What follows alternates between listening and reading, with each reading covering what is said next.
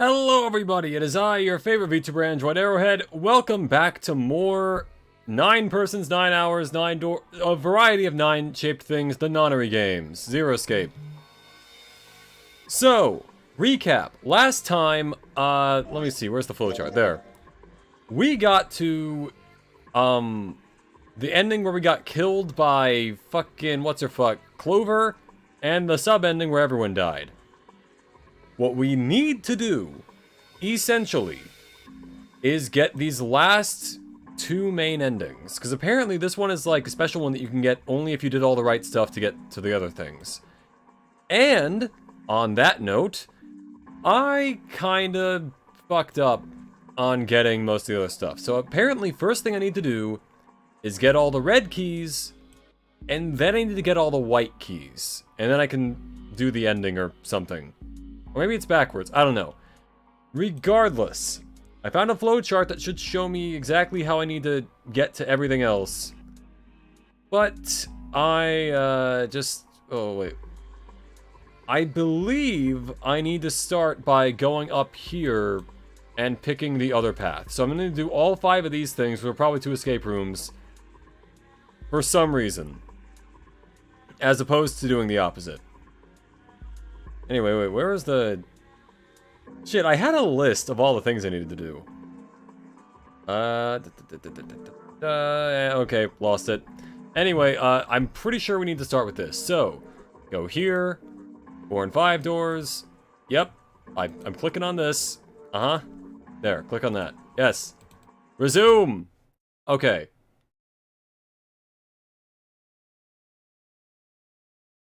Hold on, just not... Even with the specter of death hanging in the air, there are discussions continued for some... Hold on, I think we already did... Let me just skip right up until the, I thought we were... Okay, good. Yeah, now I can just skip to the actual choice, because we... You know... We did already do this. Anyway.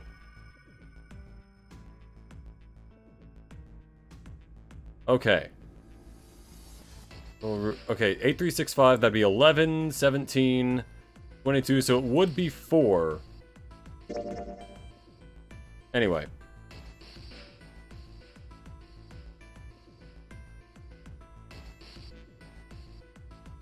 Alright, now we need to stop the skip. There we go.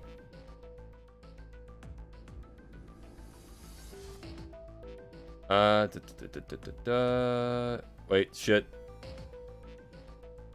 Where was the guide that I found? Alright, yeah, here it is. Never mind. Alright, yeah, door 5 first. Hey, wait. Okay, wait, now we're on... Okay, on the novel screen, we're good, we're back to normal, and we're on our way. Probably should have done this before the stream started, but either way, we're here. Junpei's cry echoed across the room. The 4 people walking toward the door stopped, and turned back toward him. I want to go through door 5 too.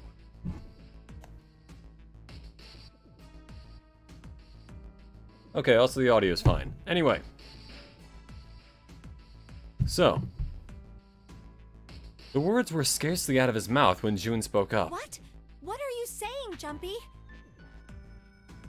If you're going through that door, then I'm going with you. Yeah. You kind of have to, I think. No, you can't. He turned around and looked at her. I can't take you with me. Why?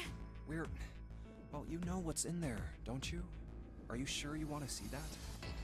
Well... Question is, why does this lead to the other ending and not the other thing? June opened her mouth as if to say something, but instead closed it again and looked at the floor. Junpei felt an ache in his chest at her clear distress, but the choice was not his to make. There was nothing else he could do. Junpei turned away from June, doing his best to silence his turbulent emotions. Please, let me go into door 5. Evan scratched his head and looked at the young man. Man, now we're right back where we started, you know that? Look, dude, I'm with you here, but unfortunately I do need to get all the endings. Junpei's bracelet is number 5, right? Oh yeah, Snake's still alive. Kinda forgot about him. If we are going to add Junpei, then we must subtract 5 from the rest of us. Snake turned to Ace. Ace, please, take good care of Clover. Oh, that's gonna hurt. All right. That's fine. Here's the thing, I'm still suspicious of Ace, because the whole thing with the axe ending was that Clover was like, the only people who could have killed Snake are Seven and Santa. Here's the problem though, she also had the Zero Bracelet, and if she has the Zero Bracelet, technically, another suspect would be Ace if he was working with the Zero guy, who we still don't really know that well because he's dead. So, we are now faced with the question of, was it those two, or was it Zero, or the Zero guy and Ace, or was it somehow something else that got him killed?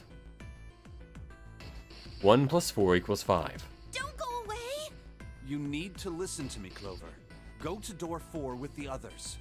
No! Don't be so selfish. Damn. Snake's tone was harsh. Why? Tears welled up in Clover's eyes. She bit her lip and did her best to fight them off.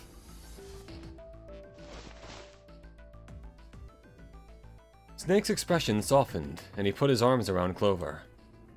He held her close and whispered into her ear. Be fine. Just relax. It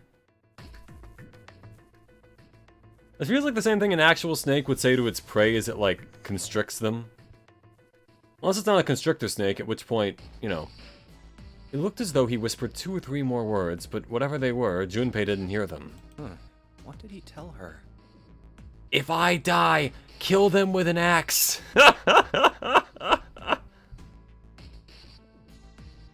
He couldn't help but wonder what the other man had said. Snake pulled back from his sister, his eyes kind and inquiring. Okay, I understand. Her voice was barely audible from where Junpei stood.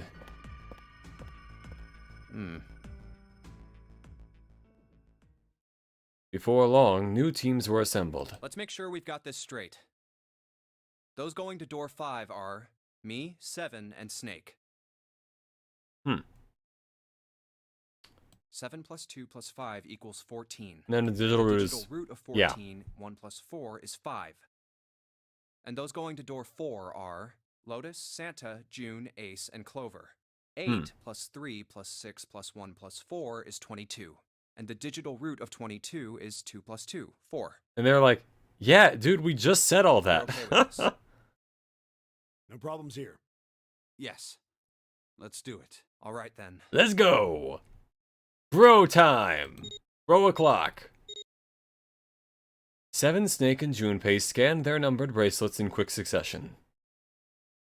The screen of the red showcased 3 asterisks. The lever's all that's left. Okay. Lever? I barely... All right then. Let's go. Lino...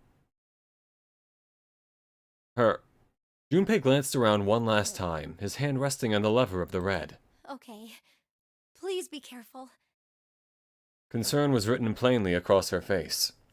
These are probably actually some of the last puzzles we'll actually have to do in the game, because we've already done most of the other ones. I think we can kind of just fly through this. We will. Junpei looked her in the eye and gave what he hoped was a reassuring nod. He pulled the lever. You know, something kind of crazy also that I heard was that in the original DS version of this game, if you wanted to do another route, you had to do everything over again. With the sharp clack of a lock releasing, the door swung open. And it's open. Ahead of them, in the small hallway, were the pitiful remains of the 9th man. Oh, Ugh. That's messed up. that was the 9th man. We get his bracelet? For a moment, Junpei froze. Try as he might, his eyes would not leave the corpse, and his feet would not leave the floor. Well, okay, good, because your feet leaving the floor would presumably be a bad thing. Seven, too, seemed paralyzed. Snake, on the other hand, seemed unconcerned. Probably because he can't see what's currently in front of him. He walked calmly down the bloody hallway and only stopped when he realized his companions were not following. Oh. How can you... Well, do you intend to kill me? I assume you haven't forgotten the door only remains open for 9 seconds, have you? Funny that he would say that given what happens later, but he hadn't even bothered to turn around. His head was, at most, slightly cocked toward one shoulder. Sorry. Let's go. Junpei and Seven looked at one another, nodded, and threw themselves through the door. As they did, a cold tone sounded from the left wrists of all three men. Seven and Junpei looked down at their bracelets. On them, and on Snake's, a red skull had flickered to life. Damn it! The countdown started! They had scarcely processed this information when... Yep. With a metallic slam, the numbered door behind them swung shut. Shit, the door. There's no turning No, back it's now. shut the door. And if we don't manage to find the deactivation device... Hey, where is the dead? The fear and urgency in Seven's face reflected what all three of them felt. How the hell should I know? Stay calm. Look around you. Okay, I get it. Junpei spun around, searching desperately for the dead. Ah! He found it easily enough. It was on the wall next to the closed door labeled 5. Found it! Right here! As he yelled, he struck the scanner with his hand. The other two scrambled to follow suit. That was... well, I mean, it kind of has to be quick, but anyway. As soon as they finished, Snake threw the lever down.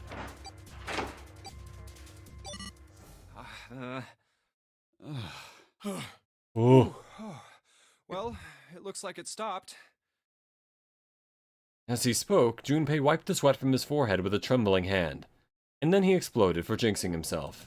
Goddamn thing's gonna give me a heart attack. Hey, then we get your bracelet. A muscle stood out in Seven's neck, and the corners of his mouth were twitching. Jumpy, are you alright? Are you guys okay? They could hear anxious voices, muffled but distinct from the other side of the door. Yeah, we're fine. The detonators have been deactivated.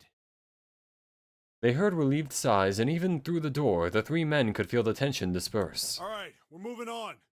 Be careful, okay? Okay. Sure thing. And now we get to the first escape room of this route. And they're gone. They heard the footsteps moving away, and before long, they were alone again. Now. Junpei looked around. Doesn't look like we can go any further this way. Gotta go through the door. Alright, the hallway ended roughly 20 or 30 feet from where they stood. Maybe this wall can be moved. Okay, Seven, love the enthusiasm, but there is a door. Or not. It's not budging. Hey, there's a door over there. I would have tried that first. To the left, however, was a wooden door that looked positively inviting by comparison. In the middle of it was a plaque that read First Class. First class cabin, huh? Well, it seems like it. Let's have a look then. With all shall the we? modern amenities of 1938, such as a bed, and a toilet, and a chair. But not 2 chairs, that would be excessive. Let's have a look. We already said that. Let's see what we All right, got. then. Let's go. Yeah. Without hesitation, Snake opened the door and stepped inside. Seven followed closely behind him. Junpei moved to follow them as well, but Oh. he stopped, just short of the threshold, and looked back, not knowing why. I don't want to look, but... Lying in the small hallway was a man's body, or at least what was left of it. He tried hard to avoid looking at the grisly scene, but he just wouldn't leave his mind. It's so horrible. I can't even tell what's what. So we can't specifically tell that this guy's actually dead. That's what I'm hearing from this. What had once been a man's internal organs now looked so much like so much vomit, as though something had chewed up and spit out the better part of his torso. It was hideous, but worse still, it was cruel. It was hard to believe the thing on the floor had once been human. The black pool of thick blood. The lumps of glistening flesh spread across the floor. Oh, not even the floor, it's just floor. the awkward, twisted tangle of shredded intestines. The head wrenched to some grotesque, unnatural position. He'd. Oh, but his wrist thing, though. The man's glasses lay next to his head. The lenses were cracked and the frames bent and distorted. And next to the glasses lay a bracelet, the number 9 still displayed on its face. Bracelet's off. Oh, wait. Zero did say. Yeah, how to remove the bracelet. 2 ways to do so: escape, heart rate 0. The bracelet comes off when you're dead. Ugh, but what the hell's the point of getting it off when you end up like this? It lets your friends get out. Just imagining how it must have happened. This was a human. Take the bracelet. Suddenly, Junpei felt his stomach convulse, and a knot of muscle gripped his throat. Oh god. Oh, I feel like I'm gonna puke. Oh, I gotta get out of here. Take the bracelet. Take the bracelet, Junpei!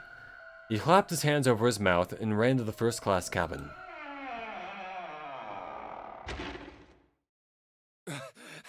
Oh, this place is actually pretty nice. Huh. Got a couch, fireplace, oddly enough, on a ship. Which might be kind of common, but I don't know.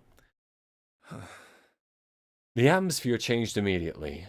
The room was gorgeous, and despite the apparent age of the ship, none the worse for wear. Huh. Where did they...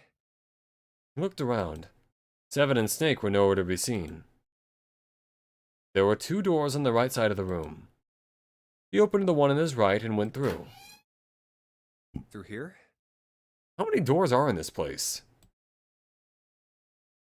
On the other side of the door was a short hallway with 2 more doors. There are a lot of doors. He jogged down the hallway, opened the door at the other end, and peeked through. Ah. There they were, to his right, busy examining something. What's up? He stepped through the door and walked toward them. Check this out. We found this thing here on the door. The red light's on. Does that mean it's locked? It means So it's I would occupied. assume. Is there any other way out? We looked around a little. Other than this door, we didn't find anything. So you're telling me that unless we can open this door... Yes. We won't be going anywhere. Well, yeah, but you know, as long as we're not going to blow up, we're fine. Junpei stepped away from the door and looked around the room.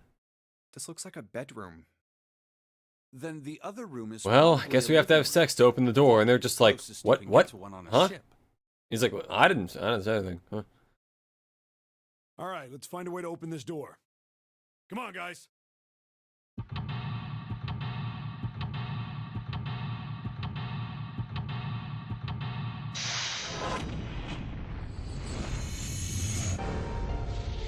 Alright, seek a way out.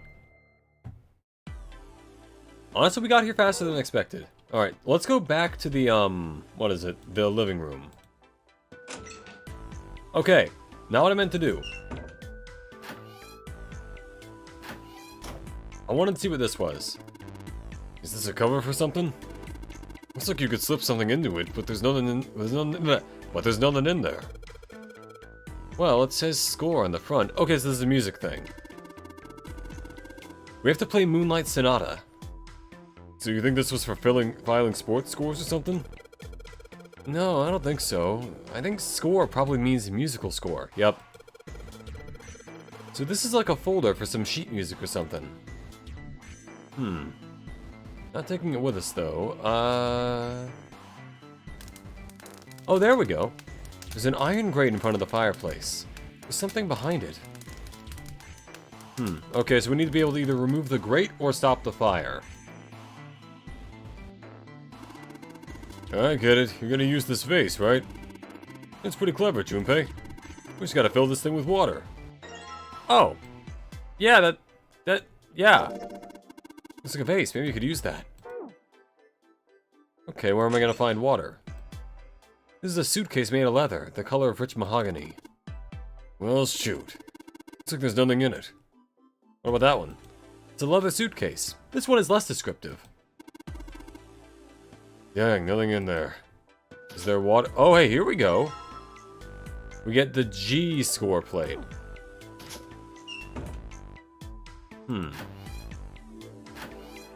Ah, here we go. Bathtub's full of gross, cloudy water. Alright, shouldn't be too hard to fill this vase up. Vase full with water. Can I drink it? Hey, Junpei, what are you doing over there? Only one thing to do now they got that thing full of water. Drink it! Come on, what are you waiting for? Alright. Put it in the toilet. No. There. Yeah, fire. Got a vase filled with water. It's heavy. I can't just throw it at the grate, though. I gotta pour the water right onto the fire itself. Yeah, just like, you know, do the thing where it's like a bucket where you like shuck it and then the water just flies out. Then put this fire out. About time, buddy. Let's do it. Here we go. Ah, good job. Another success. That fire didn't stand a chance. Alright, I'll just pull this out now. I don't want to get burned, so let's pull down the sleeves. Score plate and score plate G. Can I combine these? No. As Junpei tucked the plate into his pocket, Seven cried out and stumbled, his balance lost. He threw out a hand and caught the wall in time to steady himself and avoid the floor, but his face was flushed, and he looked startled. Hey, Seven. What the hell was that? Are you alright? Yeah. Yeah, I'm fine. Is his amnesia wearing off, or what are we doing here?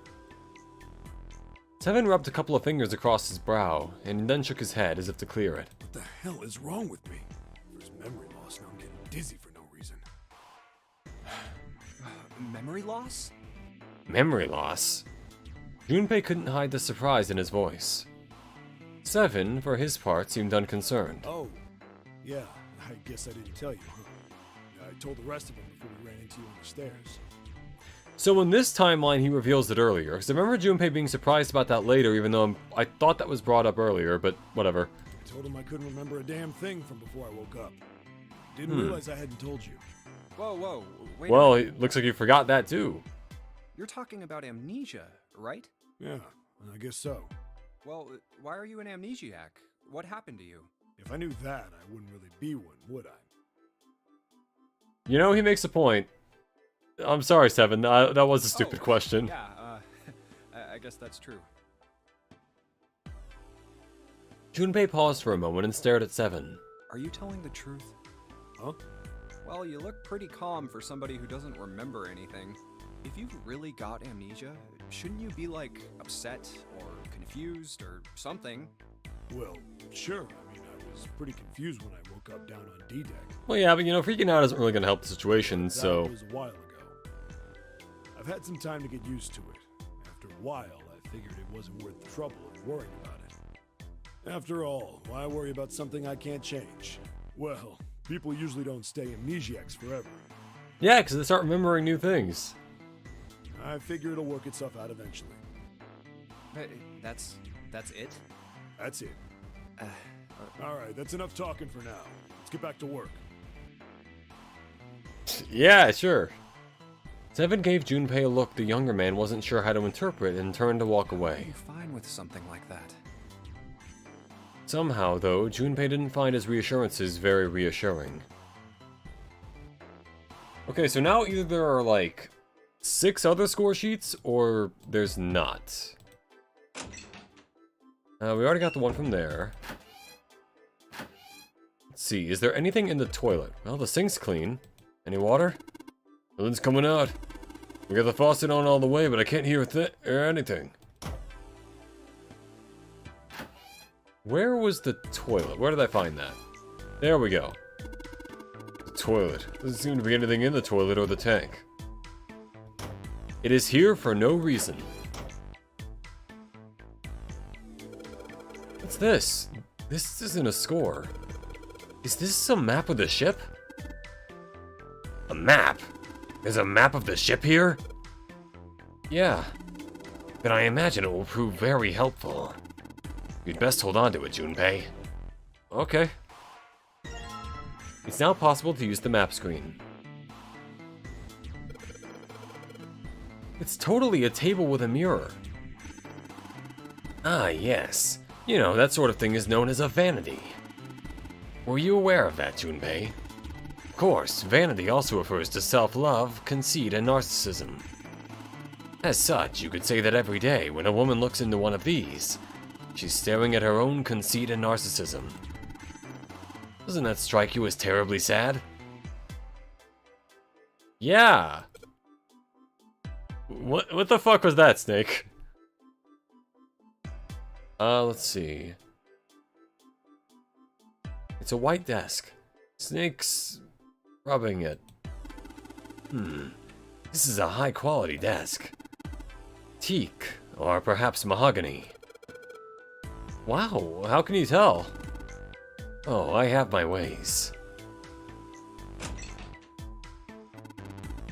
This safe is locked. It's one of those dial locks. It doesn't have a key. We just need to get the dials in the right place and it'll open. Did you find anything, Seven? Nope. How about you, Snake? I also found nothing. Score plate C. Okay. A leather suitcase. There's nothing inside. I can tell by the weight, and it makes no noise when shaken. It's a leather suitcase.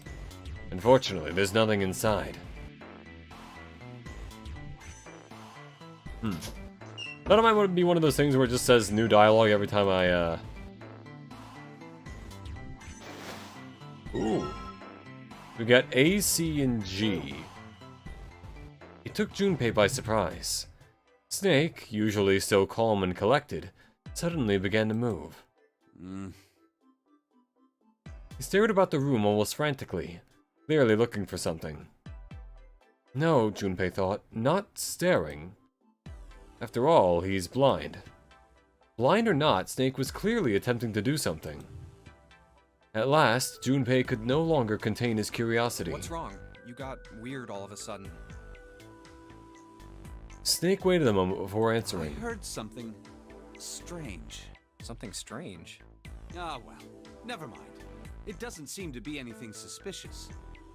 I don't wish to toot my own horn, but my auditory senses are considerably more advanced than those of most humans. Oh yeah? What am I thinking then? He's like, what? I notice even the slightest of noises. Right. Are you gonna tell me you can hear a needle drop from a mile away? No, such a thing would be impossible. Without my super hearing. However, by listening to the sound of footsteps and breathing, as well as sound echoing off the environment, I can locate most objects. Oh yeah, that's right. When Clover fell on the big staircase a little while ago, you were at her side immediately. So that was... Yes. Maybe she just falls I could all hear the it time. happening. In fact, I can run quite fast. Certainly as fast as you. I mean, I don't think speed is really a factor. I think mostly it's just about the certainty of where you're going. And should someone attempt to start a fight with me, I am quite confident that I could defeat them. I believe it. Really? Cool. Wasn't planning on fighting you. Good to know. Junpei was somewhat taken aback by this revelation. He stared at Snake, skeptical. You don't believe me, do you? No, give it a look, try? Snake, we have other things to do right now. Also, the fact I know you die, so like, I must warn you, you'll no doubt regret it. no. Again, Snake, not trying to fight you, not at all. Well, I suppose that's enough playing around. Let's resume our search, shall we? Yep. With a small, self-satisfied smile, Snake turned and walked away from Junpei. A bed with a canopy. I've seen things like this in movies and stuff, but never in real life. True, you don't see too many these days. I can't see the details, obviously, but I imagine it's one of those princess beds Clover is so fond of. Clover wants one of these? Yes. She wants a princess bed. Didn't I say that? Oh, and I forgot to say... Didn't I say that? You think it doesn't suit her? Yeah, I guess you could say that. Ah, Junpei. Judge her by appearances, will you? And well, you should not. What do I can be? Man, it's just miss my own bed and sleep. Okay. Let's see. Nothing currently at that desk, but it's a light switch. Nothing happens when I press it. There's a score on this paper. I guess you put the sheet music in. Well, I have score. Well, alright, let's see. It's a ceramic plate of some kind. Looks like a blank sheet of music.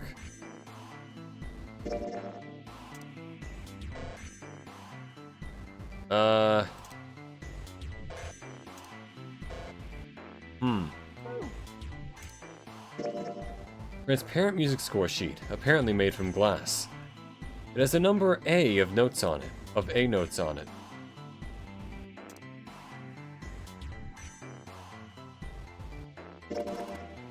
Any piece of glass, you can see right through it. Oh, G notes written on it. Oh, wonder what that means. I wonder. Some kind of transparent glass plate. It's got a C note on it a couple times. 7, can you read music? Huh. Didn't call that one. What, you think it's some kind of idiot? Yeah, I know how to read music. Oh, then you can do this. Cover for musical score sitting on the table. I got it. Hey, Junpei, where are you going? Can we come out of that door? No point in going back there. Well, what's out there are a locked numbered door and a dead body, or what's left of it. Yeah. Somebody spent a lot of time carving the legs of this chair. Don't snap like a twig if 7 sits on it, though. Mind your own business!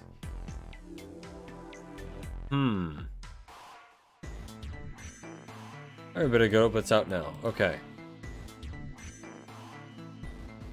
I guess we just go to the piano. That's all I can think of. A piano keyboard. What is Snake doing? He can't play, can he? Hey, Lawbits, welcome to the stream. Okay, so long story short, I finally found out what I need to do to get to, like, the true ending of the game, and I have 2 endings to go to get there. Currently, I'm in the process of trying to get one of them, but we had to start from, like, hold on. Never mind, can't go to the flow, because I'm in the middle of something. What is Snake doing? He can't play, can he? Oh! This piano. There's something amiss with the keys. You mean it's out of tune or something? I'll show you in a sec. No, not that. It's properly tuned, just... Well, the sounds are clearly purposefully different. The C key doesn't yield a C, but rather a different note entirely. The same goes for the D keys. They play some other note. Huh. Why do you think it's like that? Isn't it painfully obvious? Zero modified it in some way. This piano, you see, is part of one of the puzzles Zero set up for us. Perhaps if we play the keys in the correct order, something will happen. In other words, we need to play a song on the piano. I believe so. So anyway, I'm currently trying to get all the red keys to work, and for that, I need to go through this whole path here, do this one, get all the way down here to this ending with the red lock. I need to have this be unlocked by the time I get here. So I need to do whatever weird choices I gotta do in this route to make that happen. Which, interestingly enough, also might have me go through whatever doors this has me go to, because even if this leads to the same place, it might be something important for later. For the white keys. So basically, here's what I'm doing, right? I gotta do the red keys first, then I gotta do the white keys. I think. But I have whatever decision here is made that makes me go on the right path, so... Who knows, man? I don't know. Okay, so basically Snake is alive because we're before the point where he dies. So this would be around where he dies. We are currently right here. We're gonna go for pretty much every other ending. Ideally, I can get them all this stream. I don't think I have a lot to do to get to them, but we'll see. These are all messed up. I got that score plate earlier. All messed up. An upright piano. From the feel of the wood, it must be quite old.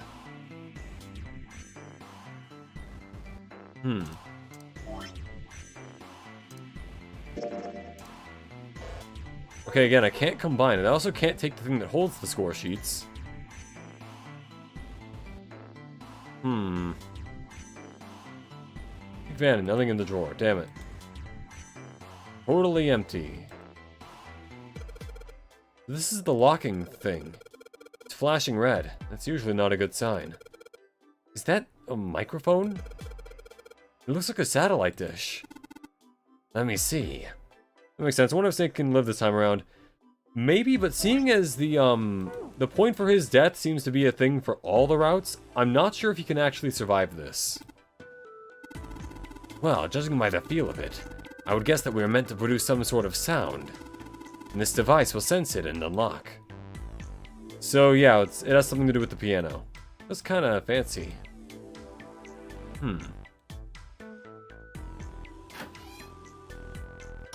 So if not that, then dial-lock on. We won't be able to open it until we know the right numbers, which we currently don't.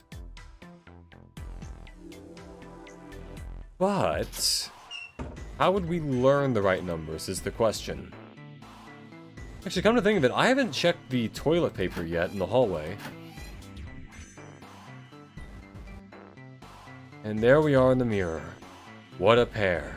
A college kid and a terrifying giant of a man in a beanie. Stuck in a cramped bathroom. With this beast of a man. What would my parents say? I would hope they don't judge you for your life choices. Something wrong, Junpei? Look real sad all of a sudden. No, nothing. Well, if we stick together, we can probably see the death directly and not the aftermath. I think we can get to the true endings this time if we play our cards right. Wrong door. Let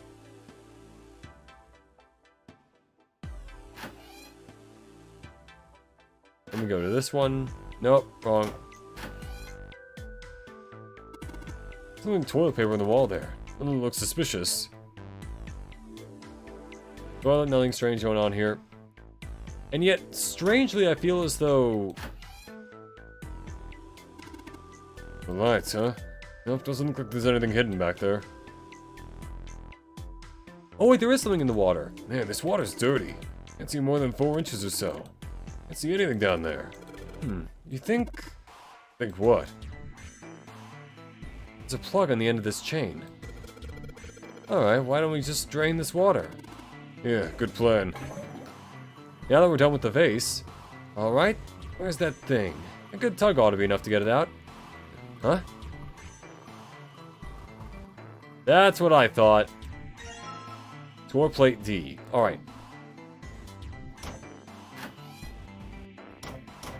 Wrong. Alright, there we go. What's going on with this paper? I guess you put sheet music in it. Damn it! Am I still missing one? Hold on. I've got D. Alright, there we go. Transparent plate made of glass. Transparent plate made of glass, yes? It's sheet music with a couple of D notes on it. Come on, man.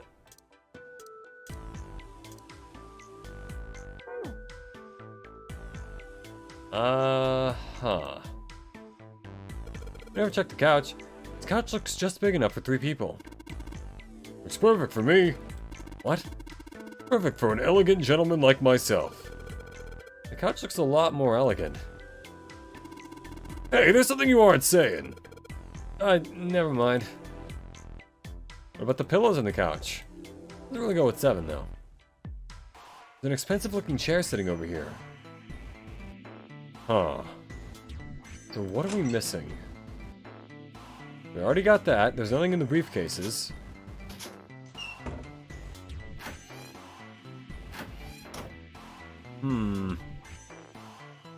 The lights are lit. A bed. The keys in here are all messed up. I think if I play a specific tune, something will happen. Gonna need a score to play the song, though.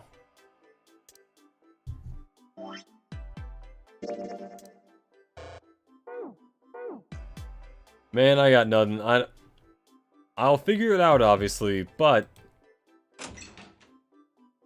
Huh. Leather suitcase, nothing inside. Leather suitcase, nothing inside. Nothing else around here, really. Closet door.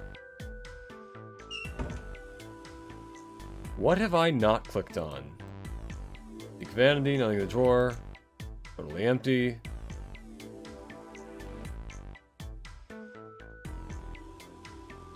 Want his own bed and sleep.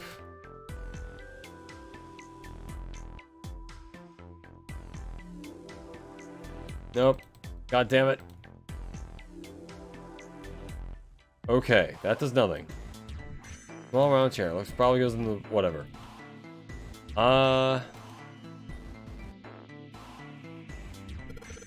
Doesn't look like there's a keyhole in this door. True, but there is some strange device in lieu of one. Huh.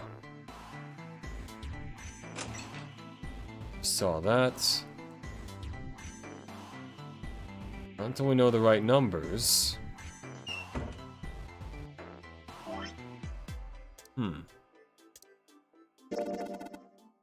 Wait. Okay, like a fish or a bowl. What color is it? Well, it's white. Is there anything written on it? Yeah, a staff, like for music. No notes, though. Huh. Interesting. Strange. Wait, so if I search these when he's here, does it have different stuff? I see. This feels like glass. A rectangular plate of glass. If Clover is the main murderer of the group, doesn't that mean there's a possibility to stop her from getting the axe and stuff? I don't think Clover's the main murderer of the group. She's only the main murderer in the axe ending. And in the other endings, she was also killed. And then also I got killed after her. So, I think there's someone else killing and she just happens to be the one for that particular route. Sheet music with a couple A notes. Just A's. Yeah, that's it. Kinda weird, huh? Door made of glass, G notes, G. Anyway. That's all you gotta say about it? Underwater?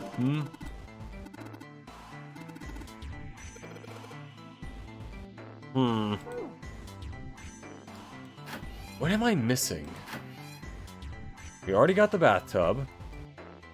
Sink, water doesn't appear to be working. Mirror. We already got the tub. Huh? This faucet is really hard to turn. It doesn't matter how hard you yank on it, this thing won't budge. Hard for you to turn, kid? How about you let a man give it a shot? Damn it, nothing. Might as well be a damn rock. Looks like something's holding the knob in place. Well, if you can't do it, Seven, I guess we might as well give up. Plug for the bathtub on the end of the chain. Testing, testing. Great to see you all here. I just flew in from New York and boy, my arms are tired. Yes, thank you, I'll be here all week. Try the veal. That's not a mic, Seven. It's just a shower head. What? What the hell? He's so torn up by that.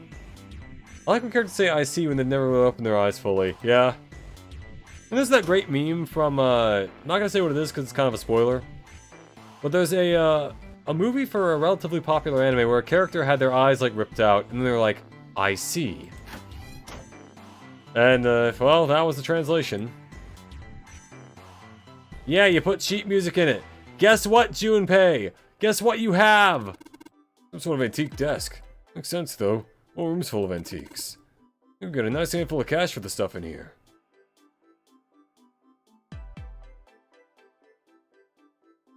Couple lights on the wall here.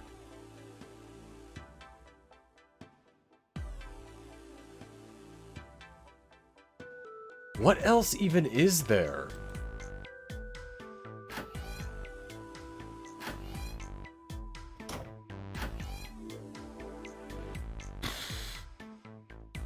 Nothing suspicious in here, I think. Look, there's a hand coming out of the toilet! Just a joke there, kid. Not funny, man. I'm too old for this shit. Incontinence is probably a problem many older men struggle with, but there's help. Oh my god. What am I missing?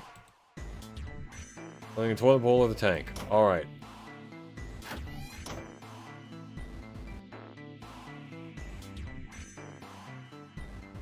Oh! Alright, I'll just... yeah. Sweet. I can play the music. Junpei, would you be so kind as to play the piano? I'm unable to, you see. I'm sure I needn't tell you, but... the keys in this piano are not what you might expect them to be. C won't be C, D won't be D, and so forth. You must listen carefully to determine which keys to strike. Do you understand? Yeah. Alright, let's give this a shot.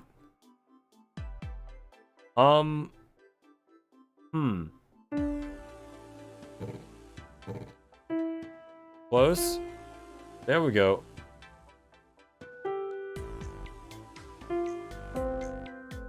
Moonlight Sonata.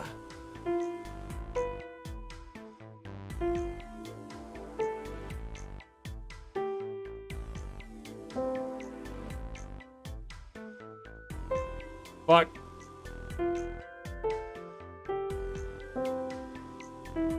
Fuck. Fuck.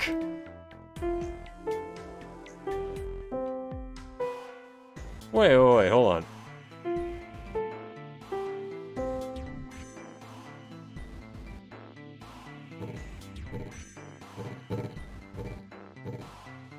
None of the black keys do anything, but... oh, I have to go back to the beginning. Shit!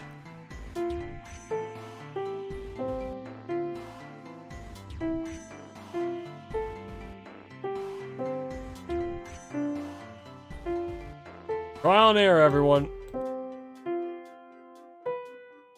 Oh my god.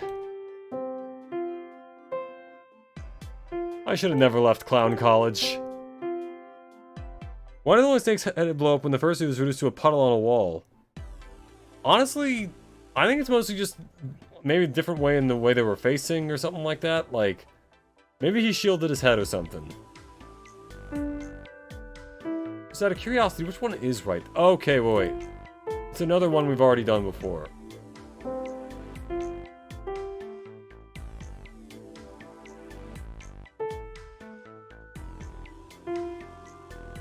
Okay, and then...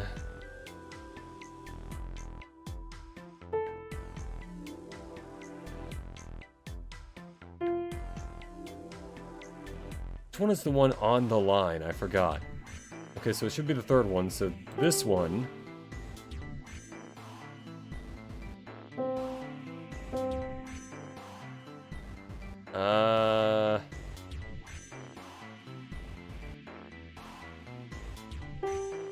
I don't want to mess any of this up.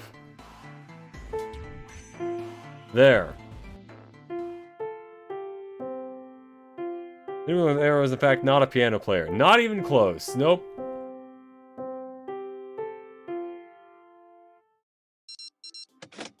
And we're done. Music is not my forte. Wait, what was that noise? Junpei! Junpei! We did it! Looks like it worked. I heard something unlock. That's more Raiden. I heard something unlock over by the exit. Let's go. Good plan. Stand! Bow! Be seated. Well, I guess he hasn't forgotten that. At least Snake thinks it's funny. That's more like, I guess he hasn't forgotten that. Ha ha ha! Yes, I suppose that was the classroom bell, wasn't it?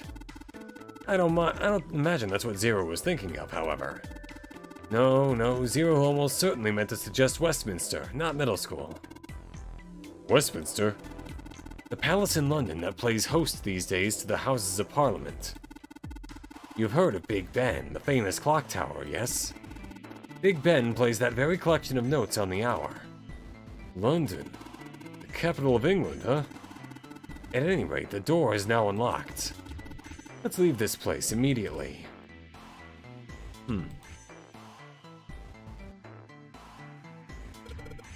Alright, let's go. Okay, so in other words, that safe never really meant anything, then.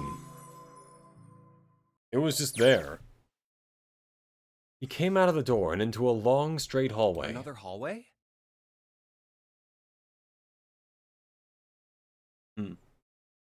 Hmm? He paused for a moment and turned around and looked behind him. That should do it. Seven was bent over, apparently doing something to the door. What's he up to? Junpei had spoke more or less to himself, but apparently Seven had heard anyway. The larger man stood up and turned to Junpei. I was just putting one of those plates in there. It ought to keep the door from locking again. Now we can come back here anytime we want, right? Yeah, I guess if we need to. Why would you want to come back here? To walk down memory lane, Snake, I don't know. Snake was a reasonable one. Seven thought about it for a moment before he I answered. might like to play a little piano.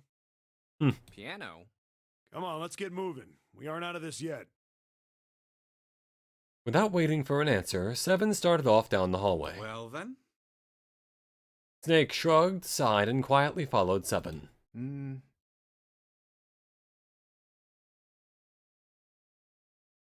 That's a lie, Junpei thought to himself. Can't say I could ever imagine Seven playing the piano. He couldn't use the piano in there anyway. The keyboard's a mess. But why would he want to leave the door unlocked then? In case he wants to investigate, I think, based on what we know about No Seven. clue. 'Cause remember, Seven's a cop. Or at least he was. He was involved in the case 16 years ago with the missing children. Hey, wait for me!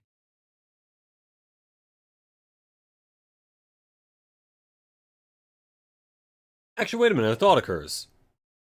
They said that case... No, wait, no, it was 9 years ago, and it was 16 children. That was it. Okay. Junpei frowned, took one last look at the door, and walked away towards his companions. After some time in the hallway, they emerged into a larger, more open area. Whoa, a metal grate? A large metal grate, like the door of a jail, divided it in half. Why is this thing... They shook it for a while, but as they had expected, it did not move. Figures. I'm starting to like Snake because he knows a lot of stuff about music, that's all. Yeah, Snake seems kind of cool. I like Snake. Those... Unfortunate that he's very dead. Or the villain. One of the two. No way to know if they're working or not from here. Oh, there's a door just to the left of this grate. Unfortunately, however, it was locked and refused to open. sounds like it's locked. Yep.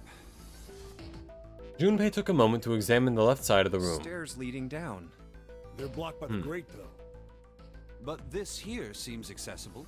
So we can open it? Nah, I think it's locked, too. Look. In the center of the door was a small keyhole. Next to the keyhole, a small symbol had been carved into the metal. What's this mark? The female symbol. He wasn't quite sure what to make of it. Clearly, it means you must stick in your... Snake, naturally, was somewhat more sure. Ah, the Venus symbol, I imagine. Do you recall the similar symbols near the large central stairway? Then he goes too specific for a game at 999 in the title. Exactly, yeah.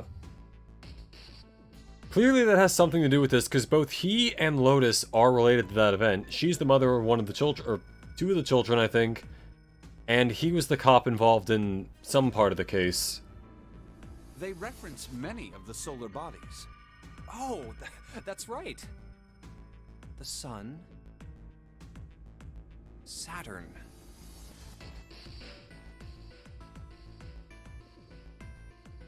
And Earth. So, as you can see, that one is likely. Not the woman symbol, but a Venus symbol. So I assume. So is Mars like the man symbol, or like... Hold on. Where's 7? While they had been discussing the symbols, Junpei now realized 7 had slipped away. His absence now felt, Snake and Junpei turned to look for their missing There it companion. is, down that hallway. Seven had left them to head down the hallway extending to the right of the stairs. This way, Snake. Follow me. Junpei grabbed Snake to lead him in the right direction, and they both headed off after Seven. Before long, the three of them stood in front of a door. I wonder if this door will... How about that? It opens.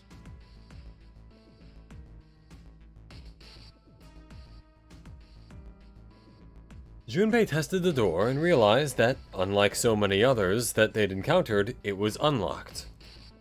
Lotus being a MILF explains so much about that outfit. Children were accidents will... That's the thing, we still don't really know what Lotus does. For all we know, she was abducted on Halloween. What if she's like a lawyer or something? Or like an office lady. He stepped inside.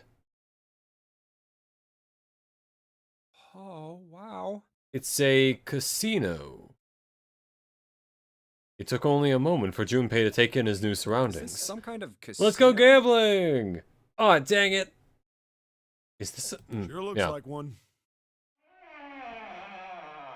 Before Junpei could comment further, a noise from behind made him turn around. Snake was shaking the door they'd just come through. Well, this is troubling. Yep. As Seven and Junpei watched, he threw up his hands in frustration and then kicked the door for good measure. It seems we are once again locked in. I'm always locked in. There was no reason to panic, Even if however. that door was open, it's not like we had anywhere to go that way. So we must find another exit then.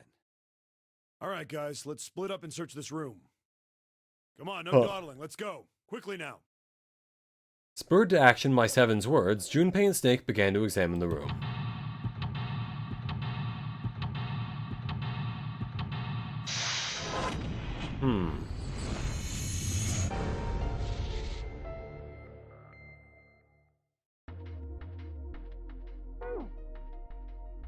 Let's see. Alright, we got a Balatro.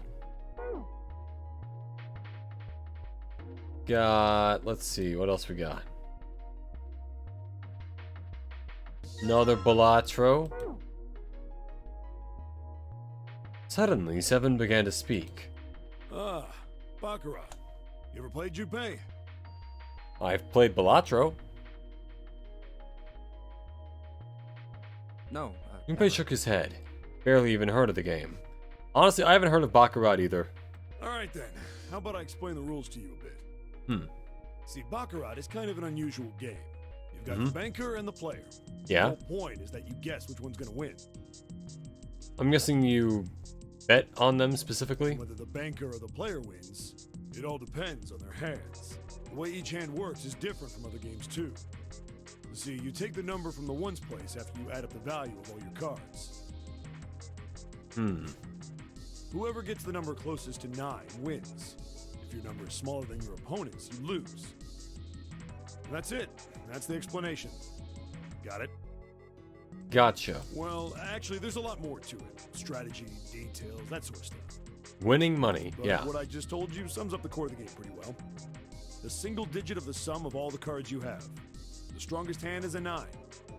The weakest hand is a 0. Of course, the strongest You hand just is a ignore the 9. number in the 10 spot. You get it? Yeah. He hadn't been asked for it, but Seven's explanation, rushed though it had been, was helpful. Well, maybe half of it. October Enough. 31st? I got a chance at winning the game if I Could play be, now. yeah. I don't know, man. Like, there's a lot we don't know about what happened when they were abducted. However, we have no way of knowing if the puzzle in the Baccarat table makes use of those rules, and if it does, in what manner. Then I guess we try everything. Feeling more confident, if only slightly, Junpei approached the Baccarat table. In other words, I need another card. Something on the counter. Looks like a card. A playing card. 7. And also... Playing card? 4. Alright. Now let's get back to Baccarat. Baccarat table. There's a glass table and sensor of it. Yep. We need something higher than 8, but it has to equal 9. No, are we really supposed to play Baccarat? It's a Baccarat table. What the hell else would we do? Stop worrying about it. It's real simple. What's the opponent's hand? Well, there's an 8 in that glass case. Oh, I think that's your opponent's number. If that's the case, what 3 cards do we need to get that number? 3 cards. There are a couple of indentations with white lines around them, right? Which means we gotta put down 3 cards. So, place 3 cards here and defeat the opponent's 8. That's what I've gotta do, I guess. Yeah, I think so. Something tells me those aren't the only rules. Alright, let's give it a shot. Before I start, I better make sure I've got the rules straight. There are 3 empty indentations. Yep. I just gotta pick a card and play it. I figure if I put them in the right spot, something ought to happen.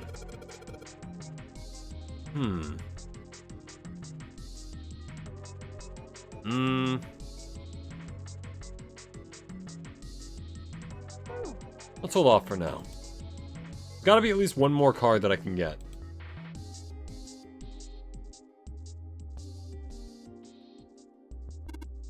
Oh, look at that! Someone left a bottle of booze here. Mind if I do? Glug, glug, glug. Ah, well then it's the spot. Oh, it's actually booze. I thought it'd be like water or something. Feels like my throat's burning. What if it's kerosene? Damn, he really drank it. We didn't even know how long it's been there. Gambling with 9s, now what else? We could gamble with other things if you want. Counter's pretty well polished.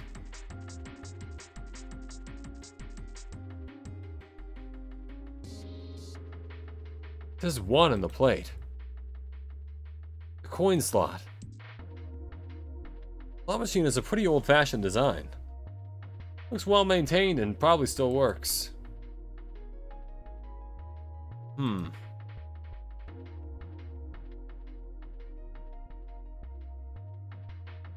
So, in other words, it seems the card is attached to the panel, and attached very well, it seems.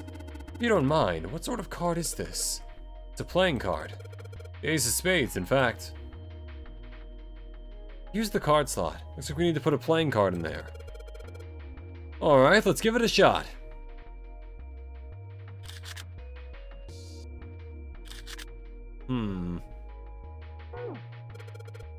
It's not working. So it would seem. That alcohol was poisonous and expired. I don't know, maybe he's got an immune system for it, I don't know.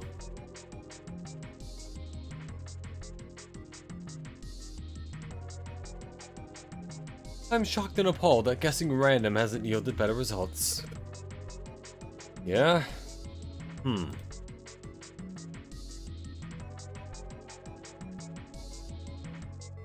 I appear to have all the cards that I need. Okay, wait, hold on, what's this? There's a weird looking thing floating here.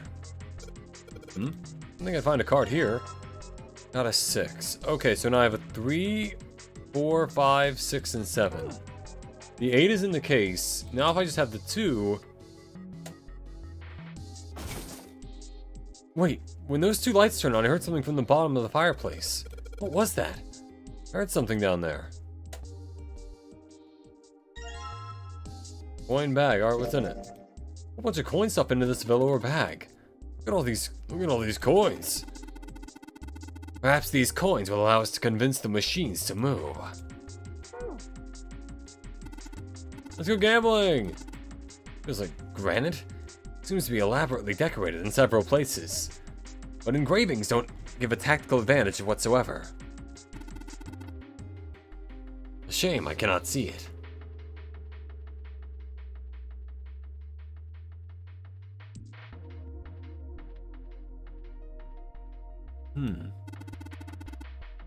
Well, this seems to be a slot machine. There's a slot for coins in the upper left side of the face. Perhaps we should put the coins we have recently acquired in there.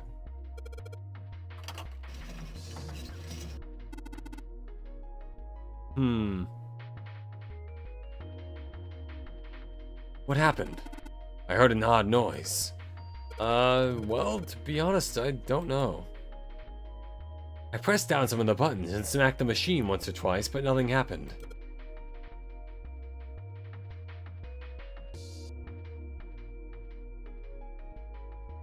Oh. Looks like the coin got stuck. Oh dear. Okay. Alright, let's drop this coin in the coin slot. On, you little bastards, I only need one of you. There we go.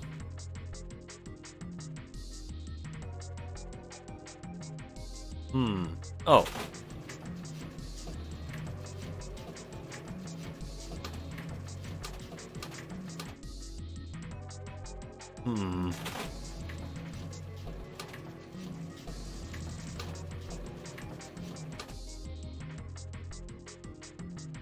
Can't just respin one, you gotta respin them all. Alright.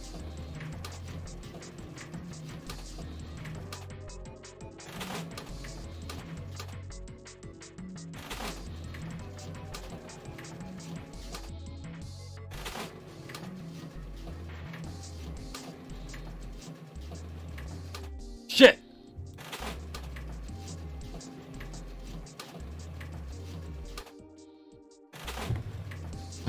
Alright. How do I call this? Oh yeah, never mind, I already read that.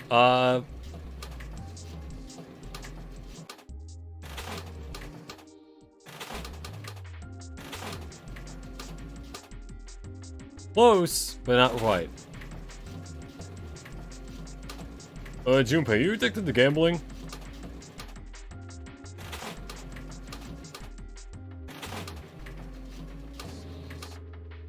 Oh my god.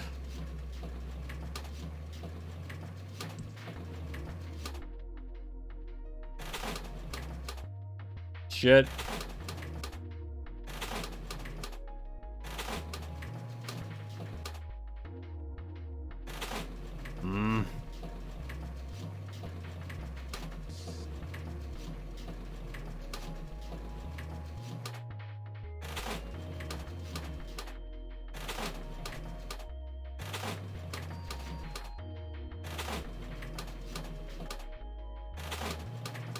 Oh, so close to hearts. God damn it. Let's go react times, are ya? Well, no, but at the same time, this is also just kind of difficult in general.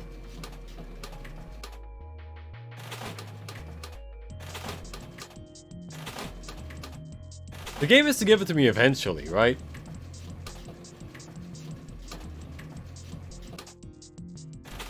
I'm getting there. In theory.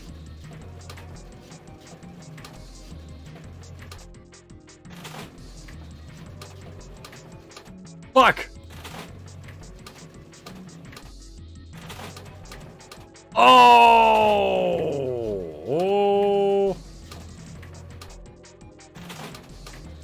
Shit! Fuck! Fuck it, why not?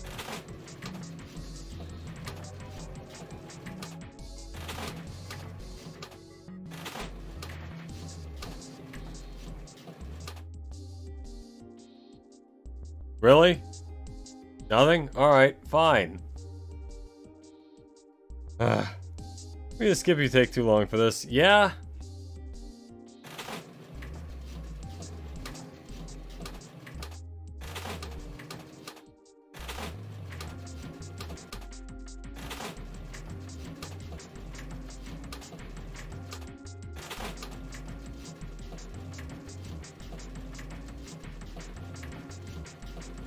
Yeah, it's going so fast that I can't really see anything.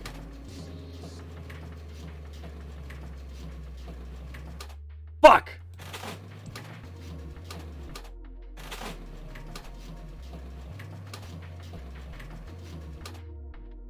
Oh, look, it's right there! It was so close!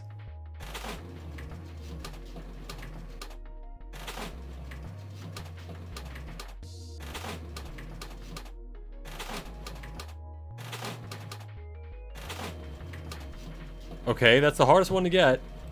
Shit. Biffed it immediately. And that one too.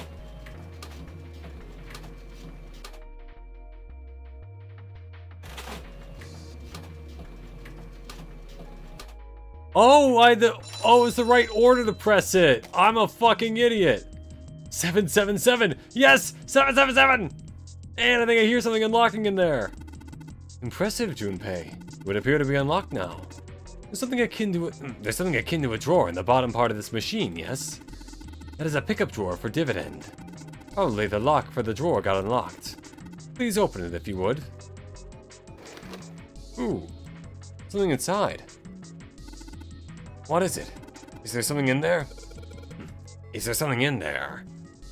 Yeah, a playing card, and this a key with the Venus symbol on it. Excellent, Junpei. Now we will be able to open the gate. And we just need to figure out how to get out of this room. Correct. Come on, Junpei. Hurry up. And he's off. There's a playing card and a Venus key. Better put the key in my pocket for later. Hit the jackpot, now you gotta live. Smash the colors, not the shapes. Yeah. I think it was in the order of the thing on, like, the wall. As for the card, now we have 2, 3, 4, 5, and 6.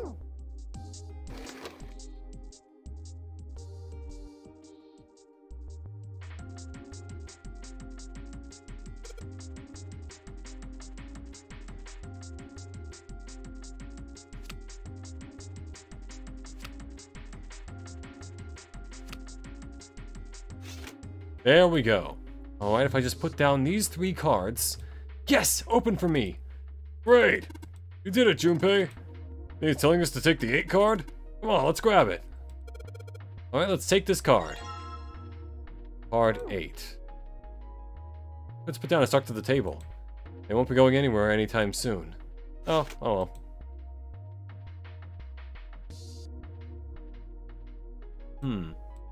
The coin slot. Oh, wait, yeah.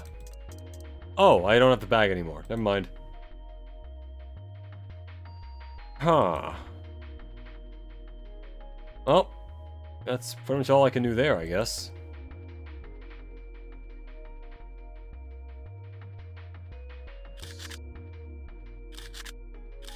Oh, there we go.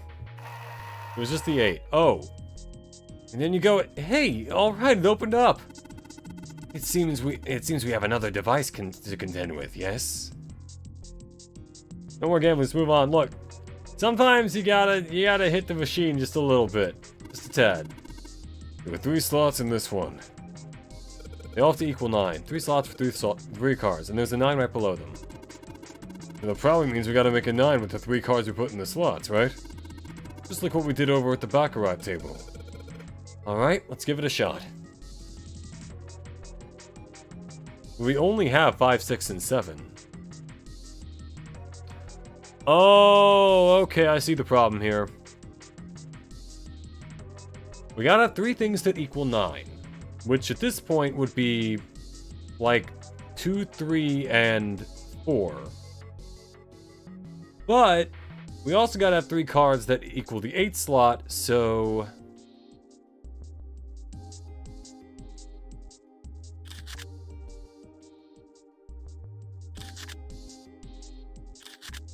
Oh. Alright, so I put in all the cards we had left into the slots. What happens now? Wait, that was it?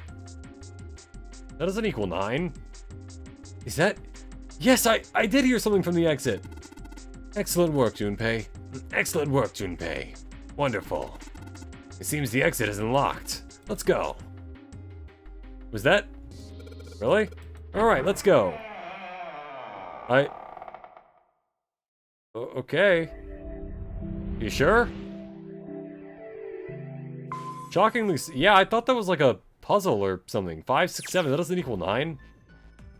Oh, wait, no, that's...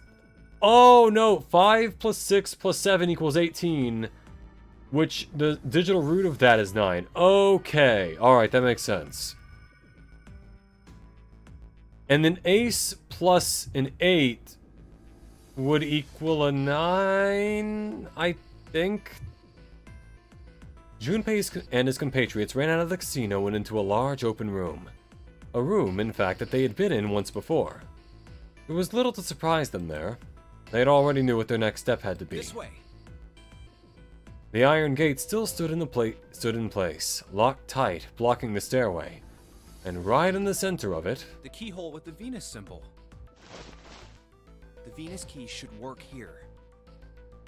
that was a digital root puzzle we didn't understand somehow? Yeah, Wasting no time, he pulled it out and shoved it into the keyhole. He turned it. With the distinctive sound of metal on metal, he felt the lock click open. Sounds like it did. All right, let's get this thing open. No problem. Let me help with this one. Junpei grabbed the handle on the left side and Seven took the handle on the right. On Junpei's signal, they both pushed and the gate creaked open.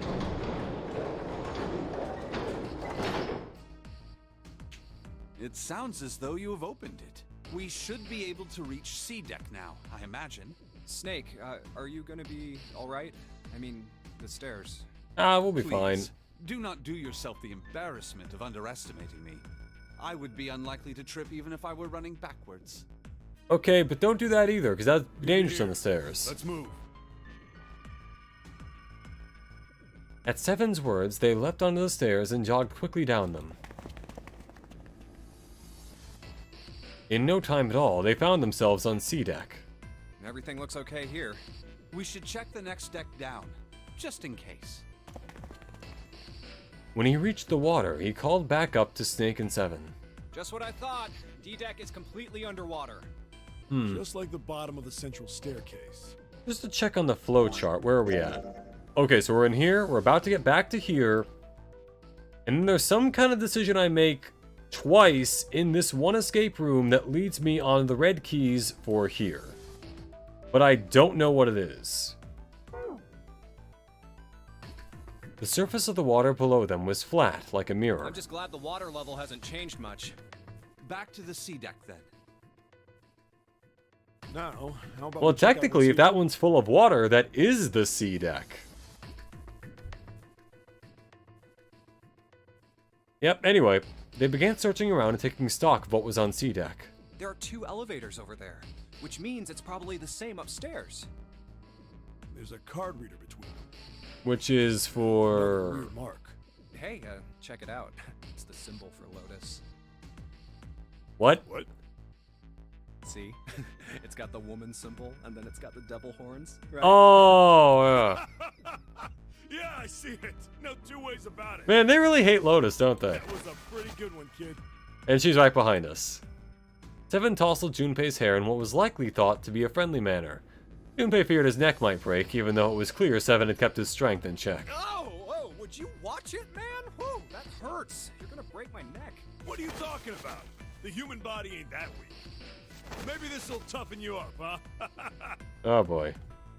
Look at that, that was amazingly awful. Yeah, but it was, yeah. If you're a devil, we've got one right here. Thankfully, Snake interrupted. After Junpei's observation, he'd gone over to examine the card reader. This is a Mercury symbol. The marks you mistook for horns are a stylized version of the wings and staff of Hermes. Wings and a staff. Huh. So then, she beats you with the staff until you die and go to heaven. I feel like they made this joke in the other route, Sounds too. like Lotus, all right.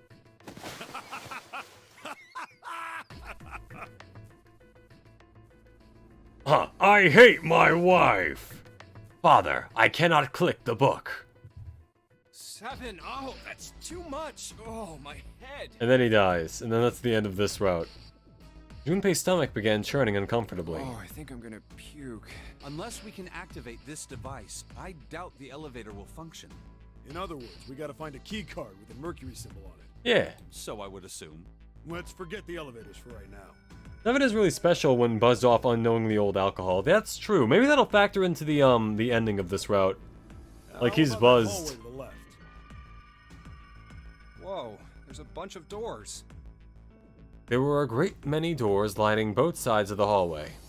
They seemed to stretch on forever, and all three men suddenly felt very small. Ah, shit. We're not gonna have enough time to check all these, are we? Maybe we can come back here later. We should check out the other side. Let's head back. To the right of the stairs, another hallway stretched out, reaching deep into the bowels of the To the ship. right this time. Now hop this time. Whoop!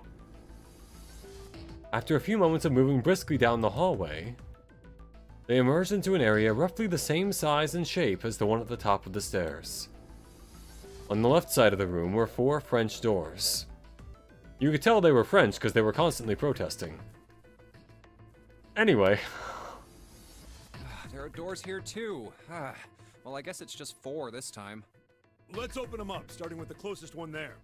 Okay, I'm on it. He somehow got to flood the ship because he's too drunk to realize the damage he caused. I mean, my entire net worth. It's either a cent or a euro. Either way, it's worth about as much. Junpei nodded and grabbed the one closest to him.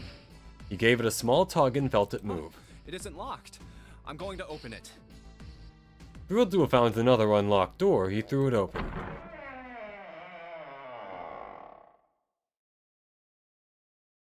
Junpei didn't know what to make of what he saw. What? And we're all back here. Okay, we're still on this thing, we're about to be on the other one.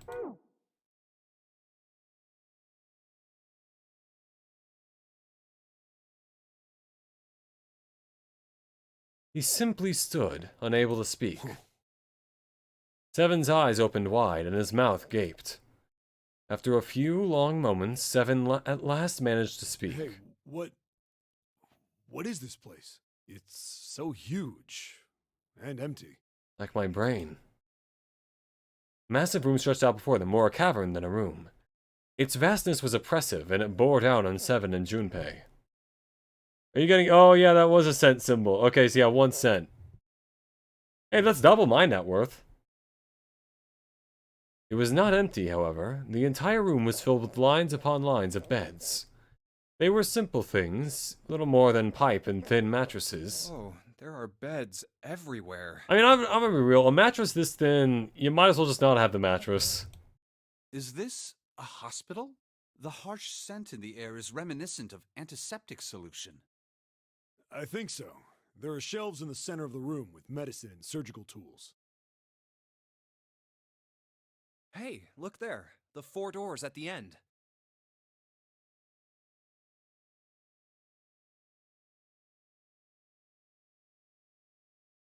The numbers were emblazoned with thick red The left paint. door says 3. The second door is blank, but the third has a 7. And the rightmost door is 8. There's no doubt.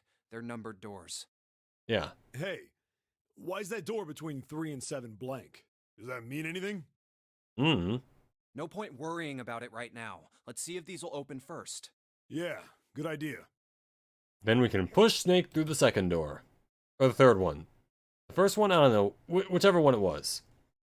A mattress that small may as well be a half-filled and comfortable air mattress in a humid room. Upon reaching them, they proceeded to investigate each door in turn, but to no avail.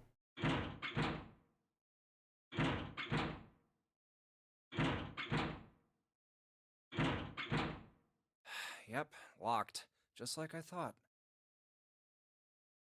Naturally.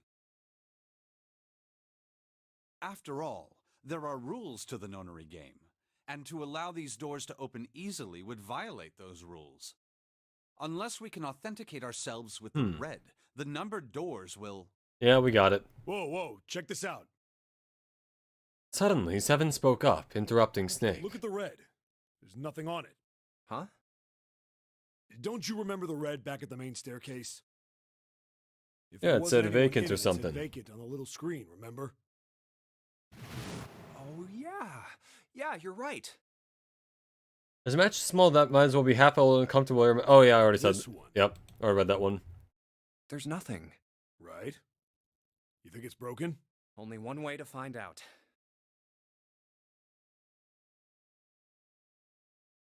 No. Man, Snake is pale. Junpei and the others put their hands on the panel, but nothing happened. The red refused to change. They tried pulling the lever, and still nothing. I mean, someone was already doing the puzzle in there. No, usually it would say, like, occupied or something. I think. As soon as they discovered it... Yep, door 8. How about the red on door 7? Basically, we already all covered this part. Then they go looking for the parts, and then Snake goes missing, and then, you know... And door 3? I didn't think all of them would be malfunctioning.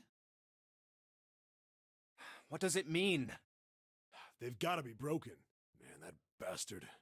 I didn't think Zero was the kind of guy who'd screw around with something like this. Whoa, whoa. Zero's been prepared for everything so far, and you're saying he's gonna make a mistake now? Well, that's the only thing I can think of. I think thing it's ain't working episodes at all. that share the same memory echo or arrow. Yep. I mean, yeah.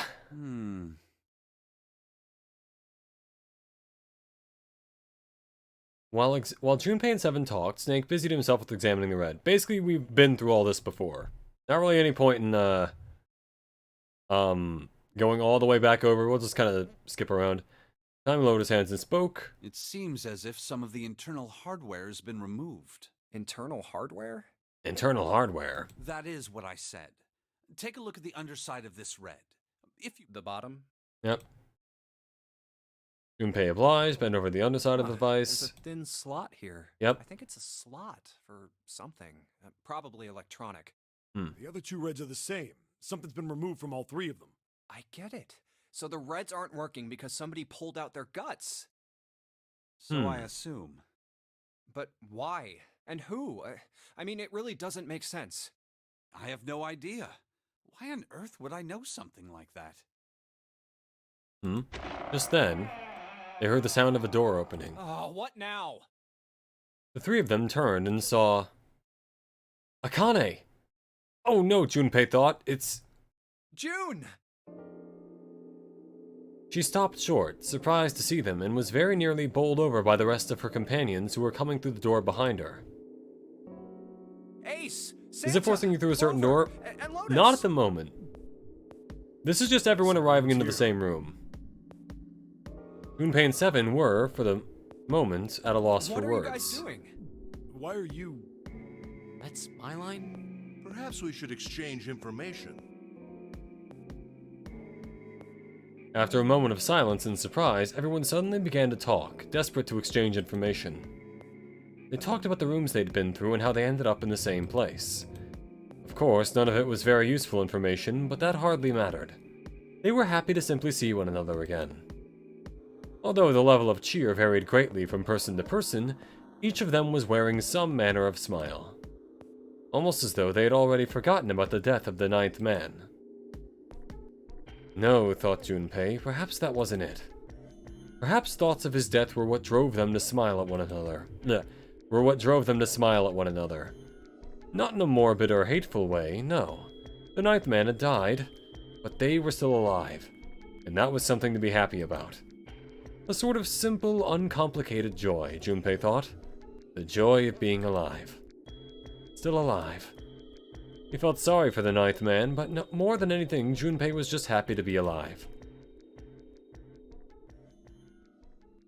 Like I said, Akane is Junpei narrated and changed it to June in the dialogue. Yep, basically, her real name is Akane, but June is the code name they all use because they don't want Zero to find out anything about who they are if he doesn't already know.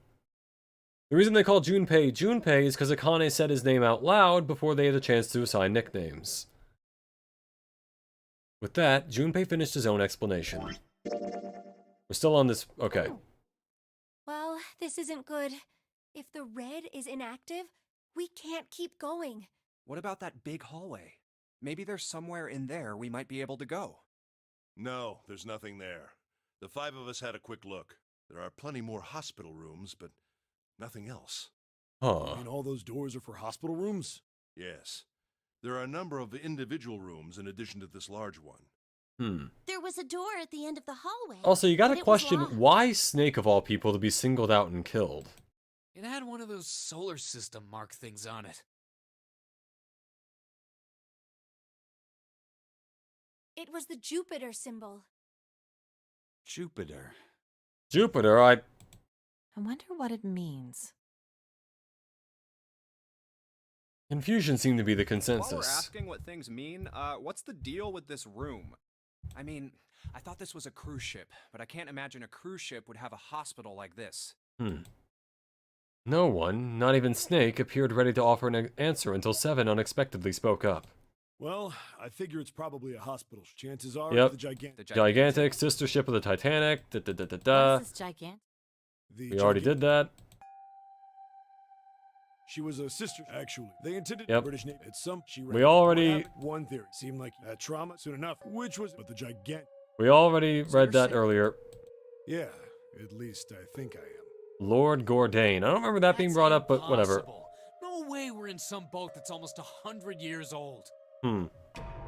Little did she know, Junpei was a nickname and his real name is different. Honestly, could be that may be the twist. Who knows? Pipe down. Just pay attention. Well, he went through one of the doors with two others, right? He may have been baited into a room and killed since he couldn't escape by himself.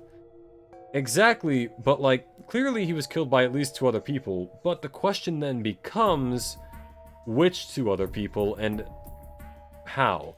Because as Clover said in the axe ending, it could have only been, by normal numbers, 7 and then Santa, because they equal 12 when added the digital root together. Problem is, actually it equals 3 when adding the digital root together. Problem is, it could have also been Ace, the Zero guy, and then, Snake. She didn't consider that option. So there's that. What, that's it? Well, have you got any proof? Proof? Proof that this ship is really the Gigantic. Well, this ship's got stuff that's like the Titanic and a hospital ship. So, I just figured. Oh, for goodness. Don't tell me that's your only reason. Man, I don't know. It doesn't matter what ship it is, we need to get I've off got of it. more. Like? Well, I mean, It's a big ship. Seven looked around desperately, doing anything to avoid meeting Lotus's piercing stare. He scratched his head for a moment and then gave up. Finally, he opened his mouth. I don't know. Lotus sighed and shook her head. Well, he may have been through one of the doors with two Oh, no, I already read that. God damn it, I do have Lotus's memory. Or, fucking, God, Seven's memory. Shit. Yeah, sorry about that. Then, almost as if to save Seven from further embarrassment,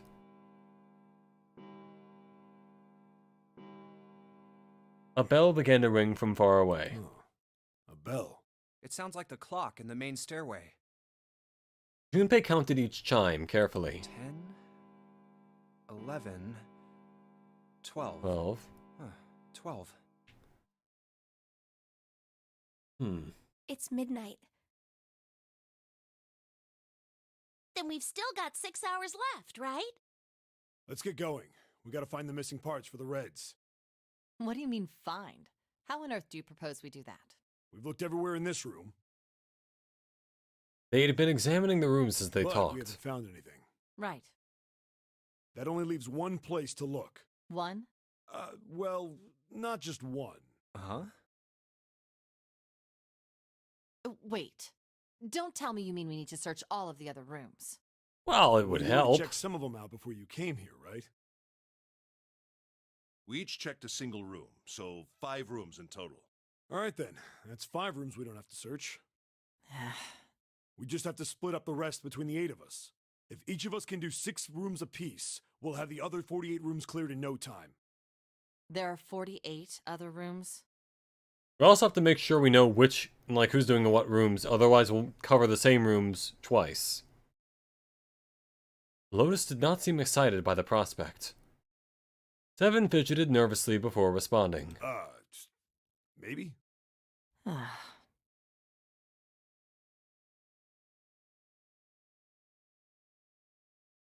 After some discussion, the 8 of them decided which rooms to begin with and in what order they would go. Hold on. Still there, somehow. Alright. Forward to aft. All right, so everyone knows which area they're searching? Yeah. Yes! They also determined when they would return to report their findings, the next time the clock sounded the time. When it did, they would meet back in the large central room full of We'll all beds. meet up when the clock goes off again. How about in that room Santa with all did the mention beds? something about himself being an alleged killer in the Santa Claus story, right? Maybe. It could be Santa, Yeah, but then it would also have to be sounds 7, straightforward which is enough. part of the problem. And then 7 has no reason to cover for Santa, and Santa didn't like the idea of leaving people behind in that one other ending, or that one other thing with Junpei. If, during their search, any one of them were to locate the missing components, they were to yell for the I'll shout others. if I find any of the components we need. I hope we can find them within the time limit. If this strategy failed, they'd return to discuss their options later. If we can't, then we'll just have to come up with another plan. Right. Then let's do this. And then they all left to do stuff. The details decided, they left to begin searching. Out into the hallway they went, each to the rooms they'd been assigned. However... And now we're back to new stuff. Or not new, but... Alright, let's see. What red stuff am I missing here? Because we've got that key, we've got that key. This is the lab. Oh, okay, maybe something about the computer? Or the locker? I don't know. Just a button in front of the monitor. Oh, that worked. With a soft hum, it turned on. Streams of the letters that made no sense to Junpei began to scroll across the screen. He'd hoped it would turn on, but he hadn't expected this. Huh? It's running on it. It certainly looks like it. Isn't that kinda weird? What? Well, it's not connected to the main computer, right? There's just this keyboard and monitor. The only cable connected to this thing is the power cable we just plugged in. So, why is it working? Maybe it's a wireless display. New explanation, Lotus? Yes, it connects to your computer wirelessly, hence the name. That's fair. Have you been living in a cave, Junpei? Perhaps. He most certainly had not, Is that but... normal? Yes, at least where I worked. Oh. Oh, she was an office lady. Stopped. Pass with a colon. Looks like we need to enter a password. Again, there must be a hint around here somewhere. Could you go take a look? Yeah, I'm on it. What are you going to do? I'll see if I can do something about this on my own. On your own? Yep. On your my own. Lotus? Lotus pulled over the nearest chair and dropped herself down onto it, in front of the keyboard. Didn't mention who was left with Snake. They didn't, which is the thing. For a second, she stared at the screen. She kneaded her hands, knuckles popping, and twisted her back left, then right. All right. Let's kick some ass. Yep, and then they make a joke about her being old, and then da-da-da-da-da-da. Yep. What kind of job do you have? What are you? I'm unemployed at the moment. I used to work for a cybersecurity firm, but I quit. Why?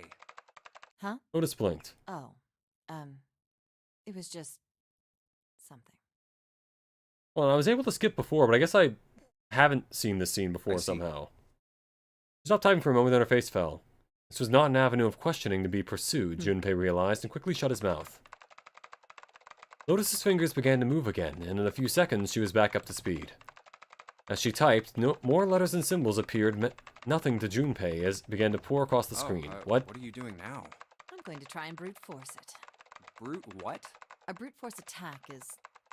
Well, the short version is that I just attacked the thing head on. The long version?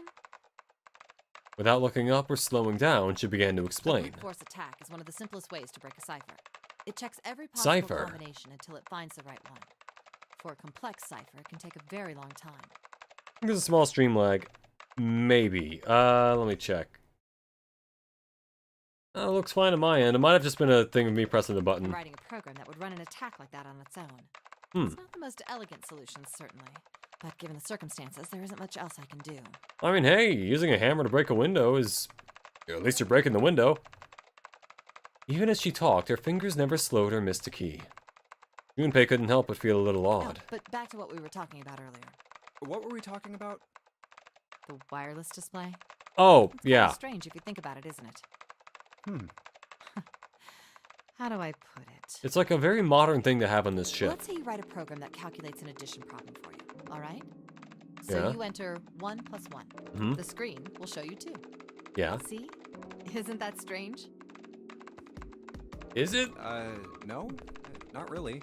Oh, come on now. Of course a caveman like you would think it was strange. You said so just a minute ago. Well, not that part. You're just not getting it, are you?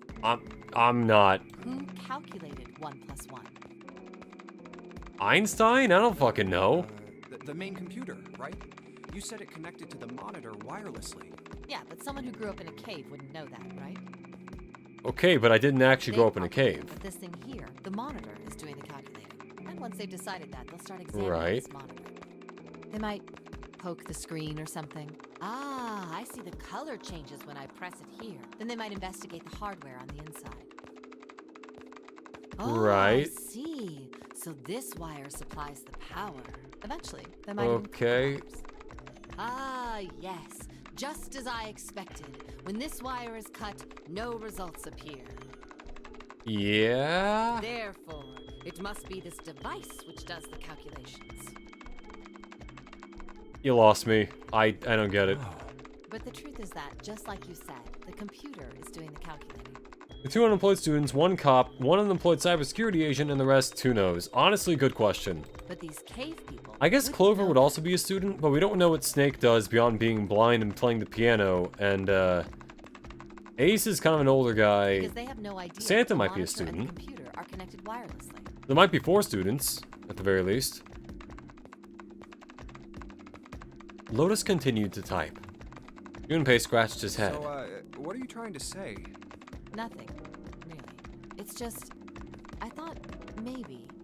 What if the relationship between human beings and our brains is like that? Huh? Let's say you stick a bunch of electrodes into parts of the brain. Yeah? A scientist examining the signals they send out might say, interesting. So stimulating this part of the brain causes the person to see colors. Yeah. It must mean this neuron cluster controls that function. Okay, let's see Reasonable. what happens when I cut out this part. I'd rather not. Ah, just what I thought.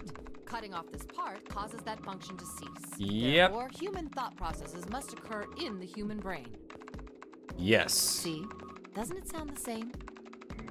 It does, but I still don't see your point. Maybe the brain is just an output device, like this monitor. And the real thing that gives it the stuff is the soul? Maybe our thought processes actually occur somewhere else, in a main body. From the penis. We just don't know it. We never even think about it. Just like those cave people wouldn't know about wireless communication. So are we all controlled by We memes? can't imagine that there's some unknown medium that transfers information into our brains, where we experience that information as thoughts. Yeah. Junpei didn't say anything. Not so much because he had no retort. No, her argument just seemed silly. And he was a little surprised to be hearing something like it from someone like her. The brain is just an output device. Human thought actually occurs somewhere else. That's just crazy talk. Did Lotus really think that, he wondered? It was a little creepy, Junpei thought. It sounded altogether too much like a bizarre cultish religion. Maybe that's the cause of Seven's amnesia. Oblivious to Junpei's increasing discomfort, Lotus continued. Memory is actually stored somewhere else, in some sort of main body somewhere. Maybe he hasn't forgotten anything at all. Do we need to find a receiver and a heart of sorts? I guess that's what she's trying to say. He's just having a difficult time accessing his memories because the monitor, his brain, has been damaged. Or he's off of Wi-Fi. I suppose that would explain aphasia and blind sight too. Perhaps they actually can speak or see. The monitor just isn't functioning properly. So we need to replace their screens? I guess? People with prosopagnosia could be suffering from the same thing. That I've actually never heard of, but I'm guessing it's something to do with not being able to use your hands? Wait a minute.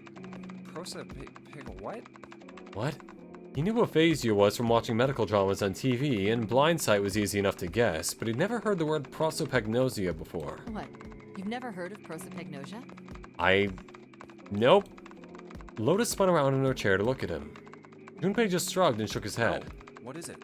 Well, put simply, it means a condition where the mind can't distinguish between... Oh, that! Yeah, I've heard of that. In other words, my face would look the same as Clover's or even yours. Man, I'm hot. So they can't remember faces, which is how most people recognize each other. That means that people with prosopagnosia have trouble recognizing even people they're close. Usually they can make do by associating people with other things. Their voices, their clothes, their hair. Does that mean other people's faces look like blanks? Huh. No, I don't think so. Just one of the endings of this is where everyone's faces are just You've seen completely monkeys, blank. Like in a zoo, right? To you and me, all the monkey faces look the same. Monkey. Even though they've obviously got faces. It's almost impossible for a human to distinguish between them. The zoo staff that works with them would learn to identify different monkeys eventually. But you or I couldn't, unless one had a scar or something else to set it apart. Android, you should understand computer analogies. I should, but it's... Yeah. People would be to someone with I mean, I'm gonna be real. My brain is made up of a lizard running on a wheel. Like a hamster, but it's like a lizard instead. Functionally, I'm about as complex of a computer as, you ever see those primitive telephones? It's like that. Prosopagnosia. Huh. I didn't even know that kind of thing existed. Junpei did his best to act as though the entire lecture hadn't gone entirely over his head. And, I'm basically an abacus with legs, is what I'm trying to say. The idea that your brain is just an output device, like a monitor. Are you serious about that stuff? Not really. I was just kidding for about half of it. What about the other half? Well, I guess I was just adulting. Uh-huh. Alright. Not funny. Lotus's smile had something rather masochistic to it. It's nothing more than a story I made up out of boredom. Don't take it seriously. It was the first thing that came to mind, and I just talked about it to kill time. But looks like I don't need to talk anymore. Why? I don't have to kill time any longer. As she spoke, Lotus raised her right arm high and brought it down on the enter key. Oh, then you finished that brute whatever thing? Yeah. Just two party cups held together by string. Pretty much, yeah. I certainly did. And let's see what we got. Chunks of text flickered on and off in quick succession. Then a line of numbers appeared, blinked, and disappeared. The screen cleared, and all that was left was the word accepted. Piece of cake. Lotus would clearly have patted herself on the back if it would not have made her look entirely ridiculous. After a few seconds, the accepted disappeared to be replaced with 9 squares arranged in a 3x3 square. The screen changed again. What the hell is that? Did that complete... Oh, I guess we're still in the flow thing. No idea. Looks like a puzzle. I think we already did that in the other one. Huh? Aren't you gonna, I don't know, do more computer stuff? No, I can't do any more. It won't let me do any more programming. See? The keyboard. Nothing. So, there's nothing more I can do. Well, I guess I'll leave this to you then, Junpei. What? Let me take a break, all right? I did my part. She literally just coded an entire ass, thing. Well... He wasn't sure what to say to that. She certainly had done her part. In fact, without Lotus, they probably would have run completely aground. I shouldn't rely on other people so much, Junpei thought to himself. This must be the key thing you need to get out the true ending. This is one of them. I guess you're right. I think. Thanks, Lotus. No problem. And make sure you know when you should thank people. That's probably a clue for the ending. Now, I better take care of this myself. No more relying on anyone else. Junpei crossed his arms and stared at the puzzle shown on the screen. Okay, that was one of them. Alright, so these things, whenever they show up, are probably the codes for whatever I need to do to get out of this. It was just at that moment that he heard a voice behind him. It was Clover. Hey, Junpei, do you have a minute? He put the puzzle aside for the moment and walked over to Clover. What's up? I wanted to ask you something. Junpei, you went into door 5 with my brother, right? Yep. Did you hear him say, anything weird? Well, he said he could beat me in a fight. Why is she asking me this? Junpei wondered. The more he thought about it, however, the more it made sense. Nick had been gone for a long time. Clover was quite attached to her brother. Of course she would have been worried about him. Well, let me think. He thought back to when he'd gone through door 5, hoping he might remember something. Even a small something that would help her. However... Sorry, Clover. I can't really think of anything. I mean, he did mention that his hearing exceeds that of a regular person, or something like that, but that's about it.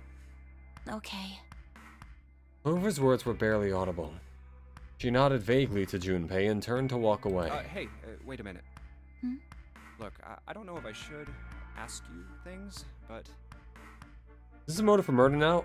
Maybe, but I don't think she kills anyone in this round. if you don't mind, I was hoping you could tell me if, is Snake, I mean, was he born? Stupid? No, Talking blind. About his eyes? Yeah. Yeah. No, he wasn't born blind. When he was a kid, he got in an accident. A really bad car accident. He couldn't see after that. Okay, but is that related to all this other stuff? His arm. That would be his left arm, I guess. His arm. Yeah.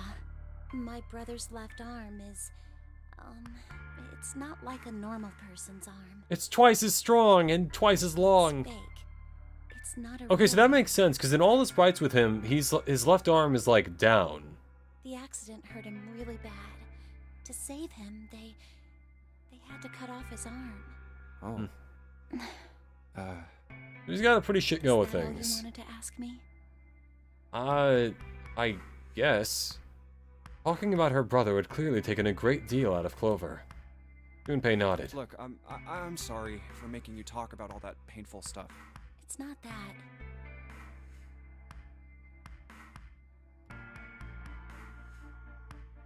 Clover shook her head. Yep. Oh, that was it? Oh, alright. Now there's whatever's here. The engine room. And the handle. Huh. Alright, well, let's give this a shot.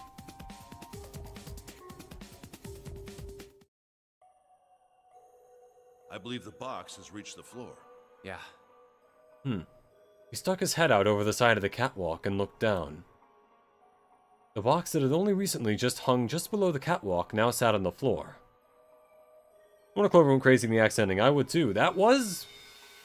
It's interesting that they're having that as a requirement for the ending now. Maybe Snake is still... Actually, wait a minute. Think about it like this. If Snake's watch was on his left arm, which was fake, then functionally, he could have taken it off, right? His heart rate was always 0. If it was on his left arm. So what if that means he didn't actually die and the one who was there was a fake? Because he could have just taken it off at any time.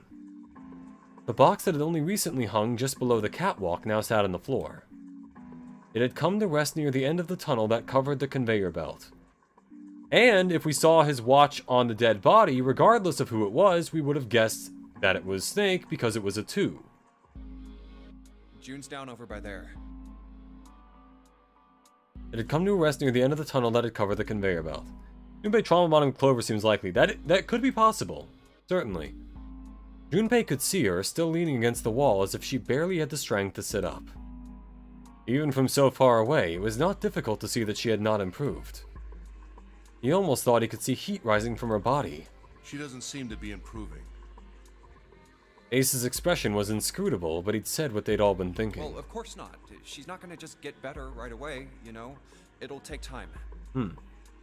He tried desperately to convince himself that what he said was true. What could be causing this, I wonder? Illness, perhaps? Nah, it's gotta be exhaustion. Santa's response was confident and certain. She gets dropped into some weird-ass ship, forced to play some messed-up game. If you think about it, it's a lot weirder that we aren't freaking out just like her, you know? So you're saying we're abnormal? Yeah. I mean, We're just makes sense. running around this room, solving all these puzzles like it's just business as usual. How the hell could you call It's all that we know. normal? We're just guinea pigs. Like in an experiment? Santa snorted in disgust. Guinea pig? You mean like a lab rat? You mean we're being used for some sort of experiment? Is that what you're saying? Dunno. Well, could you But- try knowing? Does seem like a possibility, you know? They stood there for a few more minutes, no one speaking until Santa turned and walked away from the winch. Junpei and Ace followed him. You know, speaking of experiments, Oh boy. Santa suddenly stopped. I think it would have been falling off all over the place if it was released, right? Could have been released when the arm ran out of battery if it's an electric prosthetic, but you're probably right. That's the thing. Here's a new theory, right? Zero, if he does know all of these people somehow, would probably know that that's a fake arm, or at the very least he would know when he put on the watch. So here's the question. What if Snake is Zero, and that was his way of making sure he could just do whatever he wanted with the watch? there was this experiment some scientists did with rats. In a maze, or... First, they took a squarish C-shaped tank and filled it with enough water that the rats could drown in it. The tank has 2 exits. Yeah? Just to make it easy, we'll call one A and the other B. Huh. Exit A is pitch black, so dark even a rat can't see anything. But exit B is electrified, which means the rat can't leave through it. So it's So, not really an what would exit. do if it was put in this situation? That sounds kind of inhumane, honestly. Which exit would the rat choose? Aw, poor rats. There was a moment of silence after Santa posed the question, and then Ace responded. B, of course. The rat has no way of knowing that exit B is electrified. Unless they see one other rat die, Exactly. right? The rat goes to exit B. But the other Of ones course, like see I it said, die. It's electrified, which means the rat can't get out that way. So, after a lot of trial and error, the rat finally finds exit A. I can't say that's very interesting or relevant. It's simply the story of a laboratory experiment. You're right. It isn't very interesting. Yet. The rat turned into a person! After all this mental experiment stuff, I'm starting to think that predicted influence everything, especially with the telepathy experiment. That could have been it. There was also that one where it was, like seeing how people's brains get changed from learning information about See, dogs or something? These I don't know. scientists repeated this experiment over and over, using hundreds of different rats over several generations. Yeah? This produced some surprising results. With each generation, the rats took less time to find the correct exit. Eventually, a rat was put in the tank who instantly chose exit A without even attempting to go to So it's like a exit B. genetic memory sort of thing. But that wasn't the most impressive part. The same experiment was conducted in another laboratory, far from the original one, with the same results. No, on second thought, the results weren't really the same. The rats in this second experiment began the trials with significantly faster times than the first rats in the initial one. These rats weren't related to the others and had never even come in contact with them. And yet, they all easily found their way to exit A as though they already knew. What did it mean? It meant their instinct, I guess? He's done this before and is using them as stats for the next game. That could be it. Yeah. Are you suggesting something like telepathy? They were passing information to one another through some undetectable medium? Ace looked skeptical. Santa snorted at him. How the hell would I know? Why are you bringing it up, I'm not man? any kind of scientist. I don't know what made him do that. I mean, instincts are a thing in animals, where it's like, you know, salmons know to go to the ocean to have kids and then go back to the rivers they came from to live out the rest of their lives, I think. Or maybe they mate in the ocean, they have kids in the river. I don't fucking know. Point is, animals migrate for reasons unknown. But I do know that story's true. And if you've got another explanation, I'd sure love to hear it. I mean, instincts are a thing. Come on, let's get going. There's still a lot here we haven't checked out. And we gotta get the hell out of here before June passes out. Or away. Without waiting for a response, he turned around and started walking. Junpei, however, wasn't quite ready to leave the topic Hey, alone. wait. There's something I want to ask you. What? Santa stopped and turned Why around. did they use that tank for the experiment? Huh? Well, I mean, it seems like you could conduct the same experiment without the water. They could have just used a dry box, you know? Urgency, I guess. They needed to motivate the rats to escape. Well, hey, you know, that's another thing about this, about the boat, is that the boat is currently filling with water. Put some bait that can by drown exit us. B or something. I mean, do they really have to make it so the rats can drown? Santa gave a grim bark of a laugh. Woof! Huh! You know, the word emergency comes from the same root as the word emerge. I could have guessed, yeah. You ever think about that? Yeah, it's funny. It's spelled just like the word escape, This could be a Rudy Donald situation from Invincible. That is true, yeah. What if this is all a bunch of clones going through the same thing over and over again to test something? Well, an emergency is something urgent, often something dangerous. And to emerge means to sort of come out, or appear, or rise out of something else. Right. So what's going to emerge in an emergency? Inspiration. Or despair. Inspiration? Yeah. Think about it. When the chips are down, either you crack or your mind focuses and pulls up what you need. Maybe this is like training for something. So in an emergency, your real potential emerges. Is that what you're saying? Yeah. That's why the rats had to drown. They had to be in danger. There had to be an emergency for inspiration Probably to emerge. stats are the biggest part of decision-based games, right? That is true. Oh. Junpei suddenly felt cold. The back of his head was aching, and his stomach felt strange. Alright, one more key, then I get the lock. And this, I believe, gets me to the... or a good ending, I guess? Cargo room. This is... How about the coffin? But the 9 photos... Well, I guess both of these, but... Go with the coffin. They walked slowly past the row of crates until they came to the coffin. They stopped and nodded to one another, and Junpei put his hand on the lid of the coffin. Mummy! Oh. Just kidding. Wait, didn't we already... I could have sworn I already saw this. He smirked heartily at his own joke. Really? Junpei grumbled and shook his Whatever. head. Just open it. Okay, okay. Junpei resisted the urge to remind Santa that he would have had it open a long time ago if Santa hadn't interrupted, and quickly threw the lid off the coffin. They peered inside. Oh right, it was a gun and the key, I forgot. We never really did anything with the gun, did we? Because we got stabbed immediately after. Hold on. Okay, yeah, we can only skip stuff if we already have seen it.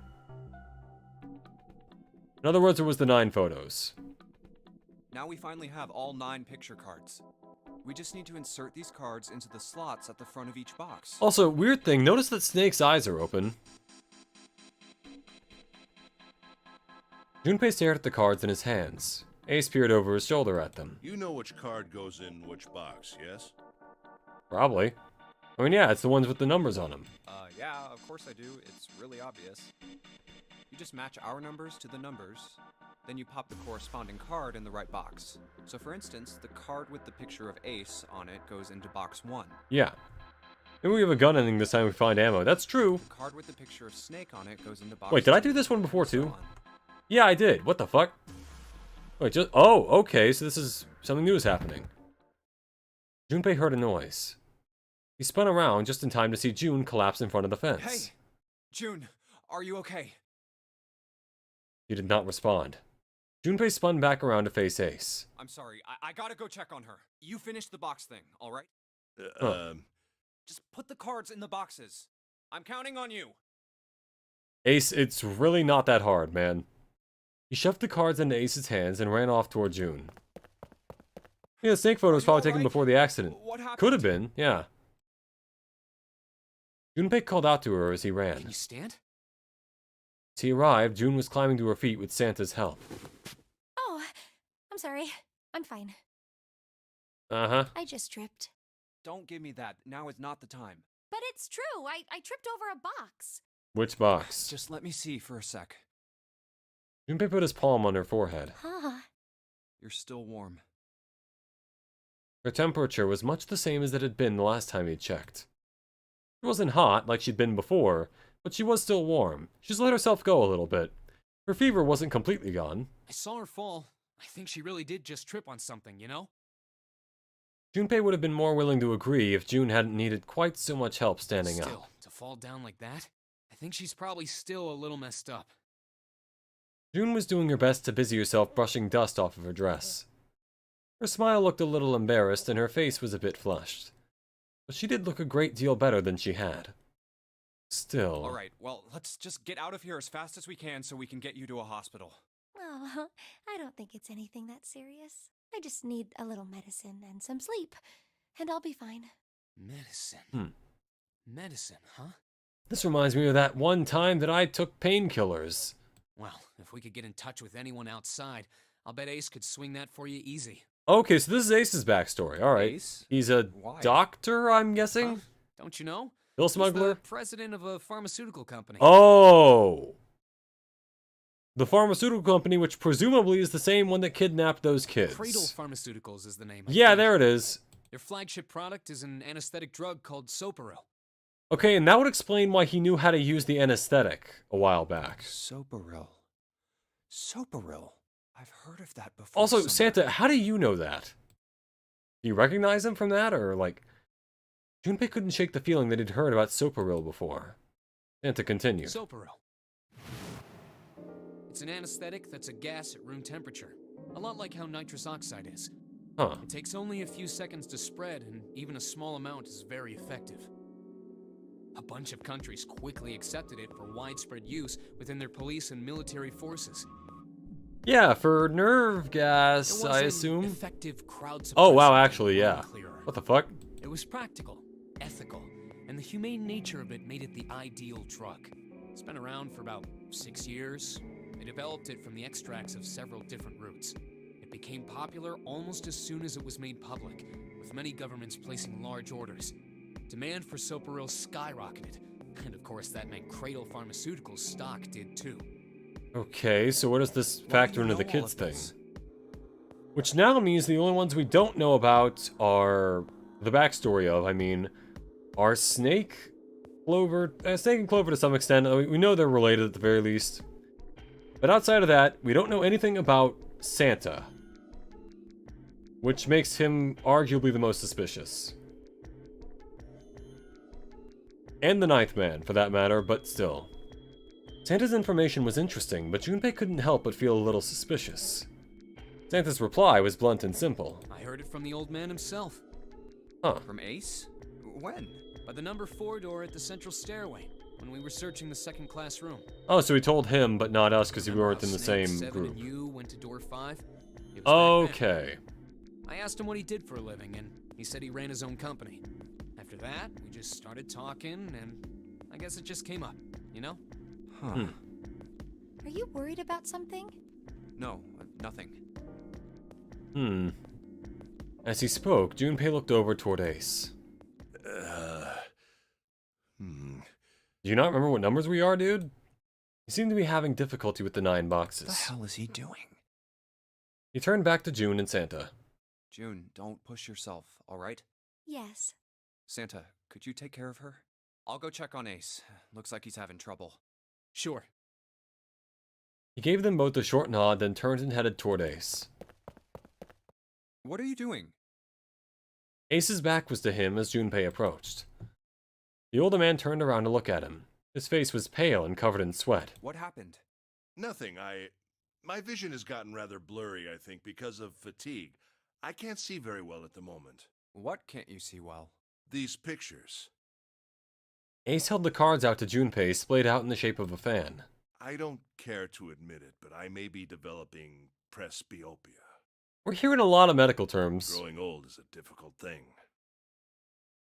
He made the best attempt he could at a self-deprecating smile, but his face was flushed and his lips were pale and drawn. At any rate, I'll leave the rest to you. Aw. I'm feeling awfully tired, so if you don't mind, I'd like to rest for a bit. Now I feel bad. He shoved the cards into Junpei's hands and walked quickly away. Junpei looked at him quizzically. Simply looking at cards that have tired him out. Junpei looked down at the cards in his hands.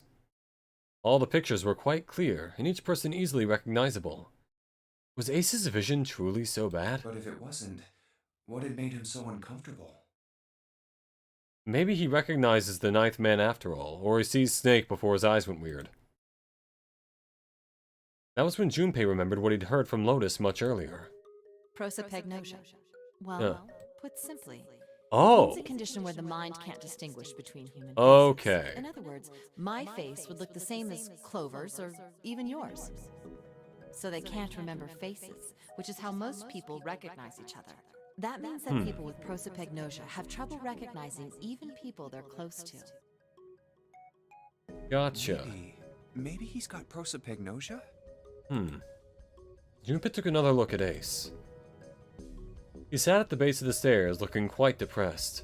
Oh, well, I mean, I gotta be, you know... Ace, it's not really that much of a problem, man, you know, it's... We all... Well, he looks depressed enough to have it. If he really did have prosopagnosia, there was no doubt it was a depressing and painful experience. Still, Junpei didn't feel like patting him on the shoulder and telling him everything would be alright would help that much. I mean, it wouldn't, but, you know... You gotta, at least, you know... act nicely to him, I guess? Oh well. Doing his best to clear his mind for the task at hand, he turned back toward the boxes. Time to solve the 9 boxes puzzle. 9 cards with pictures and 9 boxes. Junpei stared at them for a moment and then began. Ace's card is in box 1, Snake's is in number 2. Yep. And we already solved this. We got the keys, did the thing. Okay, we got that key. I think, yep, we can now do the, this route.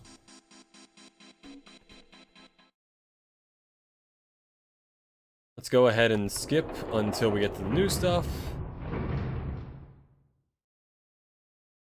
I guess I could wait to do, like, the full route until next time, but...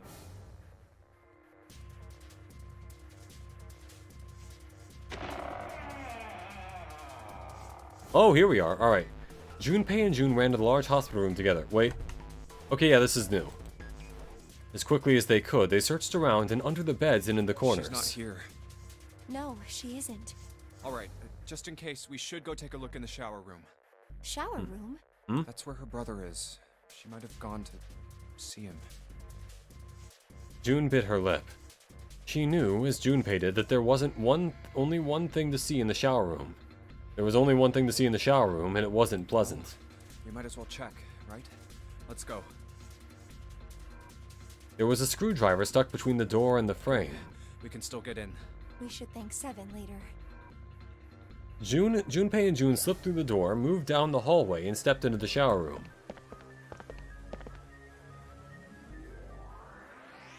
Yeah. No luck. Yeah, I don't think she's here. June's voice was faint, and she placed her hands over her mouth. Her face looked a little green. The smell is horrible. The stench in the room was almost unbearable. It had grown far more unpleasant since their last visit. If Junpei had eaten the lunch, he would have had difficulty retaining it. He wanted to leave the room as soon as possible, but he had to be sure. And the only way to be sure was to check the other side of the divider. Let's check the back, just to be sure. June offered no resistance and nodded weakly to Junpei as he headed around the divider. He stopped at the corner and turned his head. She's not here. As he'd expected, Clover was nowhere to be seen. The only thing on the other side of the divider was a dead body, lying in a reddish-brown puddle of dry and drying blood. Snake, just where did your sister go? Junpei whispered to what was once Snake. He'd asked rhetorically, of course, as there was no way he'd get an answer. He gave a deep sigh. Such a horrible way to go. The skull shattered, the left arm's hideously Wait. twisted. Dial that one back, Junpei. Wait. The bright white of the ulna was clearly visible through the remains of skin and muscle. Bright white. Ulna. Bones. The pieces fell into place. Junpei remembered something Clover had told him in the laboratory. My brother's left arm is, it's not like a normal person's arm. The Yeah, it's accident fake. hurt him. Of course. Of course. Why didn't I realize it earlier? Clover had told Junpei that Snake's left arm was prosthetic, but the left arm of the corpse behind the divider was quite clearly a real human arm, or at least it had been once. That meant the corpse... Jumpy? June's unsure voice at Junpei's suddenly strange behavior drew his attention back to her. Sorry for making you wait. Let's go.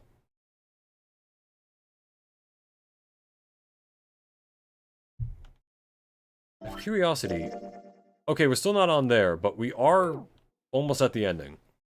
Junpei and June headed back toward the large hospital room. They stepped through the door and out of the shower room. Down the hallway they went, searching for Clover in every corner. They had reached the stairs when Seven appeared, breathless and yelling. Junpei! June! Where were you guys? He looked pale and his face was drawn. Something terrible had happened. Junpei's breath caught in his throat. Did something happen? Seven drew a shaking hand across his face and gulped down a breath of air. Clover is Dead? dead. Of course, alright. I found her in the first-class bathroom.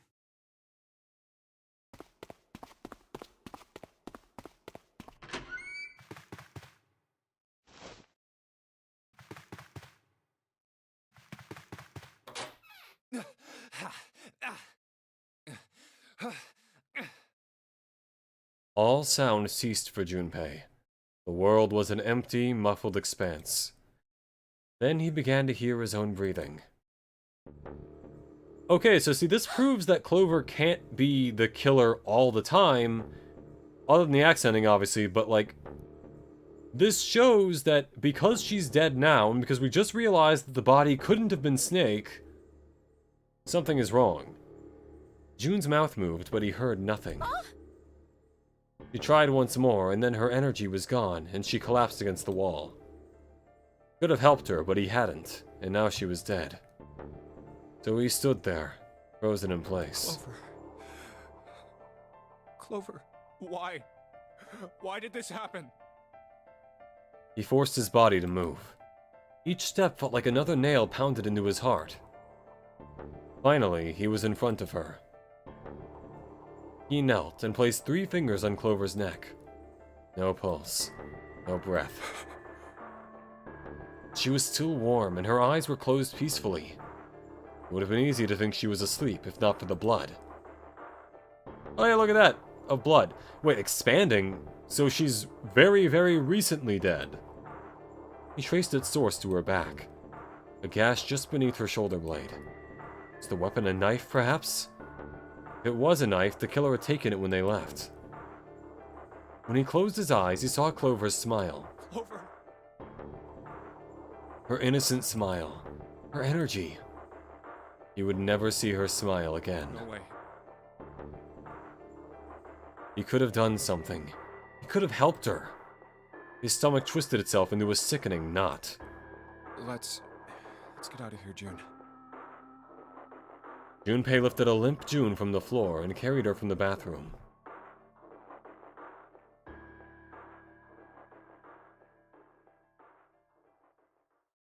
Are you alright? Oh wow, so not there. Alright. I just like checking to make sure like I haven't made any wrong choices or whatever.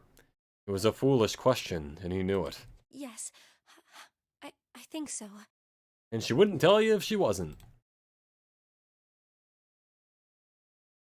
Her voice was weak. The fever had gone down, but the emotional scars she'd received were not likely to recede as quickly. June laid his hand on her shoulder, and they walked back to the bathroom. You should get some rest. Here, the bed. Can you sit? Yes. She nodded, once, and stared at the floor. There were 4 others in the room. Ace, Lotus, Santa, and Seven. They all stared at nothing, their faces drawn and tired. After a while, they drifted into the bathroom to see Clover's corpse themselves. Once everyone was back in the bedroom, Junpei walked slowly to the center of it and looked around as the slumped figures gathered there. Who was the first to find the body? Me. Seven spoke from behind Junpei. He turned around. Seven's hand was up. Why did you come to this room? To look for Clover. Why else? I found her body in the bathroom. As soon as I did, I ran outside. I got to the top of the stairs by the casino and yelled as loud as I could. Hey, guys! I found her, but it's bad. She's in the bathroom in the first-class cabin. Come quick! Or something like that. Then Oh, wait, I went back forgot to the that. bathroom. A body has been Never mind, the button discovered. didn't work. Anyway, hold on. A body has been discovered. Never mind, apparently the audio is down so much I can't actually play the thing. Anyway, it was the body's been discovered thing. Ace, Santa, and Lotus showed up real soon after that. But I guess you two hadn't heard me or something because you didn't show. So I took off down the stairs to look for you. After that, I mean, you know the rest, right? Junpei nodded and closed his eyes. There was one more thing he needed to ask. 7. There's one more thing I'm worried about. What? You stuck one of those plates in between the door and the frame, right? Why did you do that? Come on, didn't I already tell you that? I did it so that the door wouldn't lock. Okay, I got that. So we could come back to this room? Oh, you think I did it? Well, I don't know. The better question is, why was she here? Kind of depends on what you say, doesn't it? For crying out loud. I don't think he would have done it knowing what we know from the other routes, because we know he used to be a cop. Seven sighed and shook his head. Follow me. There were two doors standing next to one another. He opened the one on the right. A closet? Okay, this is where the safe comes back up. Yeah. Seven stepped inside. He stood in front of one of the shelves that filled it and gestured towards a small box. The box was a small metal cube. He looked at Junpei. This is the reason. This safe. We couldn't open it when we were getting through this room. I figured there might be something pretty important in it. Right. Okay, Couldn't that stop makes thinking sense. about it. I figured eventually we might figure out what the numbers are for the safe. And if we did, I didn't want to screw around with door 5 again. So I put the plate in the exit door so we could get back in that way. You get it now? Yeah. Makes sense. Junpei nodded and looked at the safe. He grabbed the handle and shook it. Figured it wouldn't open. It'd be too easy. It was as locked as it had been when Seven found it. There was one change, however. This is... Just underneath the safe was a pile of fine reddish-brown powder. rust. Junpei stared at it, If considering. there's rust here, that means... Has someone opened the safe? Junpei left the closet. Seven followed him back to the bedroom. Huh? Oh?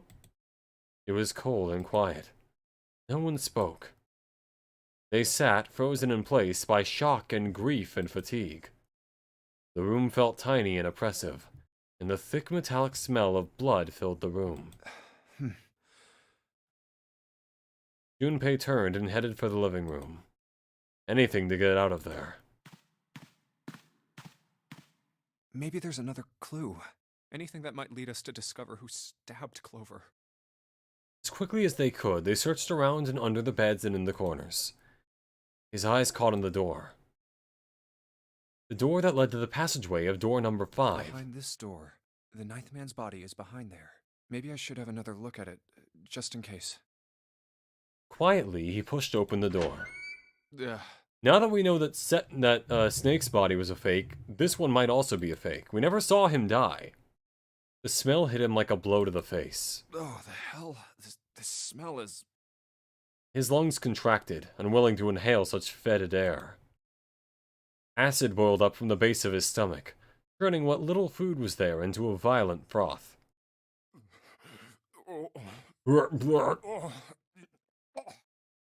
It was too much for him, and he vomited. A thin stream of yellow water and bile splattered onto the floor. He wiped his mouth weakly and stared at the dead body. Chunks of torn flesh lay in an arc around the body. What remained of its intestines had slid out onto the floor. The pool of blood that framed it was half dry, but so thick that it had taken on a texture not unlike that of an egg. Egg yolk prepared sunny side up. Amazing description. Oh, but the watch is gone. On the floor next to the broken mass of the man's head lay his glasses, cracks spidering across the lenses. The bloodstains near them had already dried, like scabs on the floor. Wait. That was when he noticed. It's gone. His bracelet. It's gone. It was right next to the glasses. But now, it was gone. The number 9 bracelet was gone. But why? Had someone taken it? He was turning it over and over in his mind when he heard Seven's voice. Huh? Where'd Junpei go? It had drifted out to him from the living room. Junpei walked slowly out of the hallway. Oh, there you are. Were you looking for something in the hallway? Seven looked up as Junpei entered the room. Yeah. Did you find something? I found the lack of something. He thought for a moment before he responded. No, nothing. Technically, it wasn't a lie. He hadn't found anything. In a way, that was the problem. Something he'd expected to find hadn't been there. The ninth man's bracelet. What's up? Well, I wanted you to take a look at something. What is it? Seven led Junpei back to the bathroom. Clover. As Clover's corpse came into view, he felt his heart flip and then fall to the bottom of his stomach. Something between a sigh and a groan escaped his lips. What was it you wanted to show me? His voice was hollow and empty. I searched Clover's body again. Hmm? Real shame. She was stabbed once in the back, probably by a knife or something. Right. And I found this. Did she take the bracelet? As he spoke, he moved around Clover's head. Then knelt down, flipped open her right hand. What? Okay. He was holding a piece of paper. I haven't actually looked at it yet. Didn't want to disturb the crime scene, you know? Basic stuff. Well, Yeah. I did borrow one thing. What? He wasn't sure what that meant, but it likely didn't matter. No, Let's go back to that. What'd you borrow? Just at least tell us what it is. The paper was more important. I'm opening it. He picked it up and carefully opened it. There were 2 sentences written on it. Truth had gone. Truth had gone. And truth had gone. What? Ah, now truth is asleep in the darkness of the sinister hand. This has to be some kind of code. What is this? Some kind of secret code? Oh, look at that. Yeah. Seven peered over Junpei's shoulder at the note. Junpei stepped away from Clover's body. And into the living room. He began to pace, attempting to decode the note. A code. The first clue was likely the phrase sinister hand. Sinister hand means... I want to say the left, because that has to do with Snake, I thought. Sinister was a term used in heraldry that meant to the left of the bearer of a coat of arms. The left hand. The left hand. What does the left hand mean? Junpei looked at his own left arm, at the bracelet on his Does wrist. the darkness of the sinister hand have something to do with the bracelet? He examined the There's bracelet 2 closely. things sticking out on either side of the face. The left and right sides of the face. Left and right. Left Okay. and right.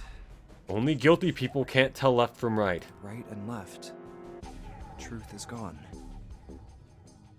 Truth gone.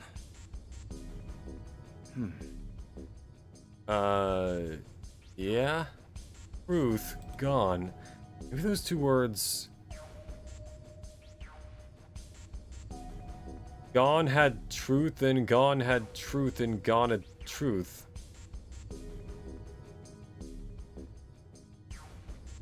And reading them backwards, it's Enog da switching the sentence around, reading them backwards. Truth had gone, truth had gone, truth had gone. I can't think of what that would be. If it's like reading out loud. Like, it was one of those things that sounds like a different word when you say it quickly enough. Truth had gone. Let's go with what else could gone and truth have meant. Gone and truth mean? Truth, of course, means something that is correct. Something that's fact. In Yeah. other words, something that is right. You could then safely assume that gone means left. After all, after someone Okay, left, so right and left.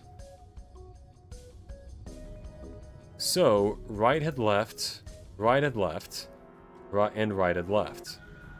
But in this case, they clearly refer to their directional homonyms. then truth Huh. equals right, and gone equals left.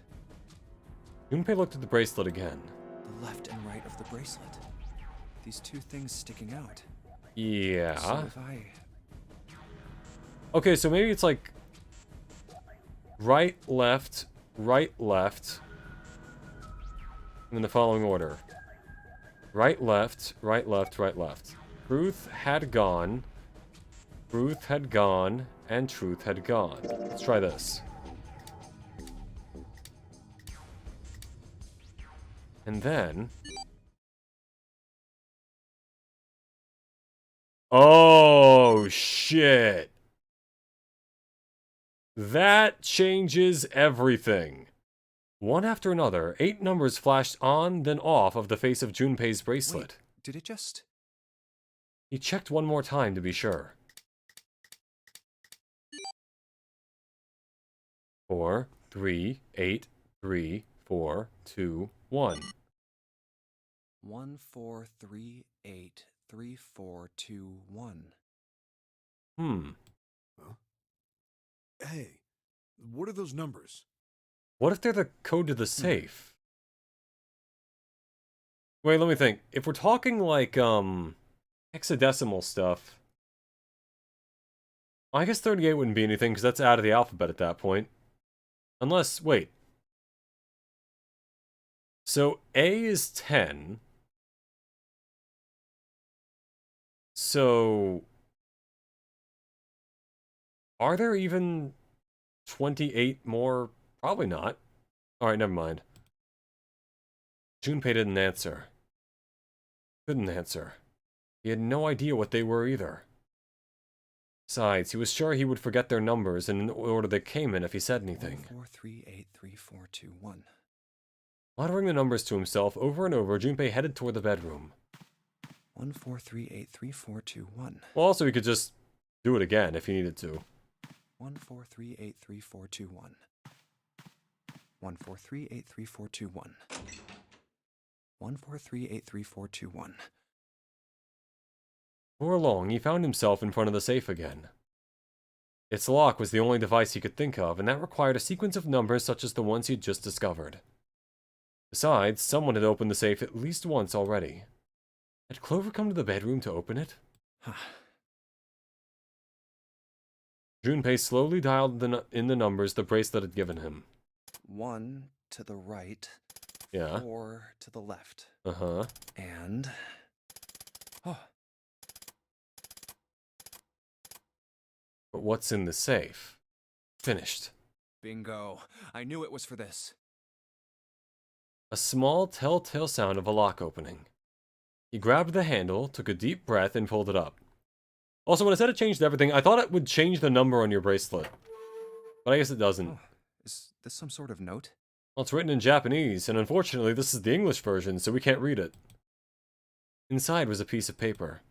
It was roughly the same size as the one Clover had been holding. Let's see. Junpei picked it up. This is what it said. Fact number 1. The Nonary game was played once before 9 years ago. Okay, so that's where the kids were. Fact number 2. Also, there were 16 kids, though, so it can't be quite what it was. The person with the number 2 bracelet attended the game 9 years ago. So that would be Snake. Fact number 3. It was planned by the following 4 people. Okay. So Ace, Gentaro Hongo, who I think is 7. Oh no, Gentaro Hongo is Ace. This is listing like the name of the people after the title. Nagisa Nijisaki. Okay. Cradle Pharmaceuticals R&D Supervisor, Teraraki Kubota. Majority shareholder in Cradle Pharmaceuticals, Kagechika Musashido. Okay, wait. Let's see. Was Kagechika the last name of Lotus, or was that someone else? Because I recall that, I think it started with a K, but I don't remember what it was. Either way, this is the name of Ace, Gentaro Hongo. I must punish them for the innocent lives they sacrificed. This is the only warning that they will receive. That innocent souls might be saved, I now state the truth. 0.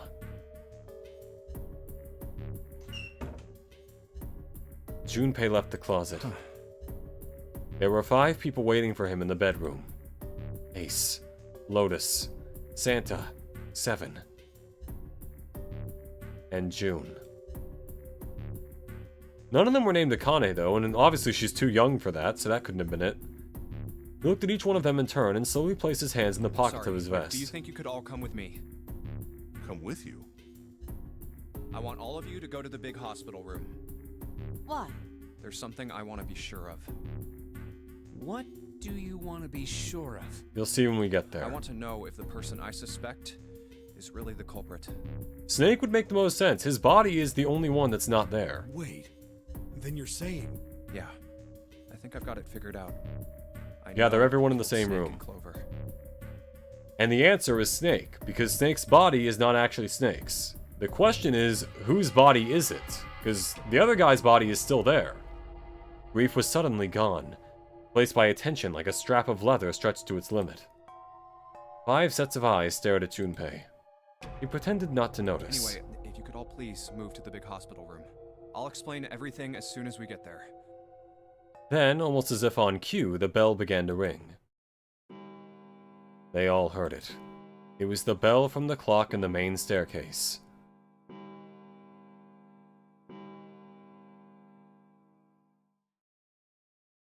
The bell rang 5 times, then ceased. It's 5 It's a.m.? 5 o'clock. We've only got an hour left. We don't have a lot of time left. Let's go. Slowly, one by one, they followed Junpei out of the bedroom.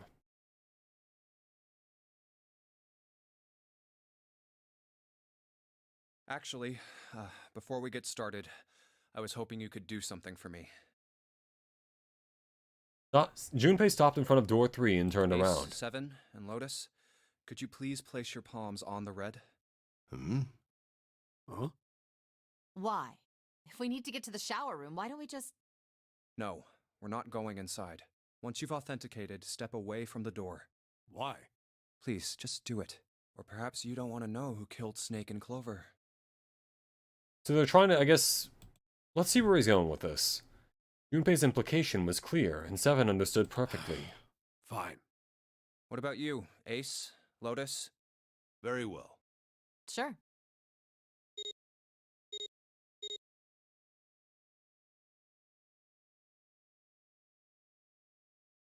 Quickly, they pressed their palms onto the red.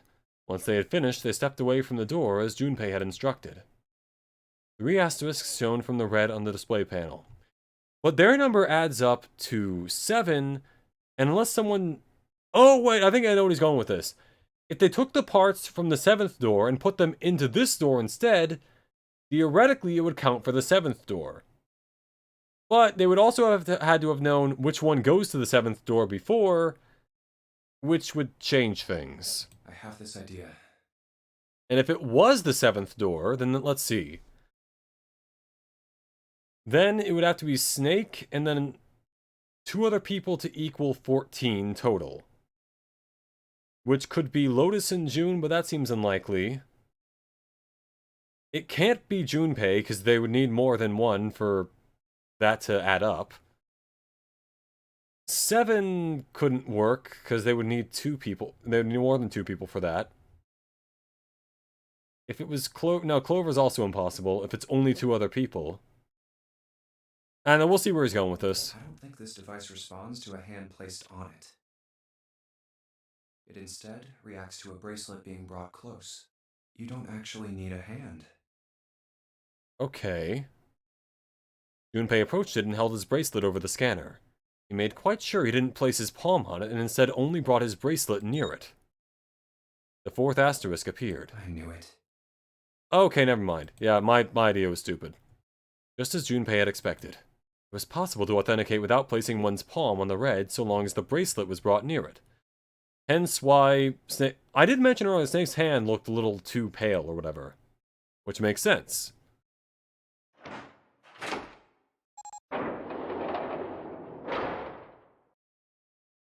Door 3 opened like a hungry mouth. 9 long seconds passed.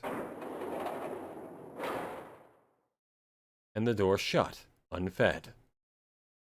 Junpei walked slowly back to the others who were waiting some distance from the door, talking to one another. Santa and June had joined them as well. Huh? It looked as though they hadn't found a chance to break into the conversation yet. As Junpei approached, they turned to look at him, curiosity playing on their faces. Before long, the other three did as well. What was that about? How should I know? Clearly, they were all expecting some answers. Thanks. I appreciate your cooperation. Clearly, they'd hoped for something more forthcoming. He continued. By the way, Ace, would you mind if I asked you something? What's your real name? What is it? Do you know who I am? Okay, that's not the question I was expecting. What? What kind of question? Just answer it, please. You're Oh, Junpei, of Who course. am I? Who else would you be? Unfortunately, that's the wrong answer. huh? Actually, I'm Santa. Oh, okay, because he has aphasia. Alright. What? Ace's voice was full of surprise, but it was also tinged with confusion and fear. Everyone else looked nearly as surprised.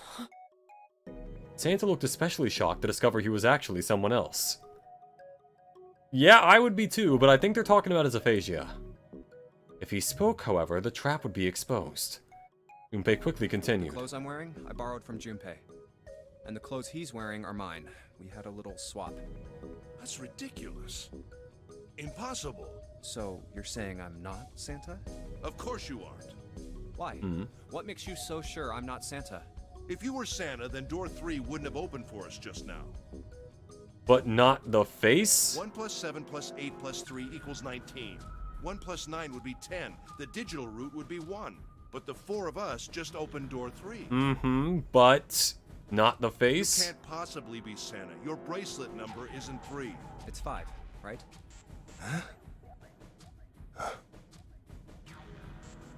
Only then, when it was too late, did Ace realize his mistake. He set his jaw and glared at Junpei. You're exactly right. My bracelet number is 5. As he spoke, Junpei lifted his wrist up to show everyone the bright red 5 on it. Game, what's your level of certainty that that's red? I'm gonna ask the question here. Even on the DS box art, it's like, it's blue. What do you mean red? Sorry, Ace. I tricked you. Of course, I'm not really Santa. I'm Junpei. Who could possibly think I was? It's obvious I'm not. To think I was? Ridiculous. But I guess you couldn't see just how obvious it was. I asked you before, didn't I? What makes you so sure I'm not Santa? And you answered. If you were Santa, then door 3 wouldn't have opened for us just now. Most people wouldn't say something like that. They would say you don't look like First thing him. that would come to anyone else's mind wouldn't be the bracelet number. There'd only be one thing they'd say. One sentence. You don't have his face. Ace, you have prosopagnosia, am I right? Junpei's voice was quiet and calm. He knew the truth. So did Ace. Okay, see, I get that. How does that factor into this? Prosopagnosia? The others looked confused. And wait, how many... Is this... Okay, this is one of the new scenes. Alright, yeah. What's that? No clue. Prosopagnosia is... He heard Lotus begin to explain it to them. Ace glanced at them, then turned back toward Junpei and sighed. Very well. I confess. I Okay. have prosopagnosia. I cannot differentiate human faces. Is that what this was about? You want to mock me for my disorder? Well... No? No, not at all. I'm not making fun of you at all. In fact, I feel kind of bad for you. But you are the killer? The No. reason I brought this up is that there's an excellent chance the person who killed Snake has prosopagnosia. Ace's face tightened. His eyes narrowed. What do you mean? Junpei leaned casually against the iron piping of one of the beds. I'll just come right out with it. I think it was you, Ace. You killed him. Okay, that prediction I had might have been right. Junpei was suddenly very aware of 5 pairs of eyes on him. He had their undivided attention now. The room had grown very, very quiet. Well, obviously, as we know, the corpse of Snake was fake, but Or at the very least, not actually Snake, but Junpei took a deep breath. That's ridiculous. What possible evidence do you... I have 3 pieces of evidence. The first, think back to a few hours ago. You made us argue over the 3 doors here in the big hospital room. There was no way all 7 people could go through them. Lotus suggested that we sacrifice one of us. Lotus looked away awkwardly. Junpei glanced at her and continued. And you, Ace, said, I'll stay here. Why would you say something like that? It's pretty simple, right? I did think that was a little weird. You didn't want us to see the dead body in the shower room. You see? If Ace stayed behind, there were only 2 doors the rest of us could go through. Doors 7 and 8. There was no way we could get through door 3, the shower. You knew that, didn't you, Ace? That's why you volunteered to stay behind. And of course he was able to do it with the Zero bracelet. Right? That was the... Whatever, anyway, we'll figure it out. Come on now, I think that's going a bit far. I can understand if you're jealous of my bravery, but... Please don't devalue my actions. I only wanted to save the rest of you. Surely you can understand my altruism.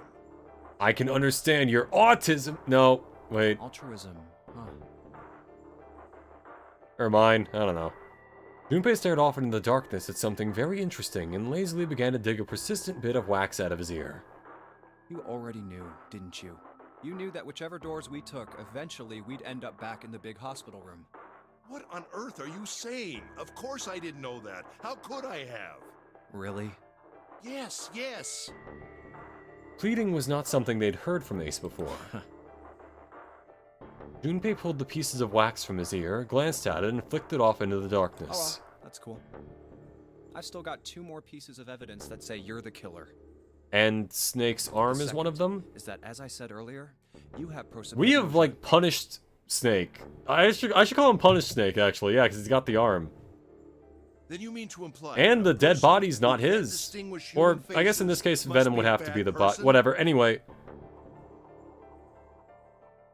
Junpei, they call that prejudice.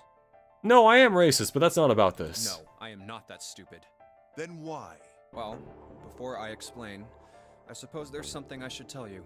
The corpse in the shower room. It's not Snake's. What? Ace's face went pale. The others looked confused as well. If the body wasn't Snake's... Together right away, but there was something Clover told me. She said that Snake's left arm was prosthetic. And lost his then... real arm in an accident. Question is, did he kill Clover because she would have been able to identify the body? But the body we saw in the shower room, let's call him Guy X. Guy X's left arm was definitely flesh and blood. In other words, Guy X couldn't possibly have been Snake. Oh god. No. That's impossible. Okay, but now here's the other question. Why would he have tried to kill Snake in the first place? Unless he's Zero. But now, based on this reaction, it seems like that was unintentional with regards to... Like, he was trying to kill Snake, but why? Because I don't think that... Maybe he killed Clover. We'll have to see. Alright.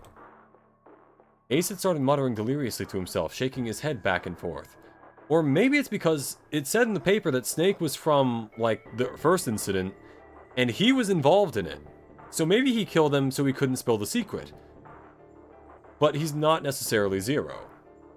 Junpei was long past caring. Let's say, hypothetically, that the killer didn't have prosopagnosia. Let's say, hypothetically. If that were the case, he would immediately realize that Guy X wasn't Snake. But again, if not Snake, which we know it isn't, who was it? Because there's not exactly a ton of people on this boat. Even if the clothes were the same as or the Snake's, ship. Their faces would be completely different. It would have been obvious they were different people. And yet, why'd they blow they up? Still killed him. Why? Why would they kill a stranger who'd only just shown up?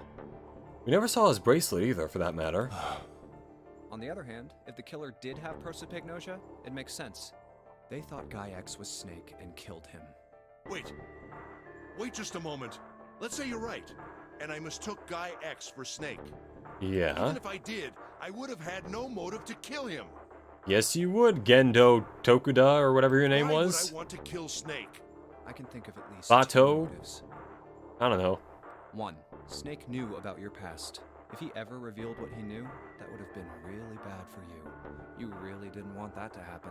But Snake is also blind and thus wouldn't be able to identify him if he even knew that this guy was a part of the other incident in the first place. So to make sure Snake's mouth stayed shut, you killed him. 2. Snake had a grudge against you. You knew that, or at least you could have easily assumed he did. What if Snake tried to attack him and then he defended himself? That's also another possibility. Without exposing your identity, he was a threat to you. You never knew when you might be attacked. You couldn't ever let your guard down. Every moment was a moment he might try something. You didn't want that kind of danger hanging over you. So you... Hey, hold on a minute. For the first time since the beginning of Junpei's explanation, someone besides Ace spoke. What's the past that Ace wouldn't want us to know? Why did Snake have a grudge against him? Look at this. He handed Santa a small piece of paper. What's this piece of paper? Santa squinted at the paper and began to read. The nonary game was played once before. Okay, yeah, 9 he's reading years the ago. thing. The person with the number 2 bracelet attended the game 9 years ago. It was planned by the following 4 people. Cradle Pharmaceuticals CEO Gentaro Hongo. What is this? Slowly, Santa looked up from the paper. His eyes met It's the Junpei's. message from Zero. It was in the safe in the first class cabin. Then, suddenly... Give me a break! Oh, what the fuck? Ace's face was red and shaking. His voice was full of fury tinged with desperation. That paper is a lie! Someone is trying to frame me! That is possible. Me. You said me, right? So you know it's you. Junpei's eyes narrowed and the trap began to close. Ace inhaled sharply. His eyes flicked off of Junpei to something, anything else. Wouldn't that mean you're admitting you're Hongo, the CEO of Cradle Pharmaceuticals? Or am I mistaken? It was as though a switch had been flipped. The color drained from Ace's face, and as he realized what he'd done, his eyes went wide. Very well. I admit that much. I am certainly the CEO of Cradle Pharmaceutical, Gentaro Hongo. So what if I am? I don't know anything about this nonary game that supposedly took place 9 years ago. Everything on that scrap of paper is bullshit. Someone is trying to set me up, you see? Okay, but then, why are you so shocked that Snake not only that Snake wasn't him? First of all, Ace stammered as he tried desperately to work himself to a more tenable position. Junpei, you're claiming I did this all by myself. Yeah. Think that over, all right? How could I have killed Snake all by myself? Not Snake. It was Guy X. I don't care who it was. You said the I do. killer put this other man into door 3, right? Yeah. Maybe. Then I couldn't have possibly done that alone. Which is why you had the help of Guy Zero. I couldn't have opened door 3 with only myself and Guy X. Nope. You could have. What if he did the little, like, watch thing to make it a different number so that way he could scan it, and then What? it would count for the number? Ace's face was tight, and his teeth were clenched. Junpei fixed him with a level stare. The trap was about to close. Actually, Ace, when you were unconscious, I took something from you. Remember when you were injected with A that bottle of anesthetic your and pee. fell asleep in the big hospital room? Yeah, back then, I took this. Junpei put his hand into his pocket. No! You couldn't have! What is he reaching for? Ace's right hand moved. Junpei I smiled. got you, Ace. Your right hand there tells me all I needed to know. You want to tell me what you were so worried about? What's in your pocket? It's the number 9 bracelet, isn't it? Okay, that makes sense. Because 9 plus 1 equals 10, and 9 and that plus 2 equals 12, with digital root is 3. There we go. Ace, Guy X, and the 9th man's bracelet. That was all you needed to open door 3. 1 plus 2 equals... That's how Yeah, I you got it. killed Guy X all by yourself, Ace. All you needed was the number 9 bracelet in your See, chest I pocket. knew. I got the number of the bracelet wrong, and that part is a big deal. But either way, I knew it could have been Ace, and that Clover was overlooking something. Ace lowered his hand from where it had stopped, halfway to his pocket. He looked down at the floor, his face hidden from Junpei. All he could see was the corner of Ace's mouth, twitching like a dying fish. If you want to play innocent, that's fine by me. Go ahead, tell me. I don't have the bracelet, if that's what you want to do. But if you could take off your coat and hand it to me, I'd really appreciate it. Otherwise, we'll have to take it from you by force. Right, Seven? Yeah, it'd be my pleasure. Another question now. Just because he killed Snake doesn't mean he killed Clover, necessarily. Because then we'd also have to find the knife, which he might still have, and at that point, that's a problem. Seven cracked his knuckles with a sound like gunfire. Seven... Oh yeah, I thought it said Santa for a second. I was like, oh man, Santa, look, I appreciate it, bro, but we're both, like, intensely skinny, like 5 pounds sopping wet. We cannot fight this guy.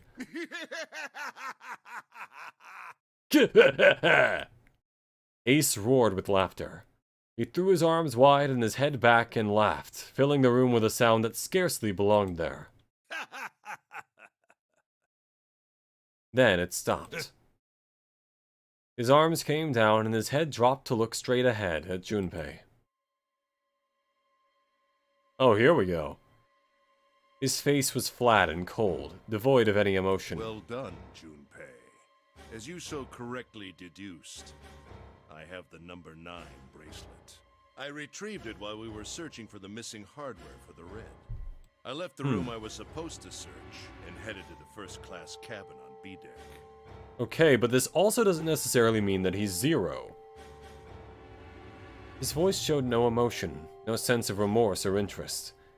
It was almost bored, as though he were reciting an especially dull corporate letter. My purpose was to obtain the number 9 bracelet. 9 is a potent ally in the nonary. Adding 9 to any set of numbers won't alter the digital root. So effectively it is also a Zero bracelet. Okay, I got it, yeah. 9 is a very useful number here. With it, one can go anywhere. With anyone. It is, I suppose you could say, a game changer. So I made for the first-class cabin to obtain it. In mere moments. Huh. I successfully acquired the number 9 bracelet. There was also an unexpected bonus. Which is also why he can kill Snake in the other route, because in the other route, he would be the one going to room 5, and he could have just picked it up. The knife the 9th man had used. Oh, forgot that he had a knife. Yeah, that makes sense. I quickly pocketed both of them and left. I made my way back to where I was expected to be. That's when I ran into Snake.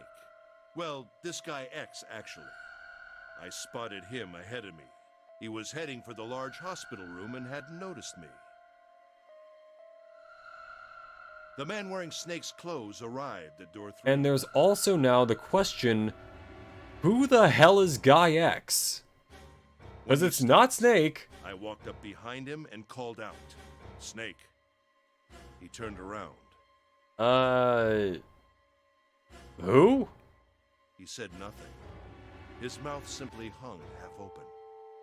He seemed dazed somehow, almost like a man half asleep. Was someone injected with the anesthetic? Perhaps he had been drugged. It wasn't important. I tend to gloss over little things like that. I was certain that man was Snake. I knew Snake had taken part in the nonary game 9 years ago. Being blind, it made sense that he didn't recognize me immediately upon our first meeting.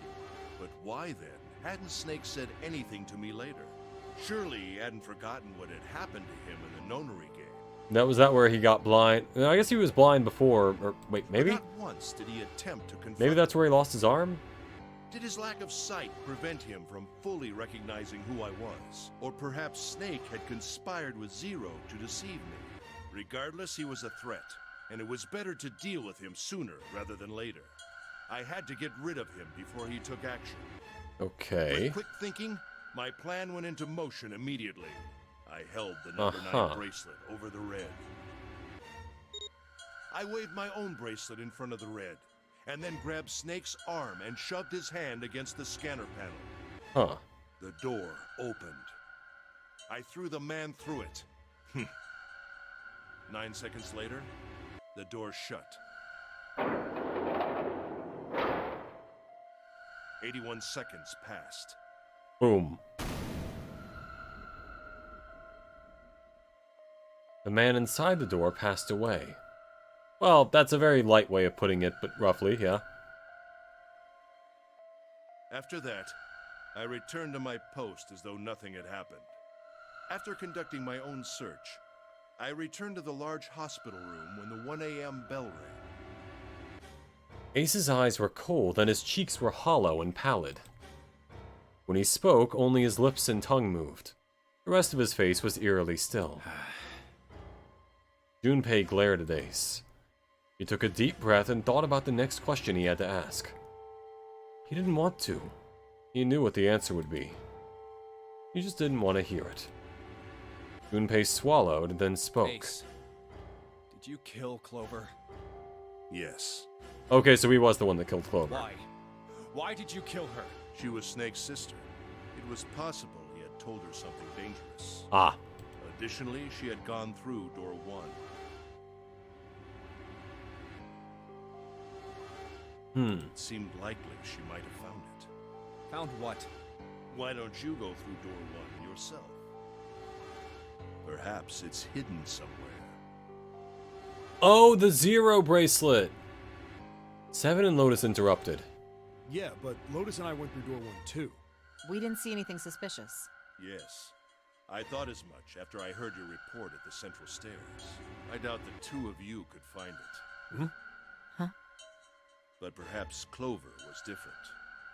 Well, I mean, if you just look at the wrist of the person, it's not that hard. She had found it. I was, therefore, desperate to find her. And at last I did, in the first-class cabin. I spoke very calmly. Did you see it? See what? Aurora Borealis. Don't act as if you don't Aurora understand. Borealis? You were in At the this time in the captain's country. quarters, weren't you? Huh? What are you talking about? At this time of year, at this part of the country, at that. Yeah, okay. Very well. By the way, what are you doing here, Clover? Actually, yeah, what was she doing What? there? Nothing.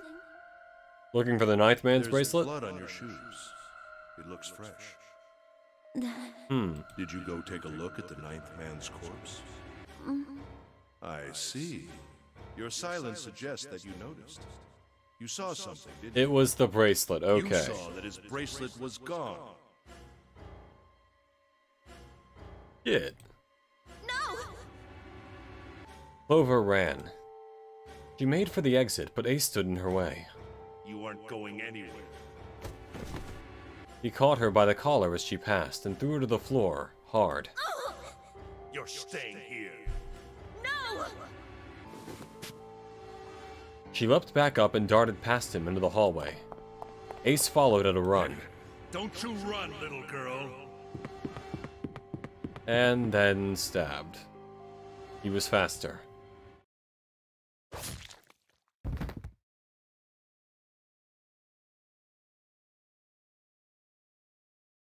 That was how I killed Clover.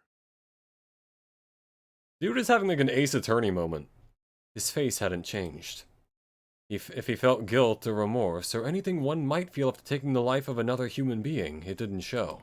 You son of a bitch! Seven's whole body trembled with rage, and his voice rumbled with hate. Santa's eyes were bloodthirsty, and Lotus and June's faces were distorted by anger and hatred. Ace looked at them and smiled. It was a cold, cruel thing, with no humor in it. He shook his head and sighed. I admit it. I've lost. I have lost. Completely and utterly. Don't misunderstand, Junpei. I didn't lose to you.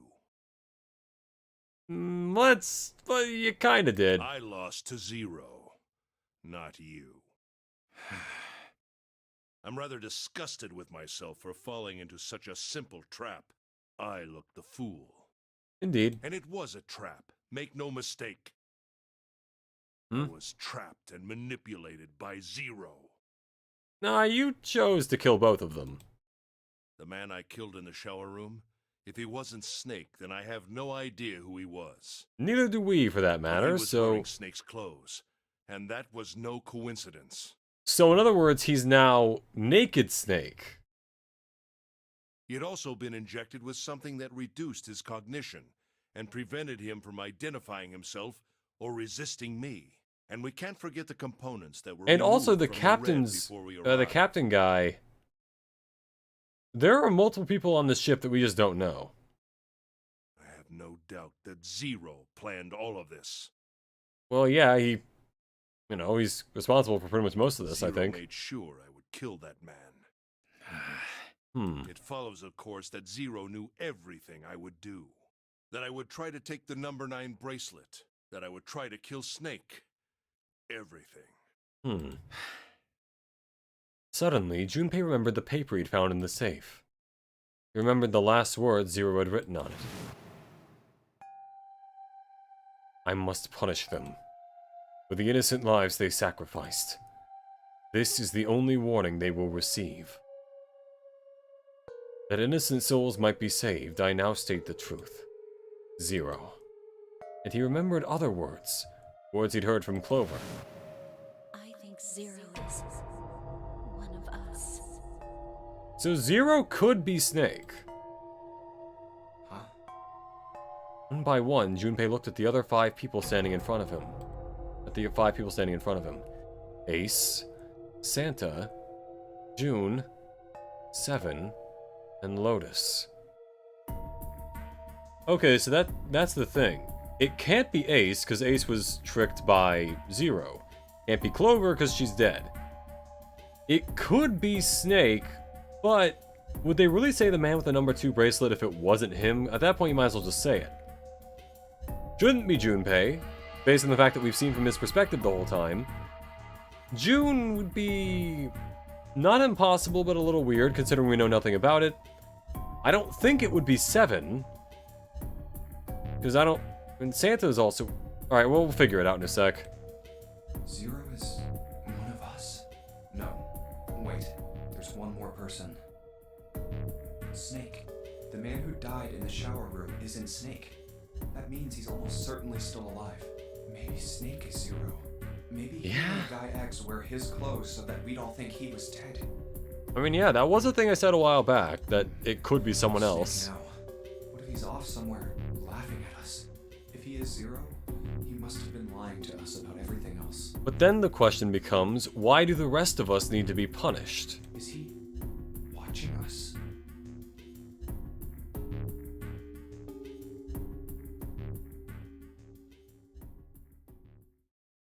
What the hell is happening?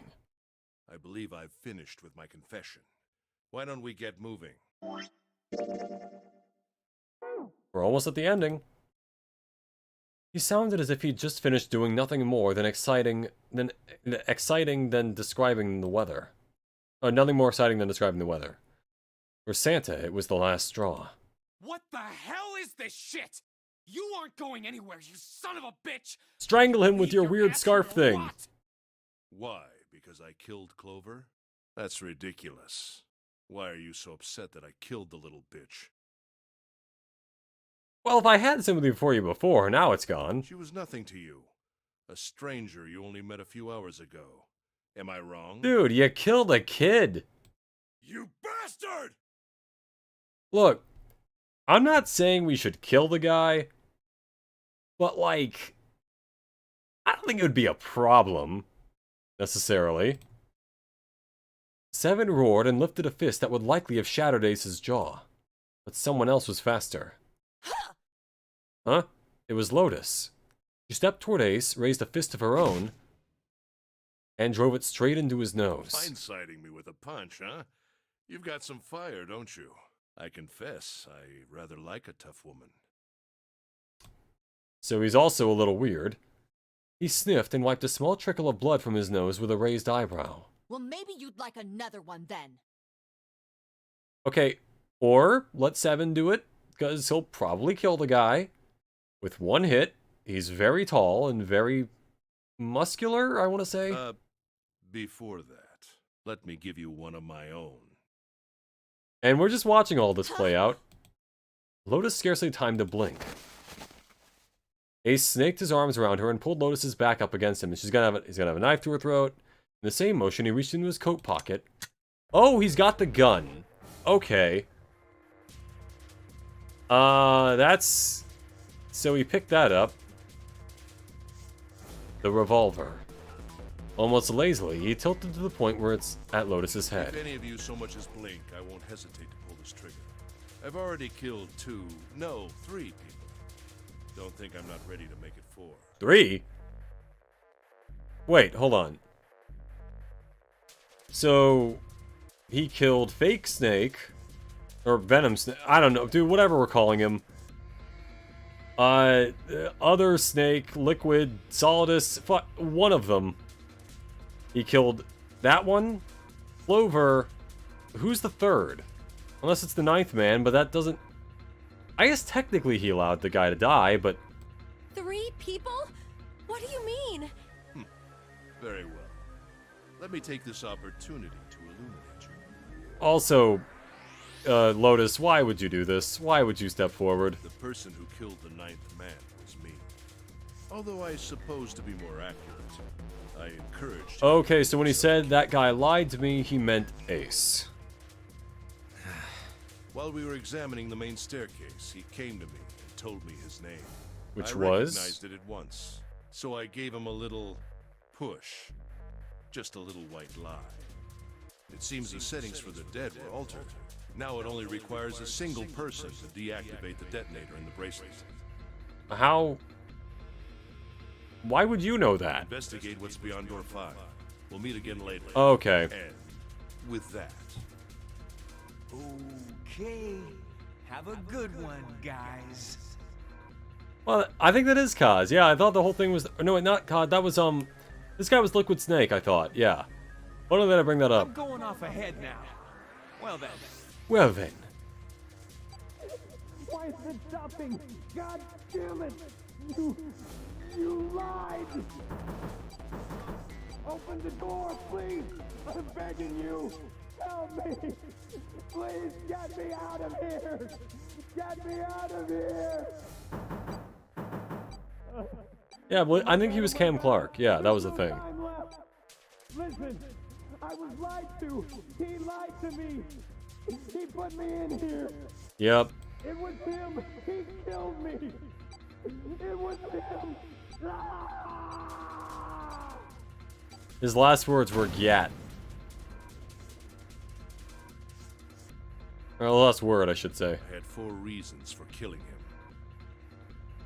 1. As I said before, in the nonary game, the number 9 bracelet is... So he wanted to take the bracelet for himself. I got that part. If I had allowed him to keep such a useful tool, he, or it, would have become a threat to me. As such, I decided that he should be eliminated early on. 2. I wanted the number 9 bracelet. If I could manage to obtain it, I would be able to manipulate the game as I saw fit. I would be unable to acquire the bracelet unless its owner was dead. Uh-huh. That's the second reason. Even setting aside his number, he would have been nothing but trouble for me. He was aware of my past. He knew what happened here 9 years ago. It was important that I eliminate him before he was able to disseminate this information. Right. Lastly, I wished to conduct So he knew who you were. A test to see if this nonary game was serious, or a poor attempt at a joke. I needed to be quite sure. As such, I encouraged him to act against the rules so that I might observe the outcome. I got that. But again, none of this answers the whole thing of, for at least the nonary game part, why did people besides him and the other guy, who were presumably a part of the original one, a part of this one? I don't get your third motive. What the hell happened 9 years ago? Didn't I say? The nonary game was played. Also, the note said I it. planned it out, and I conducted its execution. Why? What on earth was it supposed to do? I don't really think I have any obligation to tell you that. you could continue your monologue. You're kind of, I don't know. Ace smirked. He was trying to provoke them, and it was working. Although Ace had paid very little attention to Lotus after catching her, the gun never wavered from her temple. She looked quite pale, and when she spoke, her voice shook. Hey, what's with this gun? Where did he get this? Oh, we found it in the coffin. Don't really know why it was there, admittedly, but we found it. Why don't you tell her, Santa? Santa ground his teeth and glared at Ace. On the other side of door 6, we found the gun in the coffin in the cargo room, right? Yep. Must have grabbed it when we weren't looking. Better question, why didn't one of us take it? Indeed I did. That was a pretty serious mistake, you know. Agreed, Just saying yeah. you intended to leave it behind. Ace laughed, a short, derisive snort, and gave Junpei a sickeningly pitying look. Well, there isn't much time left. I'll be off then. Well, where are you going? Do I really need to explain? I had assumed it would be obvious. I have the number 9 bracelet, and now I have Lotus. Ah. Yeah, that would do it. Wasn't there a door with a 9 on it in the room that looked like a church? I guess he also doesn't need the 0 bracelet at that point, but... That's where you're going, isn't it? And how do you know that? Santa told me about it while we were looking for Clover. I see. He's gonna shoot him, isn't he? Well, you are correct. That is my destination. But now I must say goodbye to all of you. Ah, and please, don't forget my warning. Move and I'll pull the trigger. I don't need her alive to open the door, you know. That's true. As he spoke, Ace began backing toward the door, practically dragging Lotus behind him. So in other words, she was absolutely the worst person to step forward and hit him. Shit! He's getting away! But we can't risk it. Junpei, Santa, June, and Seven stood frozen. Ace had the face of a man gone mad. They had no doubt he would pull the trigger. Ace had reached the exit. Now, Lotus, open the door for me if you would. He forced Lotus to open it, and then turned and addressed them once more. Goodbye. Then he stepped through the door. It fell shut. In the blink of an eye, they were gone. Damn it! As soon as Ace and Lotus were gone, Junpei and the others leapt for the door, in pursuit of Ace. But as Junpei landed his hand on the doorknob... Alright. There was a noise behind him. He looked over his shoulder. And she's back to being fevered. June was kneeling on the floor, breathing heavily. Hey, June, what happened? Are you alright? Santa ran to June and wrapped his arm around her before she could collapse all the way. Jesus, you're burning up. Your fever's back. Are you okay? June's fever had returned, again for no apparent reason. I can't imagine she's working with him, so it probably is just a fever. Her eyes were watery and her eyelids drooped. Her breath came in dry, shallow gasps. I'm okay. Really, I'm fine. You should be worrying about Lotus. She was breathing hard now, and she could barely summon the strength to talk. But... Junpei was torn. He couldn't leave June alone in the state she was in. But every moment they waited, Ace was farther away, Lotus's life in his hands. What was Junpei supposed to do? June's eyes drifted to Junpei's. She managed to muster a weak smile. Jumpy, don't worry about me. I just need a little rest. I'll be fine. Okay, June, we literally have, like, probably at this point, like half an hour to get off the ship or we die. Don't you remember? I just needed to rest a little bit last time. So please, please save Lotus. Think about what Ace has already done, Junpei. When he's got what he needs from Lotus, you really think he's just gonna let her walk away? Damn it. You guys go on ahead. As soon as June starts feeling better, we'll follow you. Go! Okay, better question. Why don't we send Santa and Seven, and then Junpei and June stay here? Junpei looked at June. She nodded once. She couldn't manage much more. But it was all the confirmation Junpei needed. His resolve was set. All right, come on, Seven. We're going after Ace. Hell yeah! Santa, you take good care of June. I'm trusting you. Got it. Santa nodded. Junpei turned before he had a chance to change his mind and started running toward the door. He could hear Seven's heavy footsteps behind him. Junpei and Seven exploded into the hallway, their feet pounding the metal floor as they ran.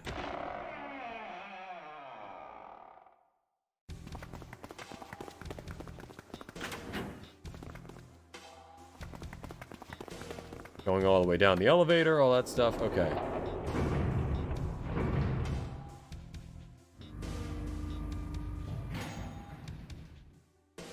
Like the elevator going down to Danganronpa, they go down, yep, here we are. Though we should remember, he still has a gun that's probably loaded. Flow-wise, where are we? Okay, so we're still not at the ending yet. This is going on a lot longer than I thought it would. Junpei and Seven had finally arrived at the church, exhausted and out of breath. As their lungs struggled to catch their breath, their eyes frantically scanned the room. Where are they? I don't see them. You think they already went through? He reached up to wipe a palm full of sweat from his brow. Maybe. Even as he spoke, Junpei was already on his way to the larger of the number 9 doors. Let's check the red. The display panel read vacant. He spun around and headed toward the smaller door. This read would tell him if Ace and Lotus had moved to another room. Engaged. Oh, okay. It's So we picked that one. That means Ace and Lotus went through here. Yeah, it seems like it. In other words, they need June to be able to go through the other door and possibly cut them off. But then Santa would have to stay behind. They retreated to the center of the room and began to talk. What do we do now? Yeah, what should we do? Well, the big door is still vacant, but... The two of us can't do anything with it. Yeah, not even counting how our digital route isn't 9. Just then, as they were pondering what to do next... Oh. Okay. There was a noise. A noise like someone hitting a thick wooden panel. What's that sound?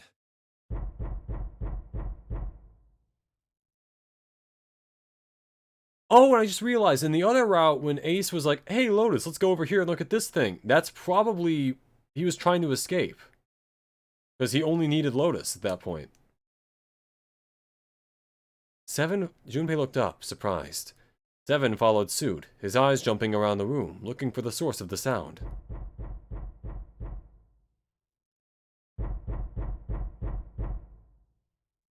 Was the coffin.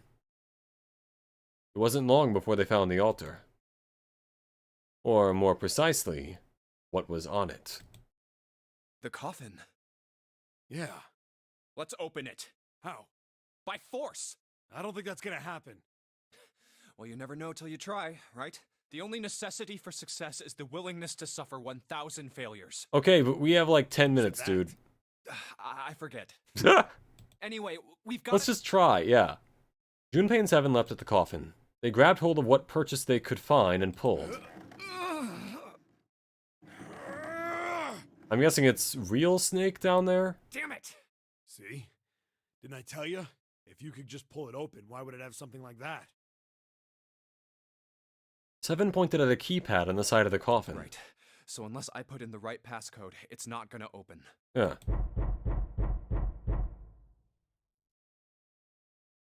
The noise hadn't stopped.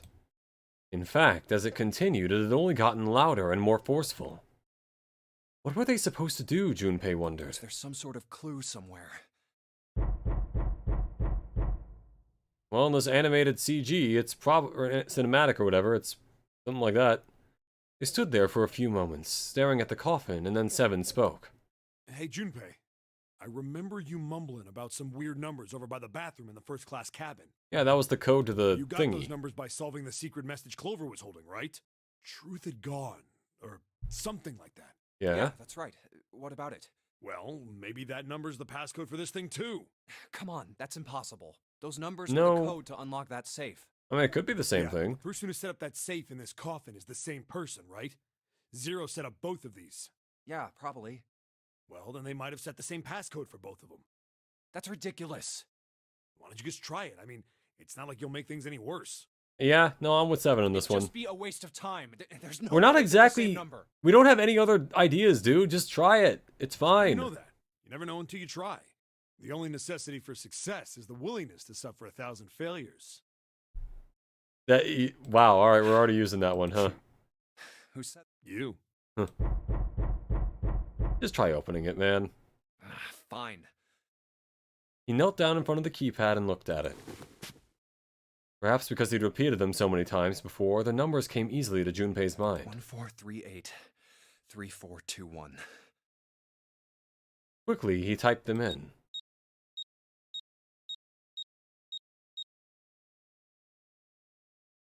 He checked what he'd entered. He checked that he'd entered the right numbers, and he took a deep breath and pressed the E button.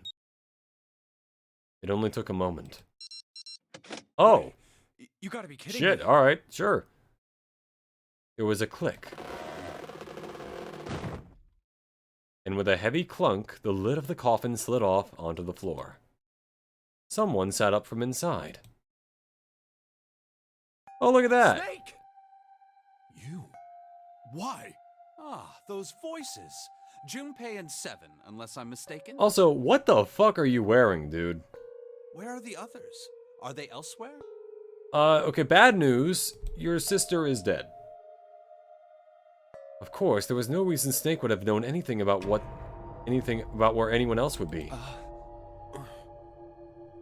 Junpei and 7 looked at one another. There was a great deal he needed to know, but they had to tell him something, however, so they began to talk. Snake explained to them how he came to be locked in the coffin. Apparently, he'd been hit with some sort of knockout gas, and Junpei and 7 explained what had happened to the rest of them. I see. I believe I got the gist of everything. What about... Have I been sufficiently caught up? No, there was one thing they kept from him. There was one thing, however, that neither 7 nor Junpei could bring themselves to say. That Ace had killed Clover. They feared that if Snake knew, he might well go insane. Yeah. They decided as much by a look at the moment Snake had climbed out of the coffin. But that still doesn't explain why you were trapped in here. We've still got no clue about Zero's true identity, let alone why the hell he's doing all this. Why did he put Guy X in Snake's clothes? Is all this stuff somehow related to that notary game that was played 9 years ago? Hey, Snake, do you know anything? Junpei put the question to Snake. His answer was less than illuminating. What are you talking about? I apologize, but I have no idea what you're saying. Actually, consider this. It said the man in the number 2 bracelet. It didn't say Snake.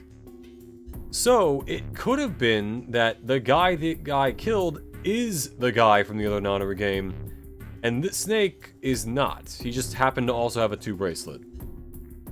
It seemed as though Snake was, perhaps, not being entirely honest, but that knowledge did Junpei and 7 little good. Come on, just tell us if you know.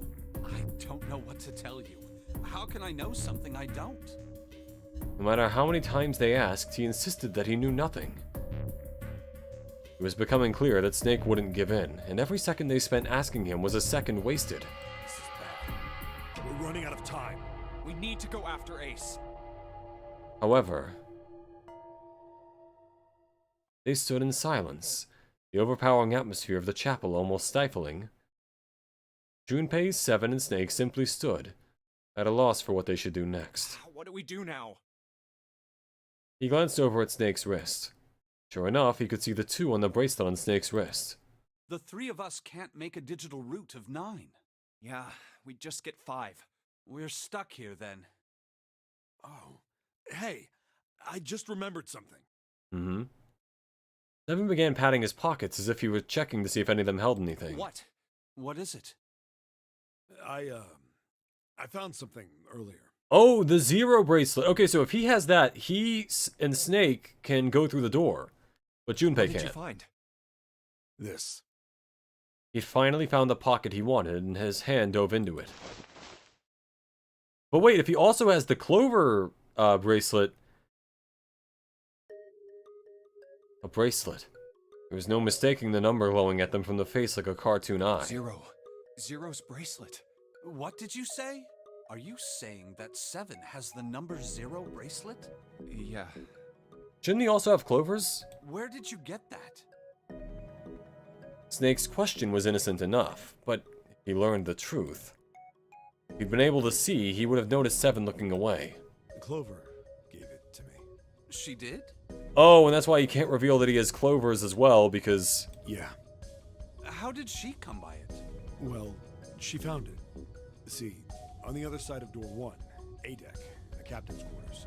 She asked me to hold on to it because it was too big and bulky for her to be lugging around. He's lying. Yeah.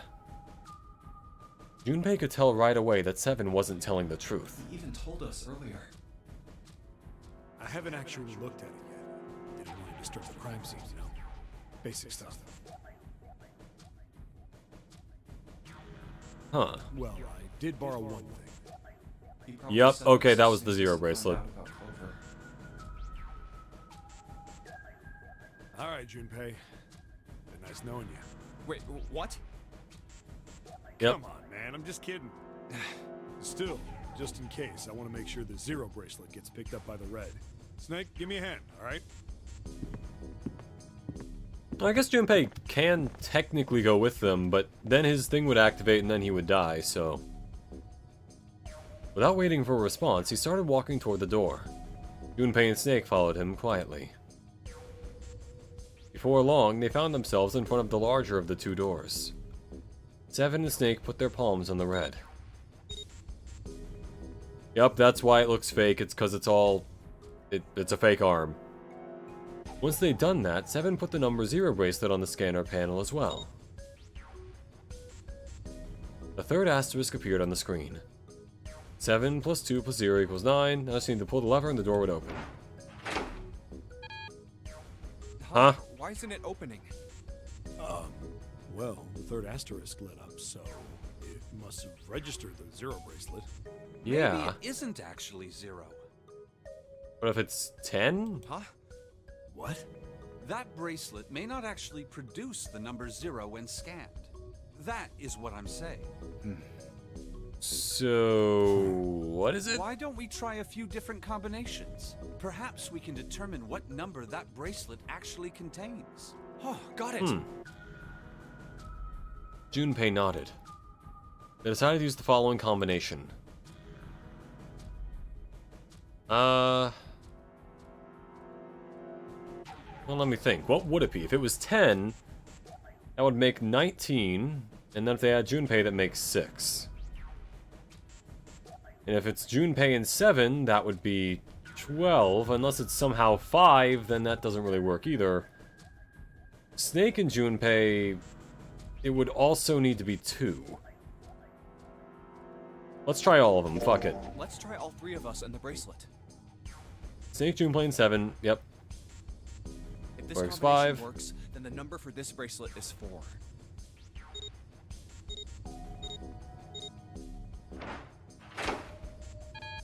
Nope, okay. It didn't open. Then this bracelet is not 4. Then, It's also not 0. Snake and Junpei. let's try Snake, me, and the bracelet. If this combination works, then the number for this bracelet is 2. Huh.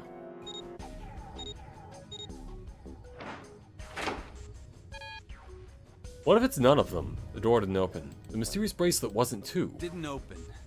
Guess it's not 2. Then, Decided to use following combination, Junpei 7 and the bracelet. let's try me, 7, and the bracelet. If this combination works, then the number for this bracelet is 6. And if it is 6, that begs the question something with June, I guess? They scanned their bracelets. Oh! Huh. Alright. So it's actually 6. Yes. Why? So it would seem. 7 clearly hadn't thought their experiment would produce anything useful and looked rather confused. Snake was, as usual, calm and smug. The door slid closed. Junpei's forehead furrowed as he thought. That means the bracelet is actually 6. Huh. But how is that possible? The display on the bracelet clearly shows a 0. Suddenly, from somewhere far beneath them, they heard the creak and groan of tearing metal. With it came the sound of water pouring into parts of the ship that had, until recently, been dry. Oh man, that's not good. I guess our time's just about up, huh? At any rate, we know now that the door can be opened. Let's go! Yeah. Snake, are you sure? Yeah. You know that only Junpei and I can go through this way. You needn't worry. I have a solution to this problem. My last resort. But if now is not the time for last resorts, then when? My arm turns into a scuba gear. Resort? Does he turn into a submersible? Like, what's the deal here?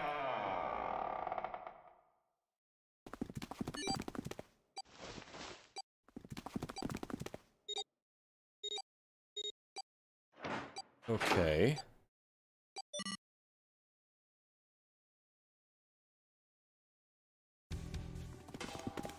Junpei, Seven, and Snake ran full tilt down a long, straight hall. Wait, how did Snake... Huh? Oh, okay, he could have taken off his arm, and then he can just go anyway. Because it doesn't register his arm as having gone through it. They were headed for the stern of the ship and had no time for distractions. As they ran, Seven spoke. Gotta admit, you really surprised me there, kid. I couldn't figure out how the hell you were gonna get out of that one. How come you didn't do that right off the bat? As I told you, it was a last resort. Because he doesn't want to be without an Had arm. I used it at the beginning of the game, I would have come under a great deal of suspicion. I imagine that most people would have taken it to mean that I was Zero. Once they'd convinced themselves of that, I wasn't optimistic about my chances of making it out of here alive, let alone unscathed. I felt it best to play my cards close to the chest, as it were. That way, if I were in a situation where there was nothing else I could do, I'd have a little trick up my sleeve. I'd just take my bracelet off. Snake's plan had been simple but effective. He'd simply removed his bracelet. How? To Junpei, it had looked as though Snake had simply crushed the bones of his hand until they were small enough to fit through the wristband. Of course, that would have been practically impossible, so how had he done it?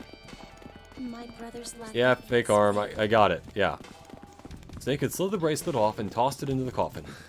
I know this is kind of a weird thing to say, but I'm glad that's a fake arm. Unfortunately, I don't think, even with that, that they can manage to, have, Santa and June leave because they don't have the numbers for it. Don't have to be afraid of the door if you don't got a bracelet. You are correct. He walked through the door easily, without authenticating. He stepped out the other side, unscathed, and began running down the hall alongside Seven and Junpei. He kept running for a while longer, and eventually came upon a set of stairs leading downward on the right side of the hallway. They stopped and peered down the I think staircase. these stairs connect to the bottom deck. Doesn't look like it's underwater. They nodded quickly to one another and jogged down the stairs. It took only a few minutes to make their way to the bottom deck. There was a single hallway in front of them, at the end of which was a single door. Let's go through that door. Junpei threw it open. Oh, is this back to the sub-room? Inside was a massive iron gate. A plate was affixed to the door to the top of it. Oh, the incinerator, huh? Incinerator? Oh my. That doesn't sound very pleasant. It doesn't. Do you see a lever near the gate, perhaps? Yeah, right over here. Why would we want to go to the incinerator? You know that. We're going for a long-ass time. Okay, long story short. Turns out, the guy who we thought was Snake was dead was not actually Snake. We don't know who he is, we just know he wasn't Snake. Snake is also now currently alive. He was inside that coffin we found a while back, and turns out he's here now. Anyway, the one who killed Snake was actually Ace, as I kind of predicted, but I was also wrong about how he did it. Point is, that Ace killed fake Snake, he then went on to later kill Clover, and currently we're chasing him and Lotus because he managed to get through the 9 door because he had the 9th man's wristband. So that's kind of where we're at right now. Well, I'd be happy to regale you with the story. I imagine it should only take half a day or so. Snake managed to come with us through the 9 door by taking his arm off. Or taking off the wristband by crushing the prosthetic arm. I don't know. Point is, yeah.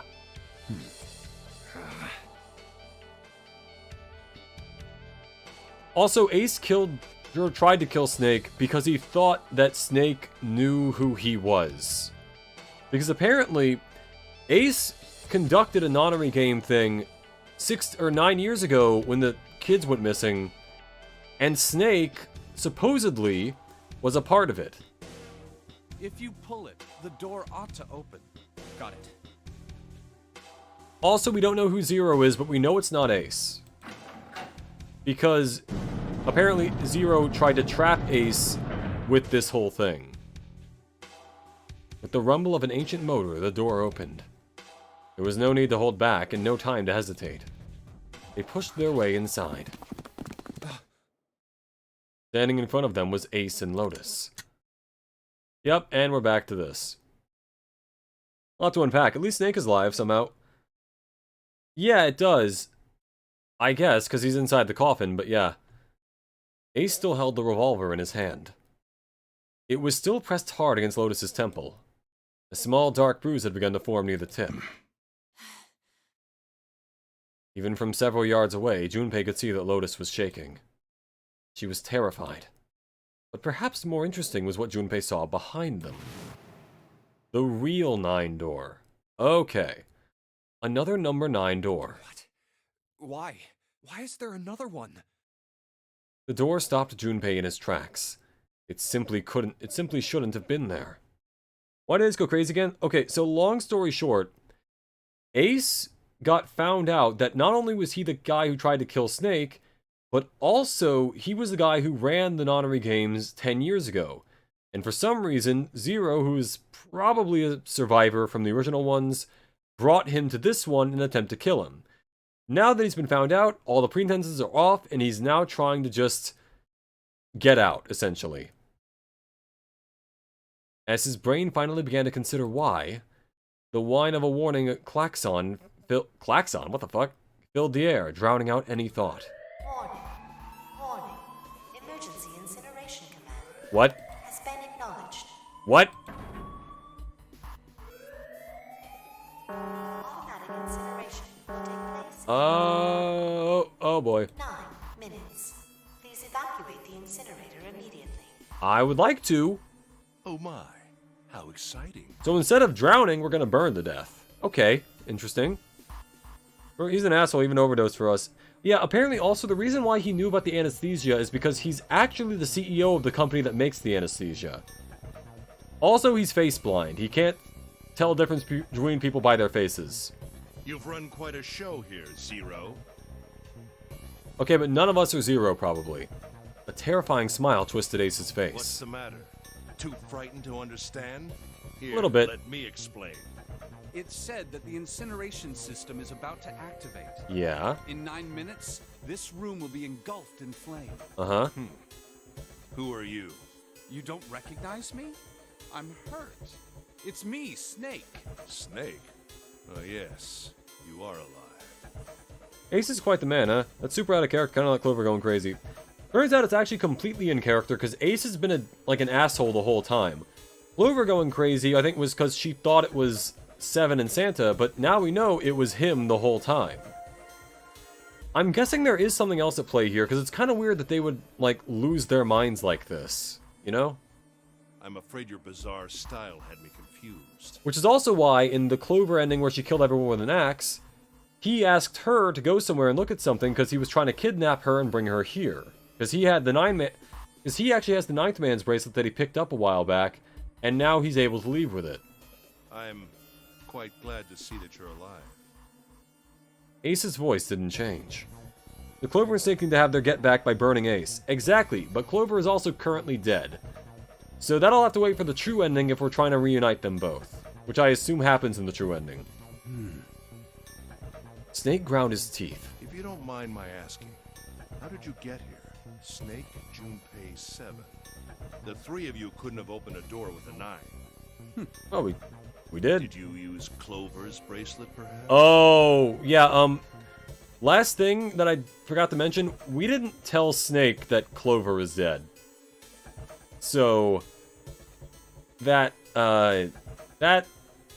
is a slight miscalculation on our part. Just a little. Just a tad. Yeah, we know the numbers. Your reaction suggests that you did not. Hold on. Why did you think we'd have Clover's bracelet? Snake, so, I'll let this play out. Junpei felt his chest tighten. Oh, they haven't told you? Told me what? Clearly not. Normally I would take some time to enjoy the moment. But I'm afraid my time is at a premium just now. I'll have to make this quick. Clover.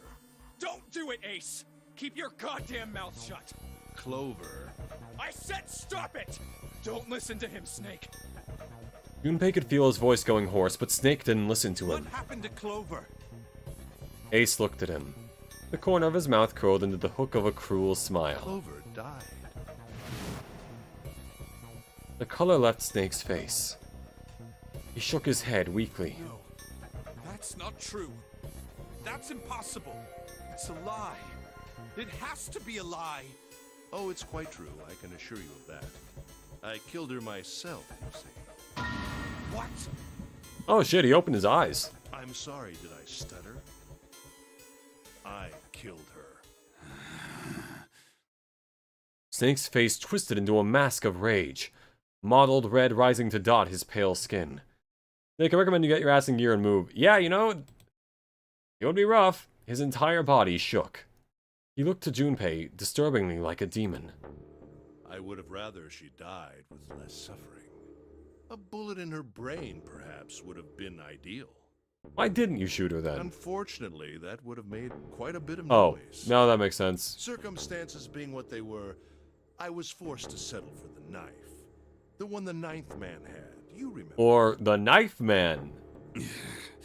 If we, I believe you know. I caught her just below the shoulder blade. I was rather lucky, in fact. My first thrust went right between her ribs. Her flesh was so soft. My knife slid in so easily. There was no resistance. That feeling was... I confess, Snake opens his eyes, Ace is fucking dead. Yeah, this is like... What if he's like Cyclops, and he actually can see, but he just fires a beam of lasers? Which clearly at the moment is not the case, but... Someday, perhaps. I hope I can feel it again. Incineration will begin in 7 minutes. That was only 2 minutes? Damn, alright. I'm going to kill you. Please do it.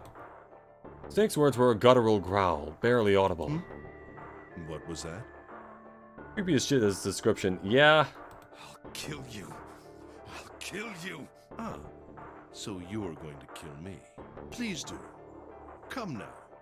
I'm waiting. Don't do it! Don't listen to him, Snake! Stop it, kid. He's screwing with your head. Thing is, Ace has a gun, and even if Snake could see, that would still be a problem. Is there a problem? What are you waiting for, boy? Don't you want me to send you to join your sister? Don't! The Snake! Don't do it!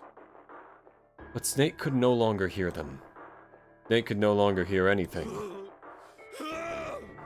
I thought his hearing was supposed to be really good. I'm kidding. Ah. Well. Snake moved like a bolt of lightning. I think there's a hair in my mouth. His scream echoed through the incineration chamber, full of rage and despair. Snake! Snake! Yep, that's about what I thought would happen. Where'd Lotus go?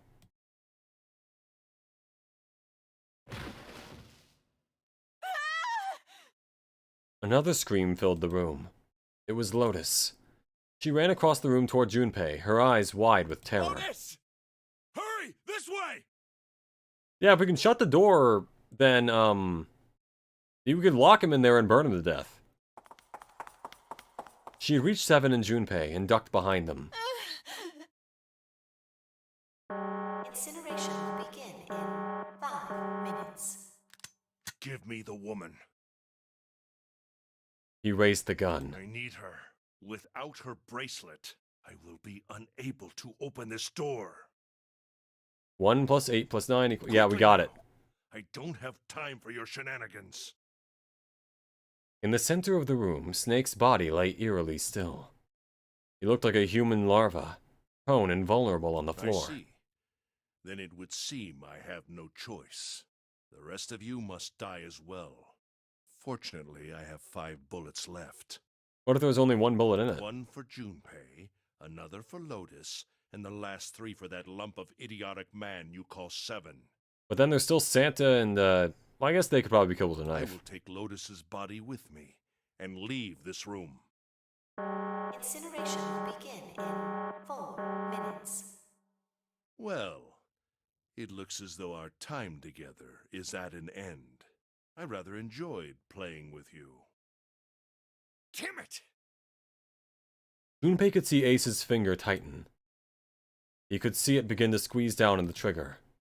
His body tensed, preparing for the catastrophic impact of hot lead against human flesh. Goodbye. Then it happened. Kill you. Oh! If you're gonna shoot the king, you better make sure he's dead. Snake stood up. What? No, that's impossible. What if his lungs were fake too? Or his gut, or whatever. The first time, Ace's composure broke. With obvious effort, Snake lunged forward, 1 step closer to Ace. Then another. He looked, for all the world, like a zombie. I'll kill you.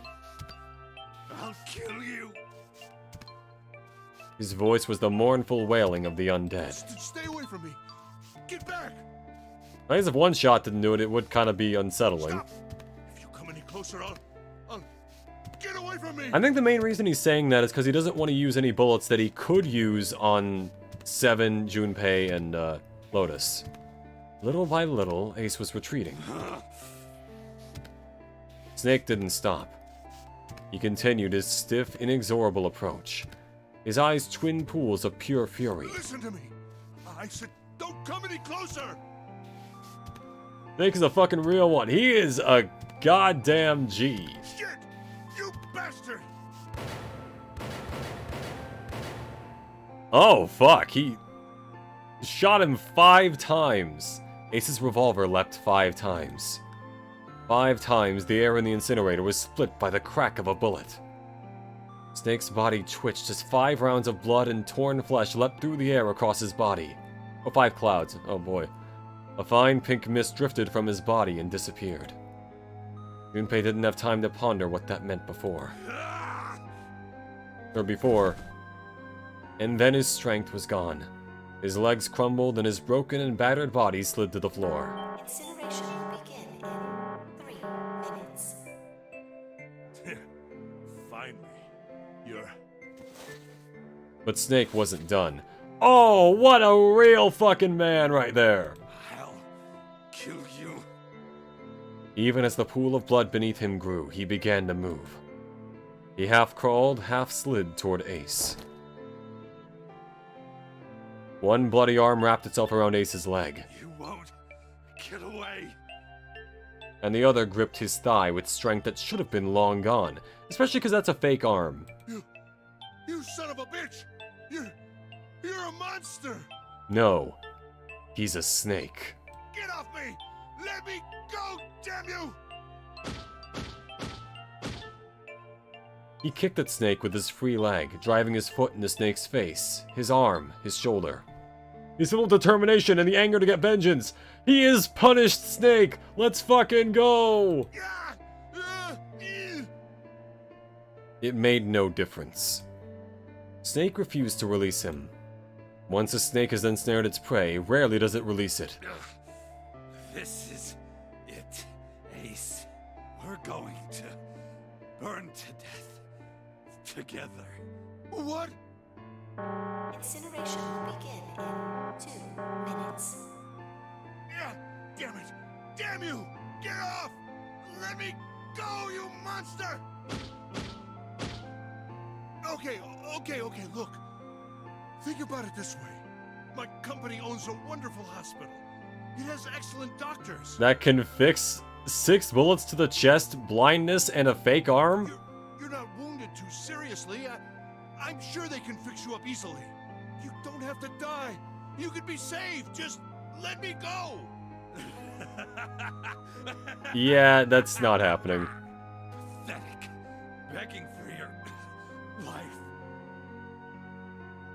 See, the best part is, or not the best part, but, you know, a slight, you know, silver lining to this. Snake will probably die from his injuries before the burning even starts, but Ace is gonna feel all of it. Snake is the GOAT. What a guy!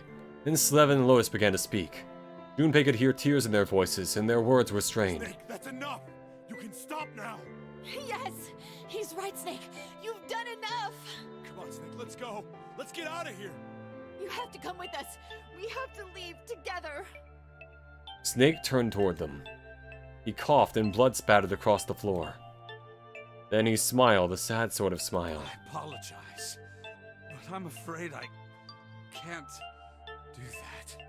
You'd best forget about me. You need to leave soon. I'm going to take him with me. Shut up! Be quiet! I couldn't save Clover.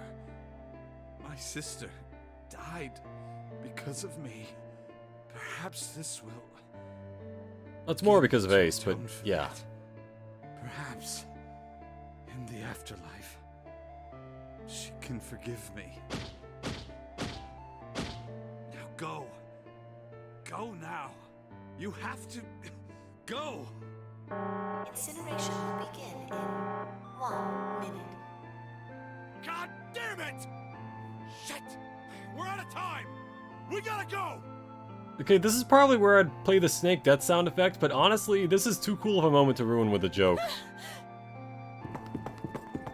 Seven ran toward the exit. Lotus followed him.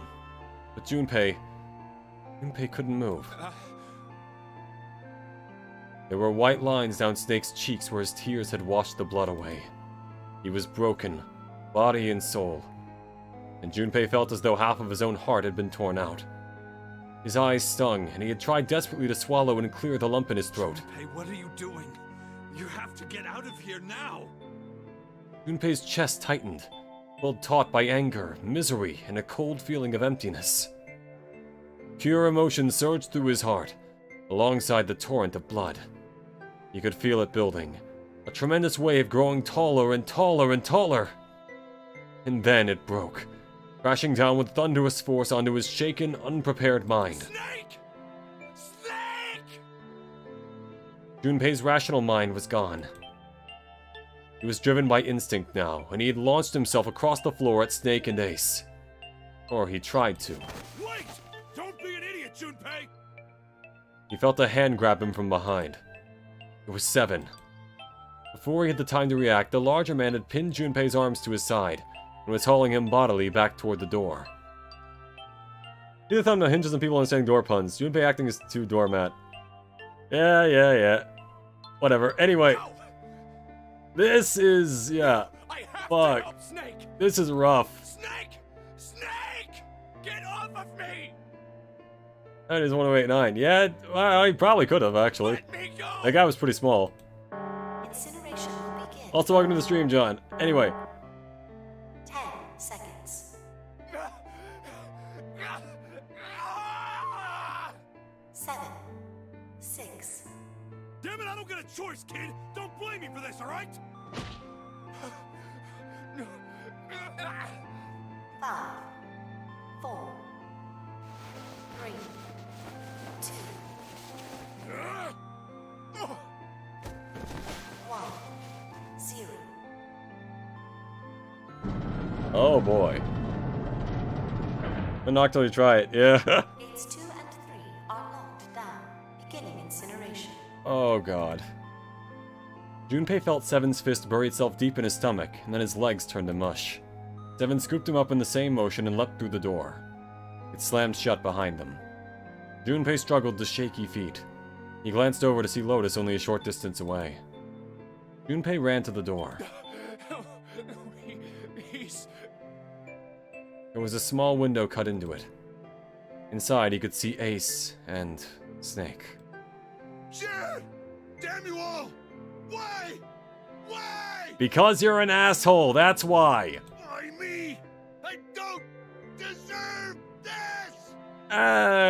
Debatable. Answer me! Answer me, Zero! Why? Why? Zero! Zero! I'm thinking maybe you had it coming. And now this. Zero! Yeah, shut the front door. Ace in the hole. Exactly. More like Incinerace, am I right? He didn't know how much time had passed. He didn't know how long he stood there in front of the incinerator. Well, he ought to know, because he's approximately, like, 10 minutes from being drowned, so... He looked to the side. Lotus's face was ashen. Interesting choice of words there, and if not for the hands she put against the wall, Junpei didn't think she could have stood. Seven looked old and tired and used. His eyes stared at the floor, seeing nothing. Junpei said nothing. He simply began to walk toward the open door in the hallway they'd come down earlier. They said this was an open and shut case. Yeah. And that Ace was a knob. Because the knob of a door is, you turn, okay. Junpei, where are you going? He blinked when their voices broke the silence. He stopped. You stay here. I'll go get Santa and June. You're gonna bring them here? I don't have a lot of options. Don't worry about that. Just stay here and wait, alright? He began to walk again. He looked over his shoulder and watched Seven and Lotus grow smaller and smaller. They stared back, not moving. He wasn't sure if they could. One does not simply walk into Mordor. Good thing he's walking out of Mordor. Actually, that's the thing. In Lord of the Rings, why didn't they just walk out of Mordor? You can't walk into it simply, but you could probably walk out of it simply. Doesn't seem like it wanted him there. He turned around again. He knew where he was going. I saw an elevator on the way here. If I can get it to work, then maybe... Before long, Junpei found himself in front of the elevator. Next to the door was a button with a triangle on it. Please work. He pushed it, and it turns out he now has to play a Zelda game. And the door opened. And this is the part where the Cool J's are like, oh, fate worse than death. Yes.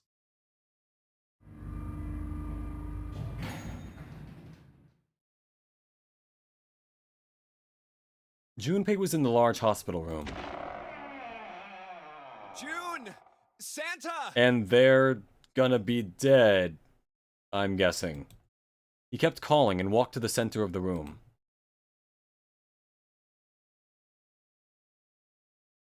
But try as he might, he couldn't find them. Damn it. Where did they go? Increasingly frustrated and increasingly worried, Junpei left the large hospital room. He had no choice. He would have to look for them. Junpei's heart was heavy. He couldn't shake the feeling, but there was a part of him that felt it would be wrong to, even if he could. Every step he took, his legs felt more and more like lead.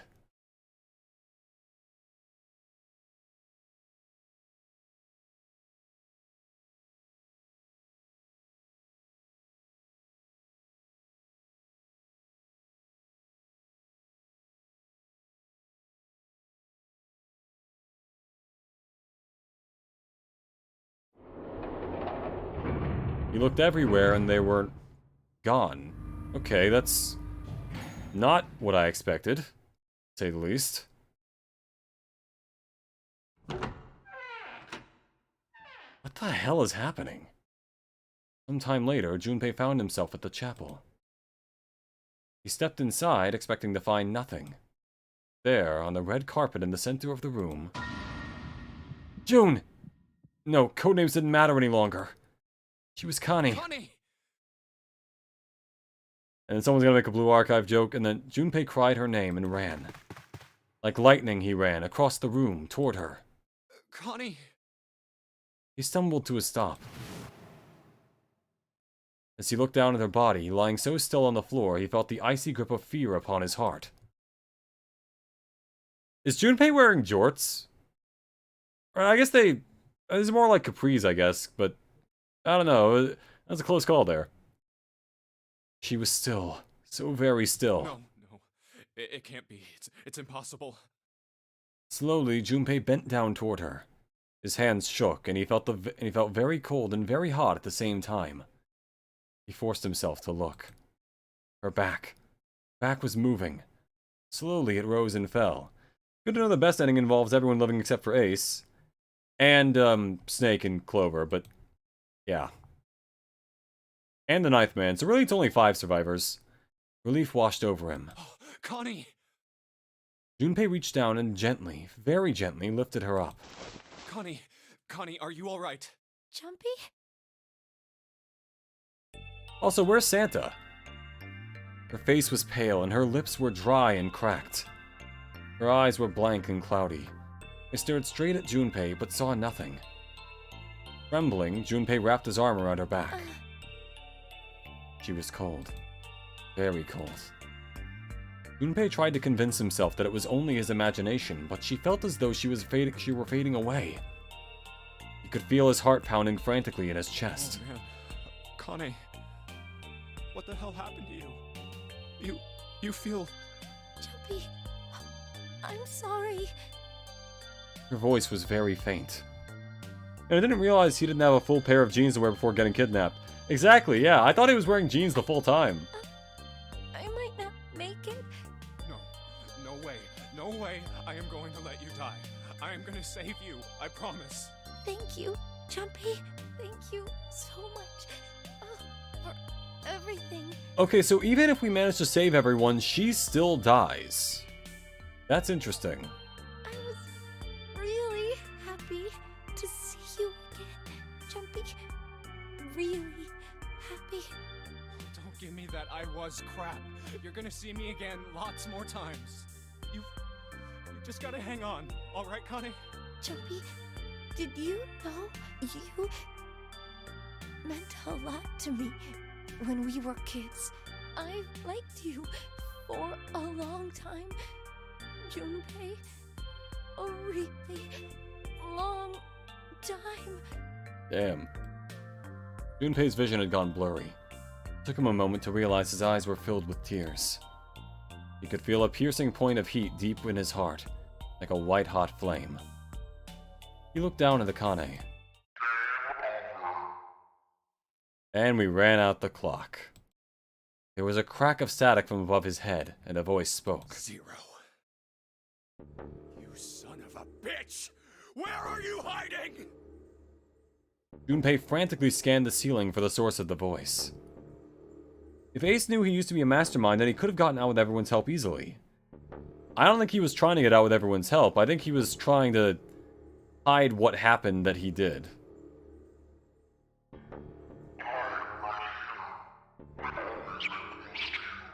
What the hell are you talking about?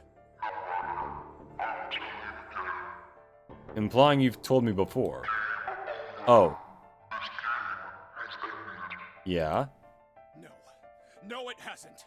I'm not gonna let it end yet. I'm gonna get out of here with Connie. Why? Yep. The wrong path? So this is the correct path. No, it's wrong.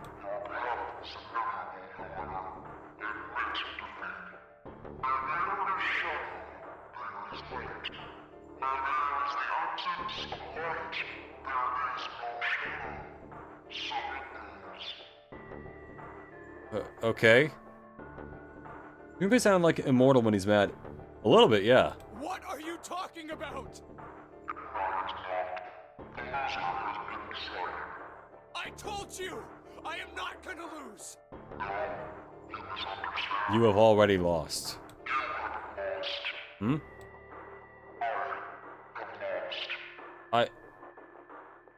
House.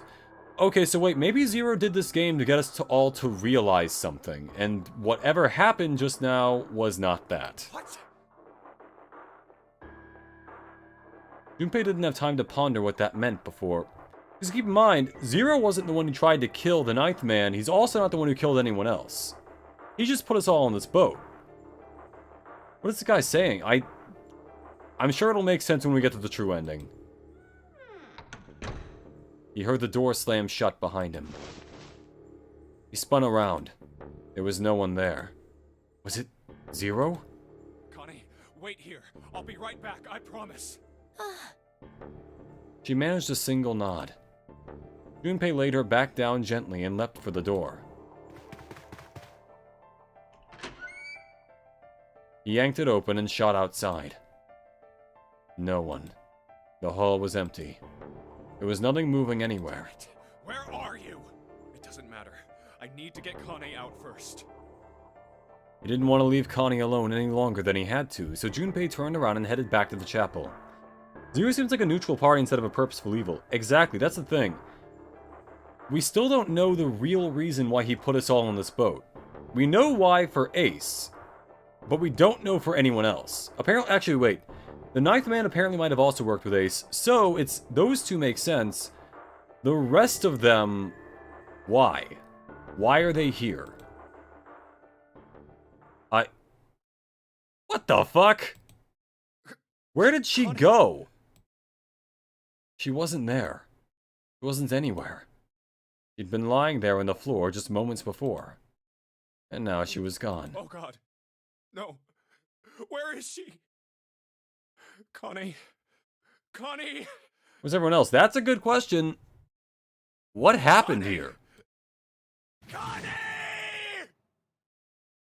His cry split the heavens themselves. He screamed until his voice gave out. Then he screamed some more. But there was nothing. No answer. His voice faded away, and all that remained was cold, unfeeling silence. That was when he noticed it. Huh? Strange smell. One he'd smelled before. Wait. This is... Oh, it's the knockout gas. white smoke. From the beginning. 9 seconds later, Junpei's mind winked out. Knife Guy set up the traps, and Ace played God for a bit. Strange that he died first, but it made sense. Could have been. It also could be that Ace managed to kill everyone in the other endings. At the very least, in the one where Lotus died, it was probably him too. I think.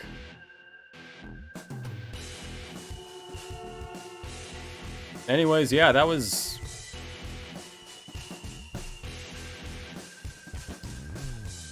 That was, the next route, I guess. There was one more true route to go. Uchikoshi, I kneel. That was awesome. Anyway, one more route to go. And then it will be done. I can probably do that next stream. But overall, very fond of this game, actually. Okay, so I skipped the ending. Alright, the end. Or is it? That is the question. That was the Zero Loss ending, apparently. Seek a way out. Seek a door that carries a 9. April 4th, 1912. What the fuck? Is this like the opening for the game? What is this? Now it is time. Let our game begin. Would you like to save the information you saved during this playthrough? After saving, the game will restart from the beginning. Please select the save slot. Okay. Okay, so I've got the axe. I think this is the safe, knife, and submarine. Okay, so that's the gold key. So I'm guessing there's a lock for gold stuff that will happen. Either way, we'll get that next time. Right now, ladies and gentlemen, I've been Arrowhead, your favorite VTuber Android.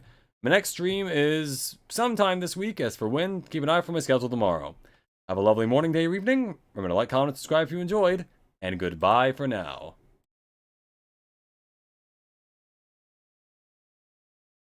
What in the Danganronpa was that opening? I know, right? This is actually made by Spike Chunsoft, so there's that. Anyway, see you everyone.